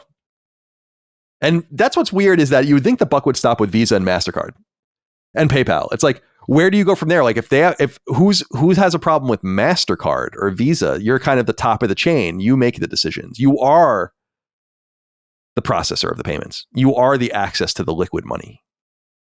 Anyway, just wanted to throw that all out there. I don't know if you have anything you guys want to add, or should we move on? No? Yeah. All right. Slipwater wrote in and said, hi guys, for time immemorial, I've heard that Game Pass is a great deal, but at this point, I feel like some of the industry voices are gaslighting us. In the UK, Game Pass Ultimate is £15 a month. PlayStation Premium is £13.50. In your neck of the woods, it's $20 a month for Ultimate and $18 for Premium. Both services offer hundreds of games, many of which are excellent no matter which side of the console coin you are on, and there is a lot of crossover between both platforms. Game Pass boasts day one first-party games and more frequent day one third-party offerings, although PlayStation is slowly gaining ground in that area. But is that the reason for the plaudits? The way I see it, Game Pass, you pay a little more money for a slightly better service. Don't read me wrong. I'm not trying to steal anyone's joy. If you like Game Pass, that's great. I'm just fed up hearing commentators singing its praises when I think Sony deserves at least some of the love for its own subscription service. Am I totally off base here? And if so, what am I missing? Dustin, you're a user of both. And Chris, well, maybe of other things too. And Chris, I think you are as well. Yeah. I've never had PS Plus Extra or Premium, so I've never used it, but I know people that have and really enjoy it. I think there's something to this. I just think the day one games count, but I also don't want to understate how well PlayStation Plus is doing. Sony doesn't report numbers anymore, but it's almost certain that they have substantially more PlayStation Plus users than there are Game Pass numbers. And the reason that matters is because it's no longer PS Plus to Gold. It's now PS Plus to Game Pass, because everyone that's online on Xbox now has some form of what they are counting as Game Pass. So Sony is silently, I think, winning, especially because they're spending and losing way less money by ingesting games that probably could sell a la carte in there. But I'm wondering what you guys think, if they stand up to each other, and if Sony deserves a little bit more credit for PS Plus Extra than they're getting. You want to take it? Either way. I feel, I don't know, man. I think I understand the inclination to compare them. It is fair in some way, but I do feel like the fact that the reality is that Game Pass functions not only well as like a tool to find new games that people otherwise wouldn't play, but also, dude, the day one stuff on Game Pass is just kind of like that is a point where it kind of defies a lot of comparison. There's really no equivalent thing like that where you're going to get the entire first party library of like, that's insane. When you consider how big Xbox first party is because of all the acquisitions, like that's insane. Like, I played Tony Hawk's Pro Skater 3 and 4 through Game Pass just recently. Mm-hmm. You know, Clair Obscura was like that's not a first party game, obviously, but that was their day one. Doom. Like, I mean, I understand what you're saying. Like the PS Plus as it stands is very good. It's how I played Deus Ex, and it's cool to play some of these older games, and like there's value there for sure. But like, I just think I don't think you don't do PlayStation Plus any favors by comparing it to something that is so clearly, it's so value rich that it's destroying the brand. Like, it is so clearly customer and consumer focused that it almost doesn't give a shit about the company that it's meant to support. Like, oh yeah, you can $1 for Game Pass, and then like, actually we'll give you that $1 back if you don't want it. Like it's Game Pass is too good. It should be worse. But yeah, I don't know. That's kind of how I feel about it. Yeah. That's Yeah. Go on. I agree. PlayStation Plus Premium at $18 a month is a very good deal and a great value. But of course, as Chris was saying, when you compare it to Game Pass, it's like, a $70 game on the service along with everything else at a pretty regular rate. If you're interested in those games, that's insane. I think that PlayStation Plus Premium's pricing is probably a little bit more healthy, whereas Game Pass, I would assume the prices for that will go up as they're still trying to gather users.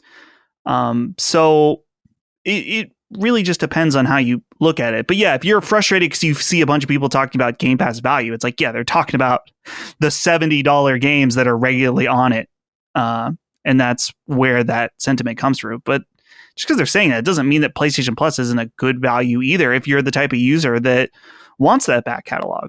So yeah, just depends. Yeah, as a business, and I'm interested in the businesses and how they work. I think most people don't give a shit. I think Sony is probably actually extracting more profitable value out of their version of the subscription because they have so much less invested in it. So it's really all upside. Where even Microsoft, we saw from the leaked letters from the Activision FTC situation, that people inside were afraid of what they were doing and the erosion of their own value. So, which is why those games are now on PlayStation. So yeah, I think both are just doing their own thing. And I think they're reflections of the way the individual companies feel about their own catalogs.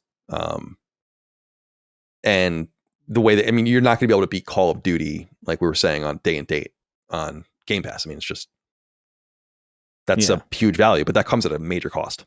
Well, dude, even that, what was that 1 month where it was like a Oblivion and then Clair Obscura and then something like immediately. And Doom, I think, right? Doom. Yeah. Like all that in the span of like a week and a half. That justifies that alone, that 2 week period justifies the cost of Game Pass for like several months, probably like a year. So like, I don't know. It's not a good point to comparison. Yeah. Or a point of comparison. I think they're both doing what they need to do. It seems like both are pretty static. Sony not acknowledging the numbers anymore is a sign that they're probably plateaued, if not falling. It's a little hard for me to believe that PS Plus numbers are falling though, because like you kind of need to have it to play online. That's the way most people are playing games now. It just seems like it's probably just not growing enough to report. Yeah, I think that the numbers are obviously, they're either inaccurate or being obscured for another reason. But anyway, all right. Next up is Pikachu was almost a tabby cat with huge naturals. Writes in and says, "Hey gents, seems like EA could not have asked for a better reaction from fans regarding their Battlefield 6 reveal. This feels like the first time in years that the internet is just happy with a game. That being said, if the momentum builds to a successful launch and people are not happy with the Black Ops 7 reveal, is there any chance that Battlefield could be the best-selling shooter this year?" I saw an interesting story about this too in regards to Battlefield kind of competing with Black Ops, where they were saying, it was from Insider Gaming and Tom Henderson, I think, wrote it, where they were saying that there was internal sources at Activision saying that like they're not really afraid of Call of Duty failing, but they called it something that I thought was fairly ominous, at least according to him, which was too big to fail. That's not what that means. Like, too big to fail means that something systemically breaks down if it fails. So I don't know if they're meaning like, we obviously came to terms with that term, or we got to know that term rather during the recession back in 07, 08, the banks that were too big to fail. So like they literally could not fail. Call of Duty definitely can fail, but I don't think it's going to. I think it has a huge audience. One of the things that I've seen out of Battlefield, and especially the PR around it and the marketing around it, is them saying like it's going to be a more serious game. Like we're not going to have these crazy skins. We've been talking about this in here too, like the Beavis and Butthead skins and all these kinds of things that have made Call of Duty more of like a Fortnite clone. And I think Activision seems to be kind of undercutting its own value, and certainly there's more competition in the space now. However, it's hard for me to believe that Battlefield gets anywhere close to selling more than Call of Duty. I could be totally wrong about that. I think Battlefield's going to do great. Yeah. But I think that would be a first. And I just don't think that that's going to be the reality. Now, if you compare, Battlefield 6 is going to exist for a long time. Call of Duty will move on to the next Call of Duty next year. If you want to compare game over game like Battlefield and Black Ops 7, Battlefield might ultimately sell more copies, but certainly not in competition with each other before they move on to the next Call of Duty. You guys know a lot more about this than I do, though, so I'm very eger. Chris, what have you thought about Battlefield 6? I think the betas, people were queuing up for it. I don't know if it's going now or what's happening. Yeah. But I saw, even as we've been recording, I've seen many like Steam notifications popping up of like so-and-so is playing the Battlefield 6 open beta. I don't really know how to get involved in that. I would like to, but at the same, I'm not really clamoring. I'm playing a bunch of other stuff. The beta is only going to be open for like a brief period of time. I also am not really all that confident that my computer will be able to run it, to be honest. I feel like it looks really intensive. And my computer is kind of, it's not, I mean, I have a 3080, so it's not like decrepit, but it's far from current. So I don't really know what to make of that, but I will say, like, dude, it looks great, and I'm really excited to play it.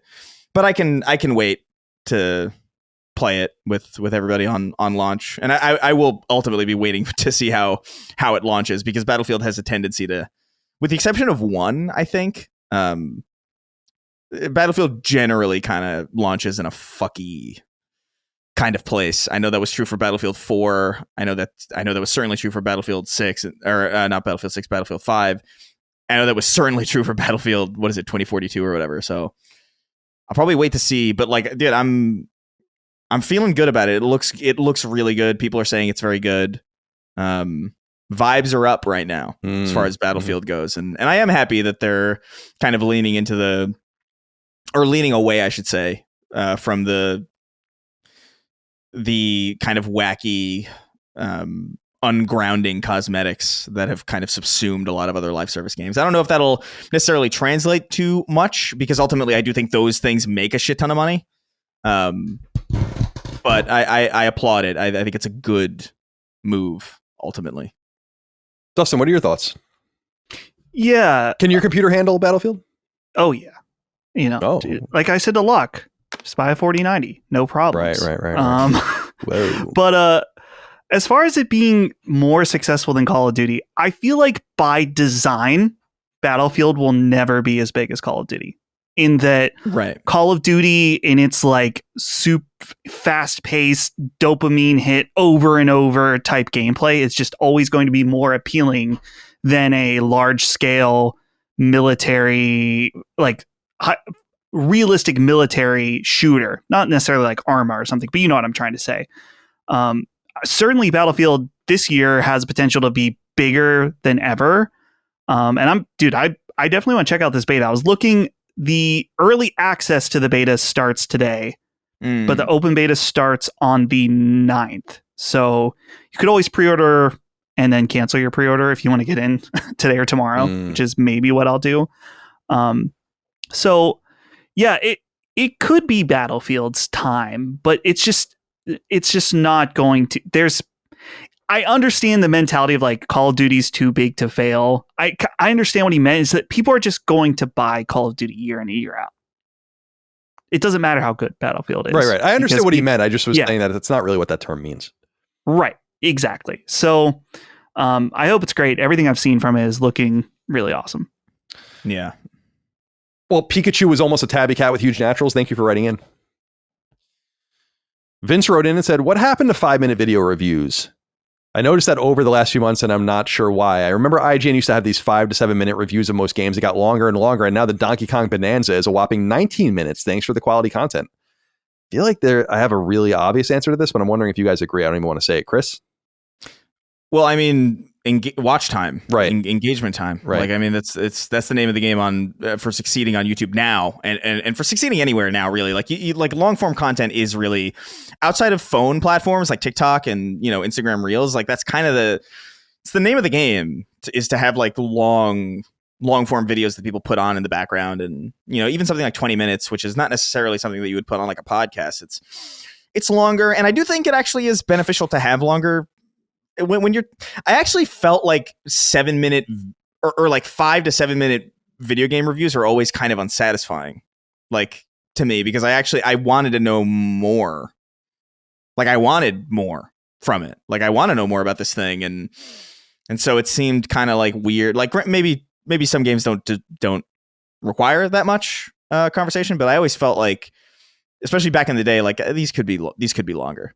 So I actually think it serves both the like what a game deserves as far as like reviewing it, and also just bottom line stuff like mid rolls, watch time, audience engagement. It's just kind of a synergistic kind of marriage of those two things. I agree. Reviews back in the day when websites started reviewing games, and we had magazines, so the space was very limited. They went in the exact opposite direction, and people might remember old reviews on GameSpot, IGN, all those websites were like sometimes thousands and thousands of words, like multiple pages. I think the Grand Theft Auto San Andreas review at IGN was like 8 pages or something, which is like, what the fuck? Like what are you even doing? And we truncated when I was there to get it shorter. Now I think it's swinging back again, like you're saying, to kind of respond to the expectations of the algorithm and like what people are really looking for. And they like these deeper looks. And you need I think people are confused by like one thing on YouTube, and I understand if you're not in the world, like why would you know? You don't get paid based on views. You get paid based on how much watch time you get. That's why like our podcasts like have very modest view numbers, 20, 30, 40,000 views per week, depending on the show. But our watch time is like insane. I think the average watch time on our videos is like 50 minutes. That's like unheard of, levels of engagement on YouTube. And that's how you make money on YouTube. So they're certainly just trying to lean into it. In fact, wasn't it like people used to put like used to like spoof their videos to make them as long as humanly possible, right? Like, right. What do you like mean? Have like at the end, the video would be 10 minutes and 30 seconds, but like the last 2 minutes would just be dead air to like reach a certain what people thought was like. That's the other thing. And we've talked about this on the show, Chris, is that like people also none of us really know what's what. Everyone gleans information off of YouTube and thinks they understand it. They're like experts. Like we used to have them at IGN, like that think they understand how to use YouTube. And even those people are dead ass wrong. I've talked about how, I don't know if you guys remember IGN First, or not IGN First. It was IGN. God, I've brought this up in the past and I keep forgetting. Start. IGN Start. It was our YouTube channel, like the separate YouTube channel. And we got a bunch of money from Google to make it. And they gave like a bunch of like these grants out to everyone. And we thought it was the best idea to make a new channel. So like we had the IGN channel, and then we had the IGN Start channel, which was like all this different stuff that like game shows and all these different things that we were doing. And then we realized like really what we should have done is just kept it all on the same channel, like splitting it up. So like people's instincts, even these highly paid people, are not right. So it's just to go on to say, like, we were talking about this about how you and I both don't believe that actually, like we were making fun of people using grape instead of rape in a video, or like, unalive yourself and all that kind of stuff. And we were saying like, I don't believe that ever mattered. Like, I just truly don't. Like, I say crazy shit on these videos all the time. It only matters to the extent that if it bothers the right person and they show it to the right person. You know what I mean? Like, that's the only conceivable way. Because I have plenty of videos where, I'm notorious for cursing. I don't say that's a point of pride. I wish I didn't actually, as often as I do. I'm just used to it. And the complete monetization, no problem at all. And then I watch a video of somebody like censoring themselves. It just bothers the hell out of me, because I know for a fact they don't need to do that. I know for a fact it's not a necessity that you do that. It might hedge your bets, right? And that's fair enough. I get it on some level, but like, yeah, it really is just watch time. I remember. The meme was always like, you see the runtime of a video, and it was always like 10 minutes and 2 seconds. And it's like, you know what you're doing. Right, definitely. You know exactly. You got to that 10 minute. 10 minute was the threshold. I remember for like qualifying for mid rolls. And to be fair, like, you know, it's been the case that YouTube hasn't paid per view for the overwhelming majority of its lifetime at this point. Like that ended sometime. The time frame I think was around like 2009 to 2012, maybe even earlier, 2011. And you knew that was the case because that was around the time that animation stopped being like the big thing, because it used to be like an animator could really, really do well because they could make something that was like maybe like a minute long and it would catch the zeitgeist. It would be quick and spicy and everybody would care about it. And then millions of people would watch it. And then that would be a healthy chunk of change. But the second it became watch time, it became less reasonable to dedicate time and money into making short animations because it just that wasn't fulfilling watch time. It was the worst idea you could possibly do. And that's why a lot of animators ended up doing podcasts together to make up for the watch time that they were losing for their cartoons. It's really interesting how it all shook up that way. A big piece of YouTube history too was the Reply Girls. You remember those? Yeah, of course. Yeah, of course. They kind of also ruined it because they would just have a title that was like the same as another video, and it would be like 5 seconds or like 10 seconds, and somebody like, that was a good video, and then they get paid per view, right? And because it has the same title, and it's like, oh well, the watch time. I do think the watch time was an earnest attempt to kind of like make it so like people who were making garbage weren't rewarded for it, because if you click on something and it's not what you're looking for, you're going to X out immediately. And then they won't, the people who do make the thing you want to see, and they'll get rewarded for it. But I do think it had kind of negative consequences because now people just figured out that they could just make long drawn out garbage and do the same thing ultimately. Like this. So yeah. Welcome. Dustin, do you have anything you want to? I saw that you posted a video on your YouTube channel today. What is it? A tier list? Tier list for Souls games, for Souls games. Yeah. Okay. Yep. So you understand the YouTube. I mean, you're in charge of our op here. Do you have anything you'd like to add? Yeah. Well, there's definitely. I mean, the main reason I would say from big outlets probably is that it's longer, more watch time. The more watch time means it's going to feed out to more people. More watch time also means you can put more ads directly baked into it. Obviously, CPM, which I think is clicks per million, clicks per something. Per mil. It's clicks per thousand. It's French. Oh, okay, yeah. So that also, dude, YouTube is so weird. You can get paid different amounts based on what your video is categorized in. So like gaming YouTube is so saturated that the CPM on it is very low. But I've heard like finance YouTubers or legal YouTubers, the CPM is like way higher. You can get way less views and you're monetized and make way more money. We should just start mislabeling all of our stuff. Fantastic idea. I mean, this is we do technically get into legal issues. Yeah. YouTube loves that kind of thing. From a personal perspective on reviews, though, I am at the point where I do not like long reviews, especially for a brand new game. If I'm watching a review, it's mainly because I want to know what's the game about, and whether or not the reviewer thinks it's good or bad.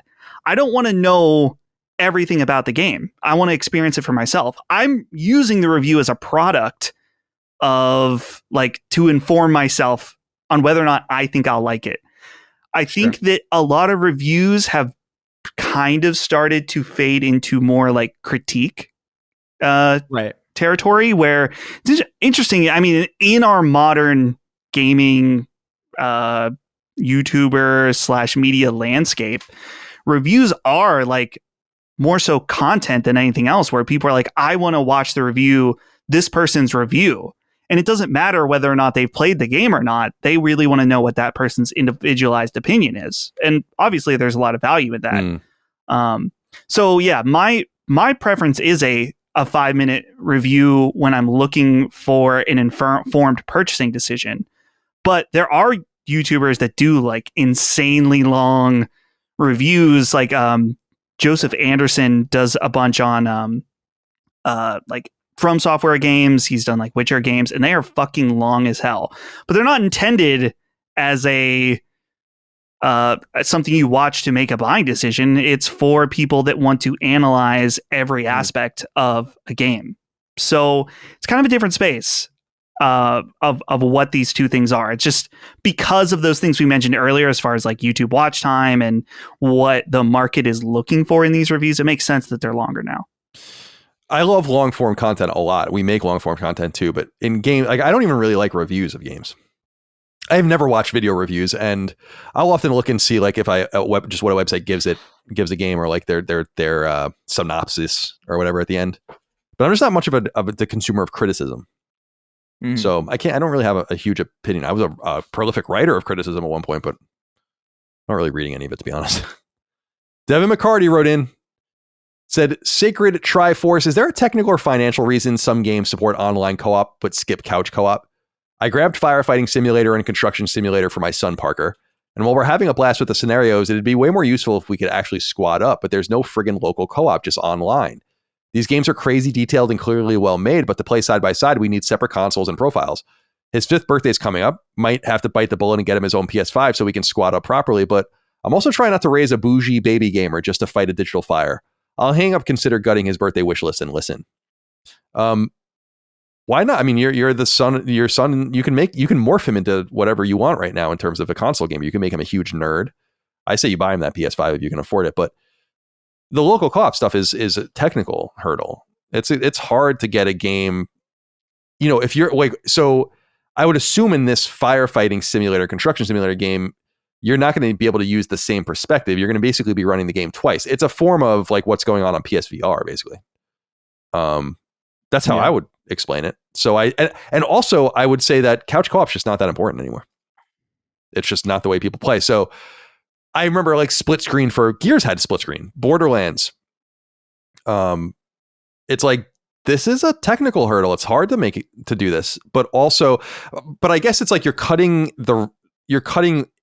the point of view in half. So it should use like half as much, but you're running it at the issue is that you're rendering a lot at the same time. Especially, it depends on the game. Obviously, like there's some you could see it happening like real time. Like I remember towards the end of the 360 generations when you started to notice. I think you kind of get diminishing, or maybe diminishing returns isn't necessarily the right term, but like Halo Combat Evolved split screen or something on the original Xbox. That didn't really matter because you weren't really losing much detail anyway, because those games were kind of already crude in some sense. But I remember with Halo Reach specifically doing co-op with people who are like going into Forge and being like, damn, you could see actively everything looking worse the second another perspective was drawn in. It really is a matter of like rendering and all the, some physics has to be processed multiple times. Like it's a pretty intensive thing, especially for modern games where the expectation is that if it's not 4K 60, I'm shitting all over it, and it's going to be a key point in my 50-minute review about how shit this runs, or how like, oh man, this NPC looks like garbage because I have 4 people running on the same screen. It is unfortunate. I too wish that it was more of a focus, and I do think for some games, I think you should just kind of bite the bullet. Like Halo Infinite not having split screen co-op, I think is insane, because I think that's a franchise that people understand. It's like, okay, yeah, you're going to sacrifice some stuff, but like this is so core to this franchise that like, why wouldn't you do this? But generally speaking, it's a risky thing to do, because then you're also putting your game in front of people in a context by which it can look bad. And I think that's just not appealing to a lot of people, especially in an environment that is so hyper. It's a very hyper aggressive environment. Like people make up their minds in a second if they see something even slightly askew. So I could see why they've opted to just not even open themselves up to that issue in the first place. Yeah, I agree with everything you both have said.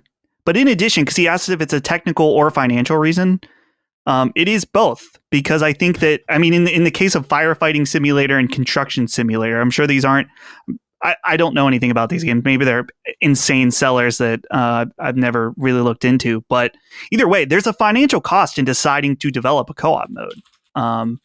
And so when they're deciding the budget of the game and what their priorities are and whether or not they want to do a couch co-op mode, they might be able to look at their stats from previous games and be like, yeah, this isn't really something people are asking for. And it's going to be a technical hurdle, and it's going to cost us money to make, and it's going to take away from other things we could do. So we're just not going to do it. So I think that's probably often the case as well. And something that's worth noting too is that like we're of a certain age, right? Like we're early 30s, mid 30s, late 30s. There's a pretty good chance that our first interaction with a video game playing with another person was in person. You know, like that was pretty much the only way to do it. And so that's important to us, and we value that. But from the perspective of a younger player who their first experience playing a game with somebody else was almost assuredly online, or, you know, Fortnite or PvP, like they had their own screen, and maybe they were through a mic, maybe it was Xbox Live, PSN, whatever. And so the idea of like playing in person, just, I mean, not only is this not important, it might be completely alien to a large percentage of people. Like, I can't imagine, like, it's not only not been facilitated, but it's also just not really the way that younger audiences engage with games. Even the co-op games that are really popping right now, not even just on PC. I mean, you know, Repo and Peak, these are all like Discord hangout games. They're not like games that you play in person. So I just think the reality is that we're old. Yeah. And this is important to us and not really important to people who grew up without it. I went and looked. Firefighter Simulator: The Squad is probably what he's talking about. This came out in 2020 on PC, and it seems like it's done, and it came out 2022 on PSN. On Steam, it has 4,143 mostly, you know, very positive reviews. Classified as very positive. It's $25, and it's getting a sequel called Ignite this fall. And on PSN, it has 2,713 ratings, which indicates that it's probably sold hundreds of thousands of copies. And then Construction Simulator came out in 2022 on PC and came 2022 as well to console. It has 8,714 very positive reviews on Steam, and on console it has 5,495 star ratings. So these games are pretty big. Well, low key, which is not a huge surprise. Like, some of these games are, and maybe even some of the big games are shit, but there's like those are both published by the same publisher. They're a German publisher. And some of these games are like kind of good, and then some of them are sloppy and shitty. And I think you just need to know like which one you're getting when you buy them. Devin, thank you for writing in. Finally, Derek Mozzarella wrote in and said, "Good day, Sacred Crew. What are your thoughts on soon approaching ID verification that's happening with Xbox and various websites due to the UK's new laws? I see a lot of uproar, but is it justified? People constantly fearmonger about children being targeted online, and if parents aren't going to be responsible with how their kids use technology, I don't see what's wrong with making it just a little bit harder for kids to go places they shouldn't. Unrestricted internet has been a disaster for kids. I think we can all agree. You have to show an ID when you buy alcohol, after all. People don't want to use their face or ID to verify their Xbox account, but they'll happily give Apple their face to open their phone every day, or their thumbprint to use Apple Pay. Your personal data is no more secure with Apple than it is with Xbox or PlayStation. I don't know about that. Anyways, curious to hear your thoughts. I'll leave food out at my campsite in Grizzly Bear Country and listen. I think based on history, our data is substantially more safe with either with Apple than it is with Sony or Microsoft. But I both agree and disagree. If they really could... Did you guys see what happened? Did we bring it up on this show, that the T app? Oh yeah. And like how like there's an app called TEA, and it's like for women to like gossip about men, basically. And then their shit was basically just, they had all these ID verifications, like tens of thousands of them, just sitting in like a fucking photo bucket, basically.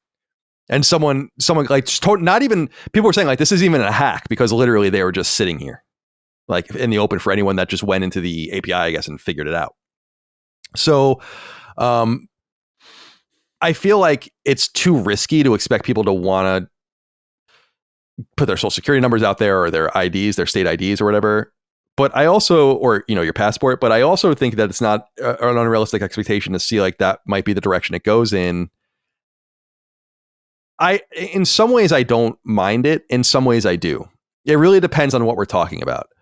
I don't want the government in my business.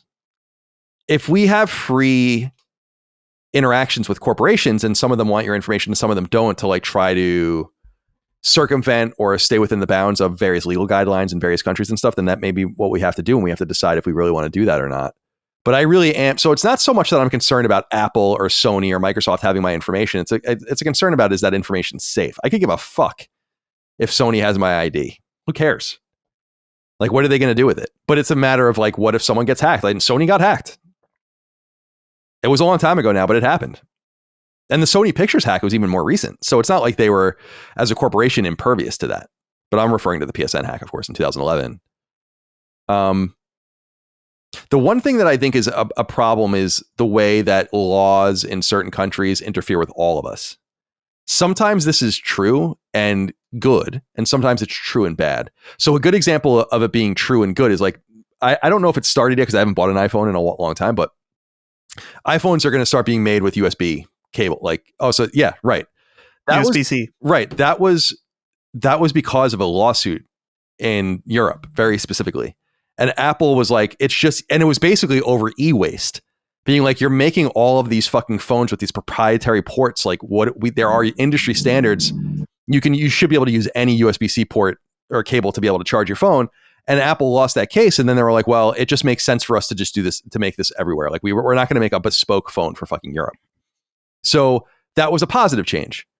But there are a slew of negative things that happen too. And like the UK's got a very onerous state. I mean, I'm sorry. It is, from an American point of view, it's obvious. And that infringing and interfering with the way we do business and interact with our companies is a problem. So I just think it goes both ways. Part of me is, it's like the Patriot Act back in the day. The argument about that used to be, and I supported the Patriot Act. That was totally wrong. It was a ridiculous thing to support. Just like the Iraq War. But at the time it was like, if you have nothing to hide, then what are you worried about? Sure. And I'm like, no, that's totally insufficient. So we got to figure it out. The other thing too is the anonymity of the internet, I think, is somewhat important. It would be hysterical to out everyone on the internet, like as far as who the randos are and shit like that, people hiding behind, fake, personas and all the rest. But it's kind of the spirit of the internet is opting in or out and dealing with the repercussions one way or the other. So those are my thoughts. Do you guys have anything you want to add about this? Doesn't? Yes. My thought, especially with the Xbox PlayStation angle, is, in my opinion, both of these consoles have parental tools on them. Fucking use them. It seems weird to me that it's like, oh no, well, we need to make sure, the government needs to step in to make sure that they're being used right. It's like, to me, it's a major failure of like parental responsibility. That it's like, no, just go in and make sure that your console's locked down so that your kid's not playing shit that's going to mess them up or something like that. Same with the internet too, where it's like, yeah, you probably shouldn't let a young child have full reign of anything they want to go see on the internet, because there's things that they should not see at that age. So it's unfortunate to see, like, I mean, I guess in UK, but who knows, it could happen here too, that it's like, scanning your face or scanning Norman Reedus's face from Death Stranding 2. I don't know if you guys saw that. People were getting around it by like scanning him from the game. That's so insane. It's I don't know. I guess this is just more of a statement about society in general. It's just like, dude, take some responsibility. You see these stories like, my kid spent $5,000 on Fortnite skins. It's like, dude, that's your fault. I mean, it's partially your kid's fault, but it's your fault for not putting any fucking restrictions on there. Mm-hmm. Take responsibility. Be a parent, for Christ's sake. Yeah, like, the buck stops with you, not the corporation. Sorry. I remember the day that I asked my dad because I had money. I think I had cash, and I asked to use his credit card to buy something on Xbox 360. And he looked at me and he's like, I will let you do this. You will never spend money with this without me asking, or we're going to have a problem. And I was like, yes, sir. You know what I mean? And I never, ever used that card unless we had a conversation beforehand about it. Obviously, some kids maybe aren't trustworthy, but Obviously those tools not, are there now. Yeah, but Those tools are available now. right, and that's your problem. Right? Yeah. Like that. It's so I agree. I just think my general stance is that we need to have more personal responsibility for ourselves. But again, it's a complicated situation. We were talking about earlier in the show with Steam and like their own corporate responsibility and stewardship and all these things. And so I trust Microsoft more than I trust Sony with my data, to be honest with you. But I trust Apple more than both of them because Apple's never had a problem as far as I understand, or nothing that I really remember anyway. So I don't know. I'm just bummed that in some ways the globalized world brings us good change, and in some ways the globalized world brings us bad change. And the free and open internet is American. I mean, it's the internet was an invention of the American government, you know, and we ended up having a shell over it called the World Wide Web, which was created obviously at CERN and in the UK. But it's like we have some sort of we should steward it in a way where we want to see it go. And I think there are a lot of competing tensions around what that should look like, because there are some people that just want to get rid of anonymity on the internet completely. And that to me is unacceptable. And I'm not an anonymous user anywhere. My fucking username on GameFAQs was C Moriarty. Right. You know, like I chose not to be anonymous at all. So I'm not really trying to protect myself. It's like, I just feel like it's part of the culture. But anyway. Yeah. Should we wrap it up, my friends? Yeah. All right. Let's get the hell out of here. That's it. That's it for this episode of Sacred Symbols. A good one in the books. We hope you enjoyed it. Thank you for joining us. We hope you're well out there. Let's go around the horn and say goodbye to everyone. Chris, goodbye to you. Be well. Any plans for the rest of your day? I don't know. What am I doing? Probably nothing. I think today's kind of like a completely empty day, which is nice. I might just might cook. Oh, make myself something. Cool. But well, enjoy. Good to see you. Dustin, goodbye. Good to see you. Be well.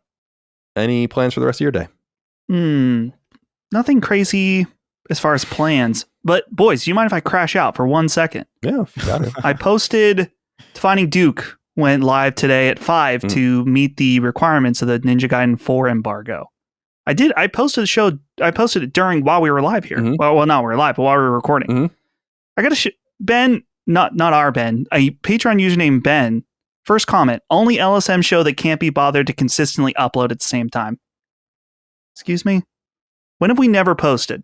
When have we skipped a show? Yeah, that show is the one that moves around the most. But to say that it's usually to accommodate something, because they're the ones that are most involved in the industry and have to navigate around embargoes, while we don't have that problem on Sacred Symbols because we refuse to work with the publishers.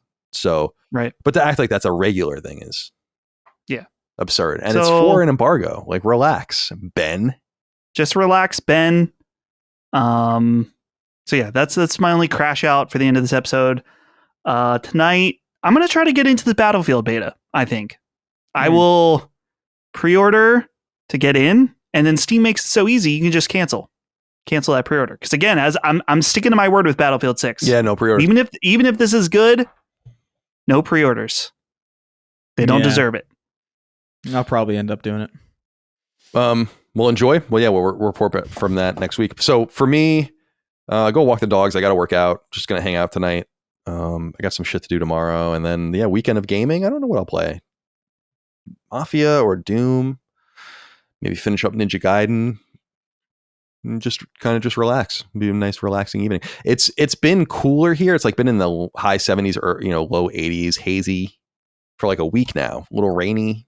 So it feels very unusual for August, the dog days. Oh. What? I don't know. I opened up Steam and I was going to pre-order it, but it just says join the Battlefield playtest. And so you can just do it, I guess. Oh, cool. There you go. I wonder if it's not going to let you actually log in though. Oh, maybe. Yeah. I'll give it a It shot. might be worth a shot. Yeah. Who knows? All right, my friends. Well, be well. Thanks again. Thank you all out there for your love, kindness, and support. We appreciate you. We appreciate your support of Sacred Symbols. Couldn't do it without you. Patreon.com/LastStandMedia for early ad-free access and a bunch of other perks. LastStandMedia.store for merch. I'll see you on Monday, as usual, for streaming on our YouTube channel in the afternoon. And till next time, goodbye. See ya. Take care, guys. Sacred Symbols, a PlayStation podcast, is a product and trademark of Last Stand Media and Collins Last Stand LLC, and is proudly recorded in the USA. The show is conceived by, is written by, and is directed by me, Colin Moriarty. My co-hosts are Chris Raygun Maldonado and Dustin Furman. The show is produced by executive producer Dustin Furman. All of Last Stand's theme music is by my best friend, Ramon Narvaez. As you know, all of Last Stand's shows, including Sacred Symbols, are fan-funded on Patreon at patreon.com/laststandmedia. The following names are at the producer level on Patreon, our highest tier, and we're grateful for your thoughtful and kind contributions to our independent endeavor. Thank you.